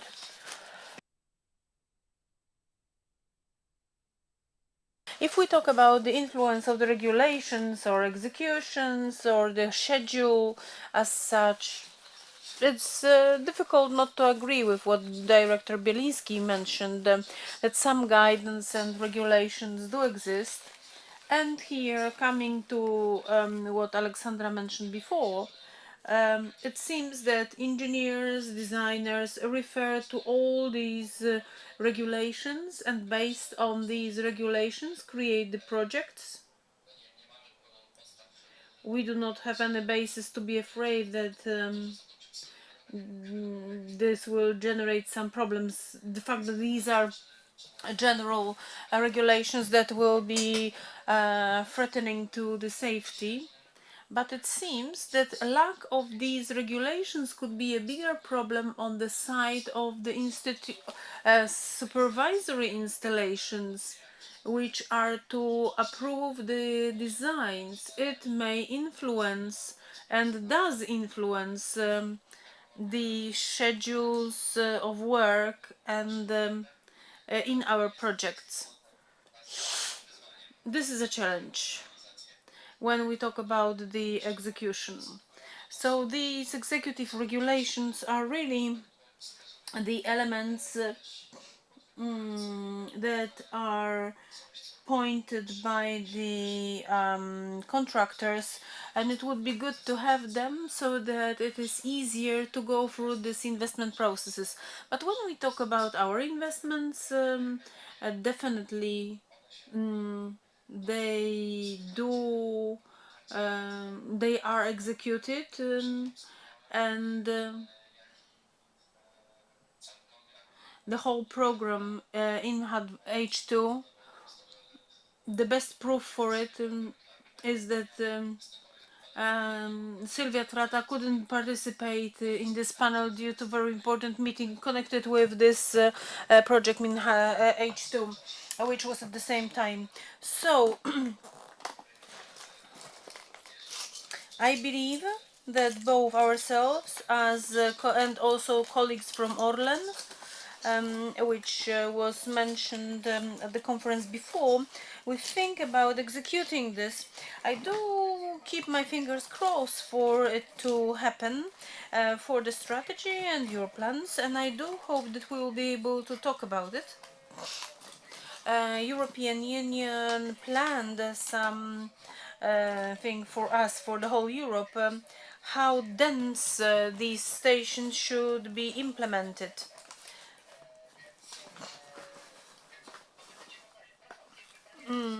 So we will talk about it. A question to you.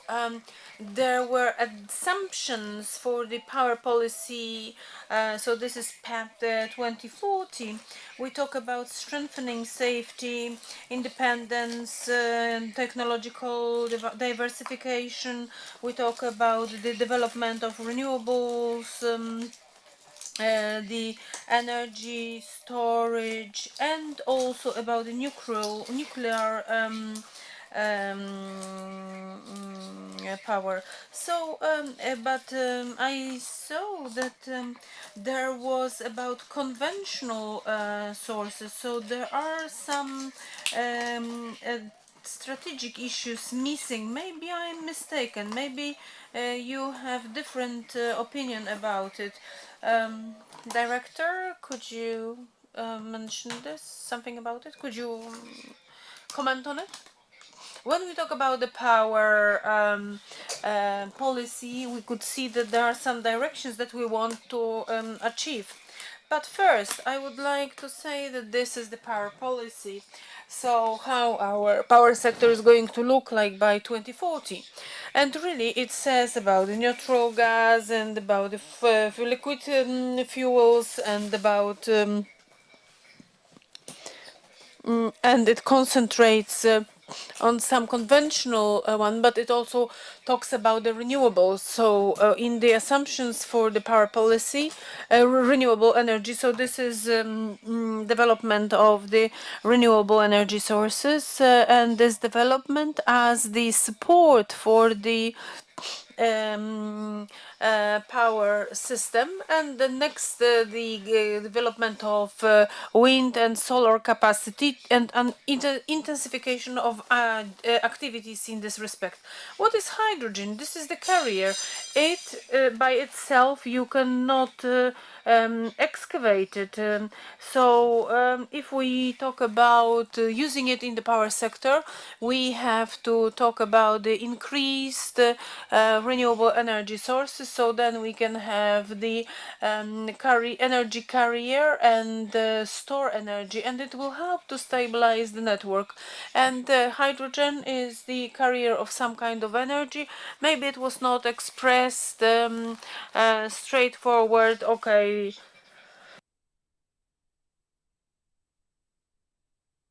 But definitely hydrogen must be used in this respect, because you have to remember that in the power sector, like for instance in the chemical or petrochemical industry, we do not have alternative for hydrogen. So to replace hydrocarbons with hydrogen. But in the assumptions to this policy, this is it's good to use this. But hydrogen is about the biomethane and about the hydrogen, and I think it will be included. But definitely hydrogen is a result of applying some kind of hydrogen application and hydrogen sources, because most of all hydrogen will be used will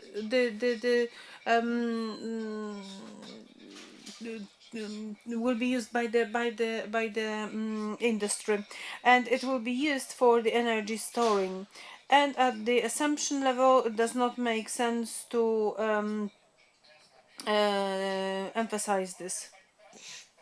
Before I allow Beata to answer the same question about the PEP 2040, I would like to add one thing.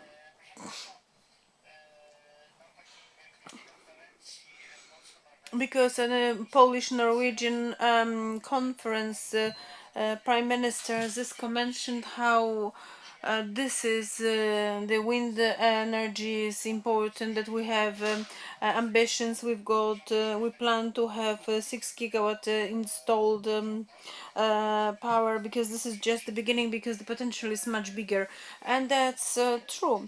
But my impression is that we keep talking about it, we know about it, but I miss the information how many of these 6 megawatts will be spent on hydrogen production. So the question is, when we implement hydrogen, this capacity part is missing.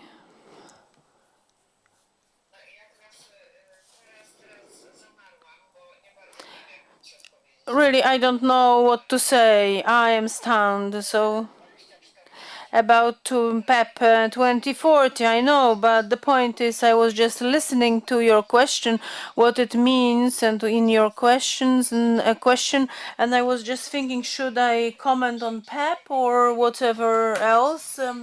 But I will comment everything maybe.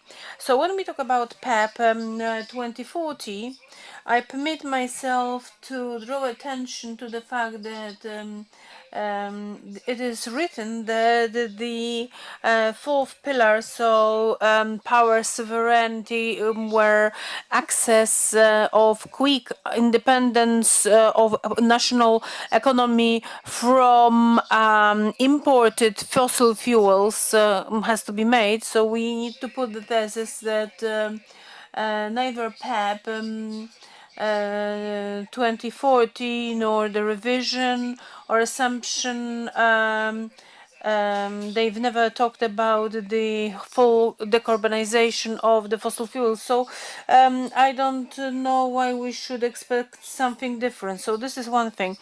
Secondly, I do agree with Szymon that this is only the strategy. There are a lot of strategies in this respect, but I put them down, and these were a lot of strategies, and they are plans or strategies This is the modern policy, the hydrogen strategy. These are good elements. But this is not what has been done. If we talk about the legislation, so they are different strategies.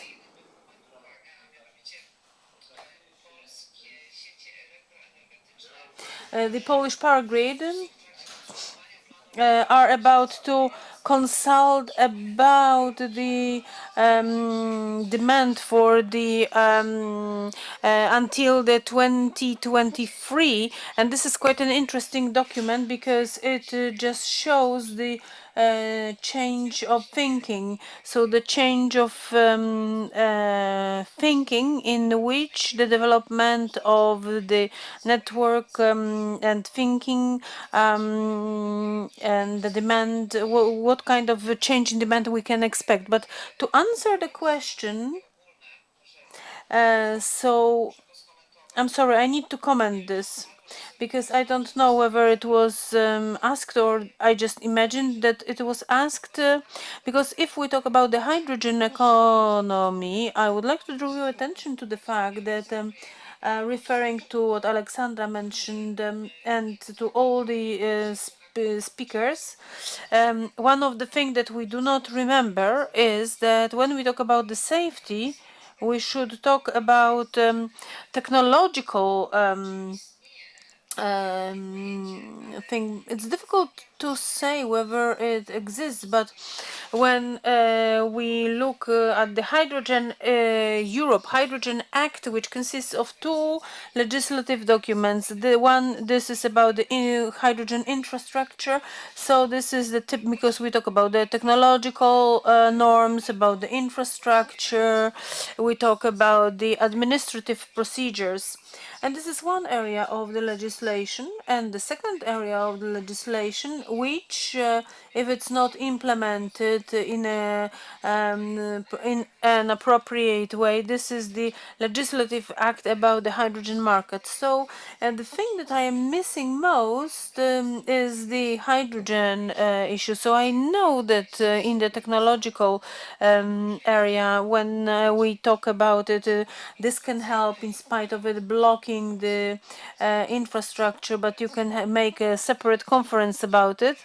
But if you talk about it as the being open to the hydrogen, so unfortunately these regulations do not exist in Poland, and I think that the industry is waiting for it. So the strategies these are the road signs, post signs, road signs to show us where to go. And when we talk about the strategy, we should consider whether our power policy should be centralized or should it be some kind of energy clusters, or should be the hydrogen valleys, because in Poland we have the hydrogen valleys and the concept is quite clear. So produce and use locally, I mean in the context of hydrogen, so the involvement of local economy, and this is the most frequently met model when we talk about the hydrogen. So this is how it happens in Europe, but maybe it is connected with safety. So what are the weak points in the delivery chain in the hydrogen economy? Have we got any countermeasures to facilitate risk, so mitigate risk? We have to remember that hydrogen is a very dangerous. If it is below 4.0%, it's explosive. So I just would like to say that these talks, when we talk about the physical and chemical issues, are so involved. We know the physical and chemical properties of hydrogen, and we are aware the problems which are associated with these technologies, but I would like to refer to what Szymon said, because this is a fact that this hydrogen in the Polish industry has been used for decades due to the fact that it exists, it's used in the petrochemical and refinery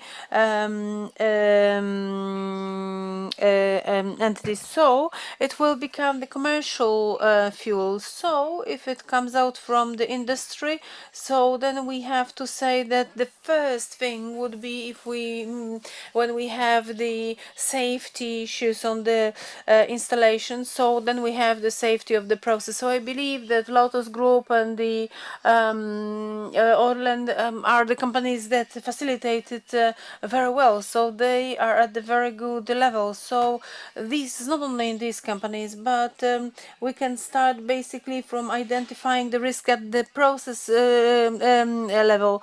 So here in PKN Orlen we can talk about some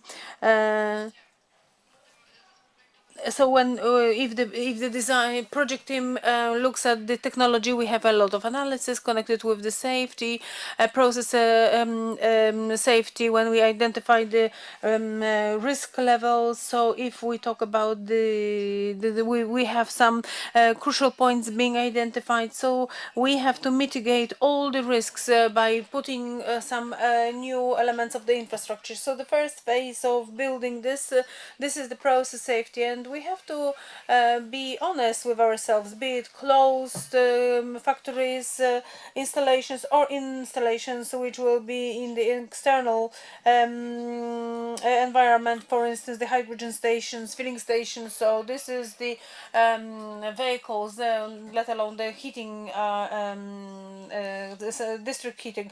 All the discharge valves, safety valves, they have to be taken into account. If this area is built efficiently, then this is the moment that we can do. So once we do some recommendations and implementations that we achieve the level that is acceptable for the process, and then we have the safety when we have about the fire protection, so the directives applied, so in the legal infrastructure.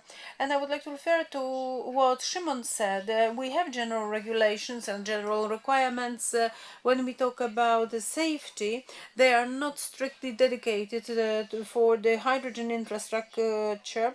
ATEX, when we talk about the explosive safety and ATEX directive, it regards all the sectors of industry. So when we look at the hydrogen and the parameters of the process where this hydrogen is generated, stored and transported, and also in the anti-explosive protection, we do have some solutions, and the law is constructed in the context of ATEX in such a way that it is okay. So we will not reinvent the wheel here, and the fact is that we have to learn a lot from the industrial facilities. We can feel safe, yes? Yes. Well, I think we can, because hydrogen is not a very aggressive agent. We have to look at it through the lens of it being more commercialized. We have to build first knowledge about the buyers, final buyers, because I feel myself in talks we conduct with investors that there are fears relating to the selection of technology, and they relate from the fact that there is still low level of knowledge how the technologies are protected in relation to dangers that come with them. And I have to finish it, I planned it, look at it, that on a daily basis we commercially use hydrocarbons like diesel or petrol and CNG, LNG. All those are flammable. They can create explosive atmospheres. So in the context of actually used hydrocarbon industry, we know how to act in the context of hydrocarbon fuels, and by the certain schema of acting in the context of building safeguards, we are able to build a similar level of safety in the context of hydrocarbon. So it is key that those projects attract good engineers, competent engineers, who from the design stage through implementation and operation will be involved. So I think that it's doable. Great. Generally speaking, we say that the industry slightly differently perceives hydrogen. So fears given as an example, I will address Mr. Janusz. You are from a refinery concern that you increased the production and they have lower CO2 emissions. Generally, the refinery is in 10% of best refineries in Europe.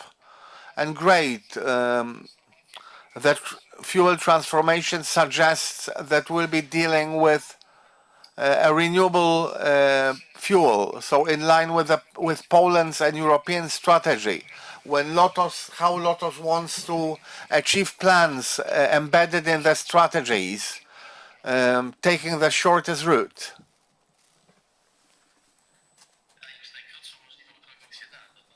The shortest possible route. It all depends on legal regulations, because to a large extent legal regulations define the economics of undertakings, and they heavily drive the way what the path of further use of low emission will be.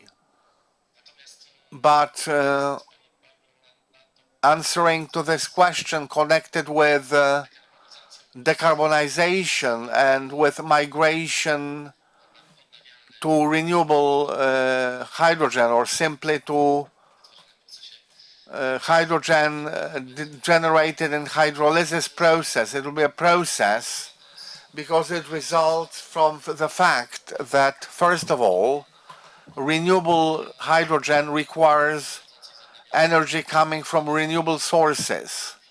As of today, we are all aware that this potential we have is insufficient to fully decarbonize the economy or industry. For this, you will need further development of what we have. And it seems that the regulations that are created by the EU go toward ensuring that renewable sources that will be created should be dedicated to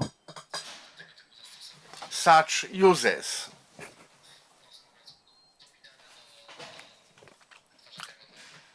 And also geared to manufacture hydrogen that will be connected to generate hydrogen. As Director Belinsky said, hydrogen is a certain carrier of energy, so it is to play the role of a buffer, of a certain stabilizer of the system. It can be a storage of energy in the chemical form, which can be used in the energy system. So I think that here, primarily on the side of RES, there is a lot to be done still until we can speak of full decarbonization of industry and migrating to renewable hydrogen from the one used in large scale. As you, Alexander, pointed out, hydrogen is no novelty. We are a third producer of hydrogen in the world. This gas is used both in nitrogen industry and in refineries in large scale.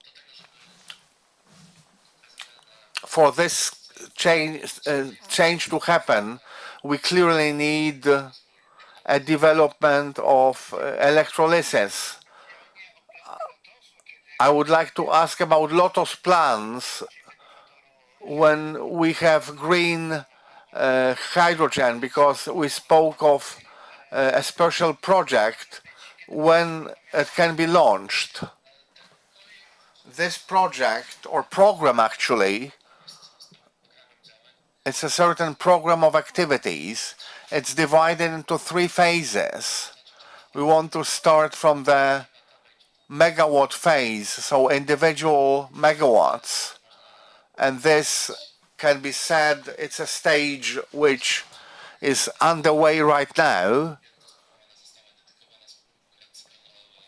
There is a dedicated company, the group of companies, to implement this program. So we think that this will also be a factor that will drive the pace of implementing the projects. But the high-scale project with megawatts involved, up to 100 megawatts, or even more, it's a perspective of a few coming years. First of all, owing to business cases and also the need to learn handling this technology within a refinery and connecting it with other installations that operate right now. And first of all, the idea is for us to have certain areas, sources that could feed the electrolyzer powers that we spoke about. So quite sizable volumes of energy are needed to produce hydrogen. I keep my fingers crossed for implementation to happen as soon as possible, so you would have first certificates of green hydrogen in Poland. I have a question to Ms. Pawłowska. What apart from challenges, also financial challenges, can be identified from the standpoint of the Environmental Protection Institute? I think that you should mention what was mentioned earlier about the regulatory level, an expectation like it was the case in electric mobility market. The idea is that this market will have more value. It's not only domestically, it will be when there is a dedicated legal act. What Director Beliński said about the package of legislative changing, about components in energy law, about alternative fuels, by all means, but the market needs for other regulations, not only like electromobility. There is also a need, not only in domestic settings, but also a need at European level, that as long as the European Union does not present a single constitutional document that clearly indicates what the objectives are, what the roles are, what expectations there are, the market to a large extent is still waiting for stabilization of regulations. It was said today, and for me it's very important in the context of challenges, an answer to these expectations. And the other issue, all today's conference, but also all other meetings relating to hydrogen, are based on the belief that hydrogen is a best response to many challenges. We are living in a hydrogen bubble. It is a good way for problems of energy sector, for transformation. We need to realize that the approach of the European Commission is that hydrogen is one of the many possibilities that will lead to climate neutrality. So it's treated at an equal footing. There is no approach like everything else we failed, and now we invest in hydrogen. Hydrogen is treated at an equal footing with other alternative fuels. So every time it has to confirm its cost effectiveness, which is a big challenge, because even the best technology which is not economically viable will lose with other technologies. So here a departure from our bubble. Hydrogen is not an answer. We need to remember about competition, because everything is always verified by business cases. Yes, it's true. Projects have to work in finance terms, especially if it's done by business companies which have to make money later or sooner. The project that I received an email about from the European Commission assumes that every 150 kilometers there should be a hydrogen refueling station, and the liquid hydrogen stations should be spaced every 450 kilometers, and this all by 2030. And I have a question to all of you: whether Poland is able to meet such demands, whether these are only wishful thinking examples. It shows that such data is available, and on the other hand, as Alicja Pawłowska said, indeed, it all has to work financially. Well, now this financial aspect works different ways, and now can Poland meet such demands? Well, will Poland make it, simply? Maybe Ms. Alexandra first. I will answer as an engineer, because I'm not knowledgeable about financial issues, but as a country we have very competent engineers, very gifted technologists, and for sure with support of engineering people we are able to meet the challenges. The key thing is whether the financial environment and legal environment will be conducive to the operation of engineers. You have to look at it from this standpoint. Janusz.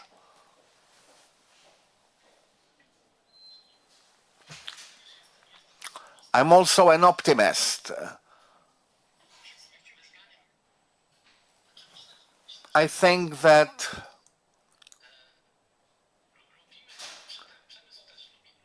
the industry likes challenges. When there is an opportunity which you can use, there will be efforts made to take advantage of this new circumstance. I think that we are by all means talking about a project that was published a few months ago. There are almost 50 stations. It's not a daunting objective.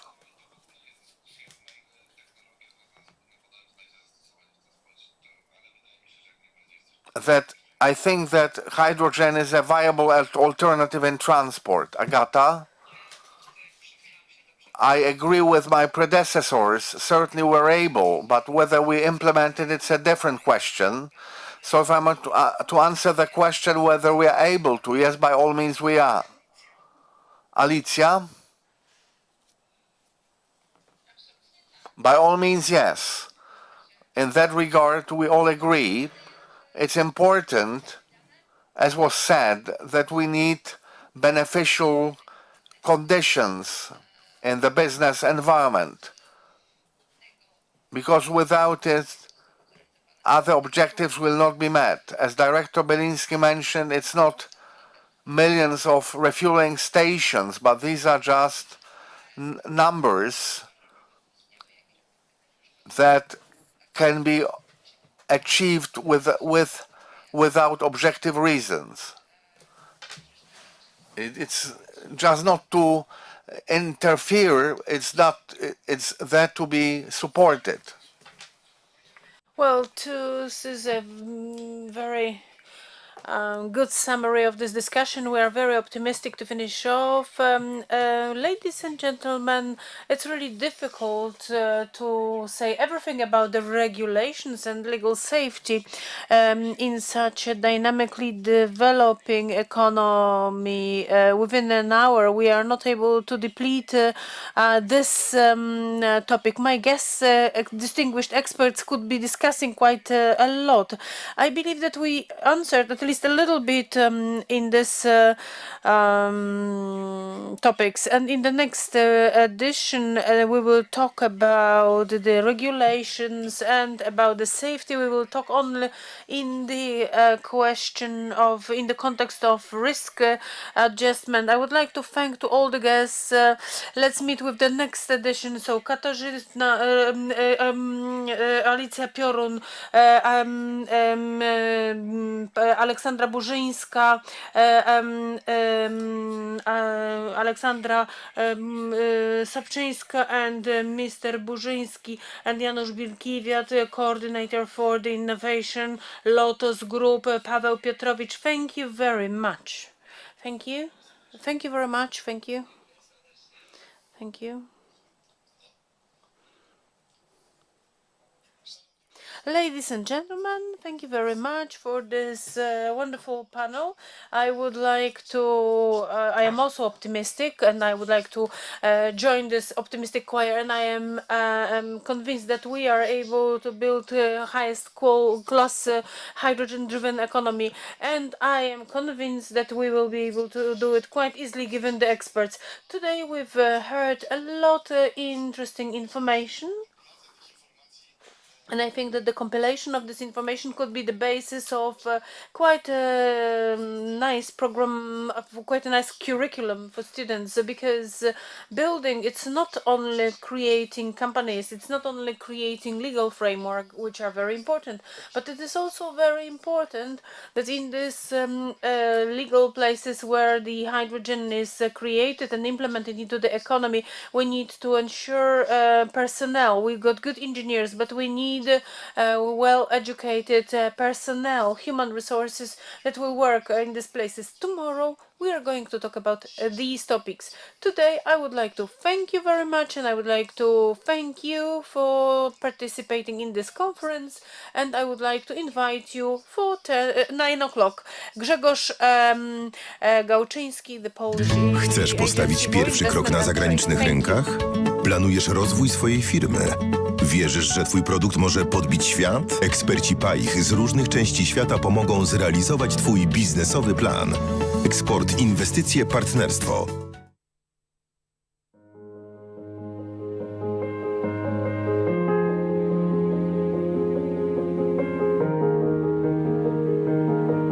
Polska Agencja Inwestycji i Handlu wspiera polskie firmy przy wchodzeniu na nierzadko egzotyczne rynki. W codziennej naszej pracy często mamy do czynienia z różnymi sektorami gospodarki.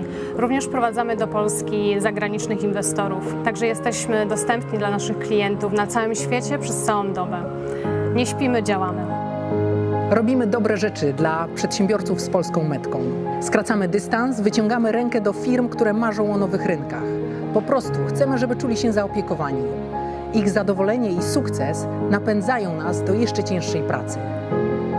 Niewątpliwym walorem pracy w PAIH jest jej międzynarodowy charakter oraz niezwykła wręcz różnorodność. Wykorzystując możliwości, które oferuje agencja, takie jak poznawanie nowych kultur, współpraca z największymi markami czy budowanie strategii ekspansji międzynarodowej, możemy podążać ścieżką stabilnego rozwoju zawodowego. Poza tym, to nie jest zwykły urząd, to coś znacznie więcej. PAIH to ekipa świetnie dobranych, ambitnych i dynamicznych ekspertów otwartych na świat i nowe wyzwania. Stawiamy na nieszablonowość i wyjście poza utarte schematy. Czy jesteśmy typową administracją publiczną? Pewnie już tylko z nazwy. Działamy w 100% biznesowo. Polska Agencja Inwestycji i Handlu ma niesamowitą, unikatową wartość na rynku jako partner w międzynarodowym biznesie, a mianowicie działalność opartą na współpracy z przedsiębiorcą na dwóch silnych fundamentach: sieci zagranicznych biur handlowych na całym świecie, na wszystkich kontynentach oraz ekspertach branżowych i rynkowych, którzy są tutaj na miejscu w Warszawie. I w centrum naszego działania właśnie jest przedsiębiorca, w szczególności segmentu MŚP.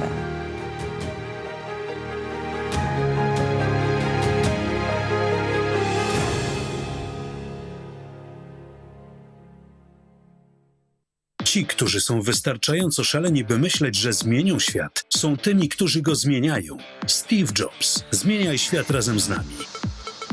Poznaj nowy wymiar sprzedaży w internecie, nowoczesny sposób prezentowania produktów, usług i biznesu. Poznaj MetaJar. Nowoczesną i fotorealistyczną wirtualną przestrzeń, przenoszącą Twój biznes i klientów w nowy wymiar handlu w internecie. MetaJar to innowacyjne rozwiązanie dające możliwość znacznego obniżenia kosztów wejścia do wirtualnego świata biznesu, szybkiego i intuicyjnego wystawiania oraz zamawiania produktów w przestrzeni 3D, tworzenia tematycznych i branżowych grup biznesowych, tworzenia i udziału w wirtualnych targach na całym świecie, komunikowania się poprzez czat, wideo oraz głos. Twórz z nami nowoczesną i niczym nieograniczoną przestrzeń biznesową. Odkryj MetaJar.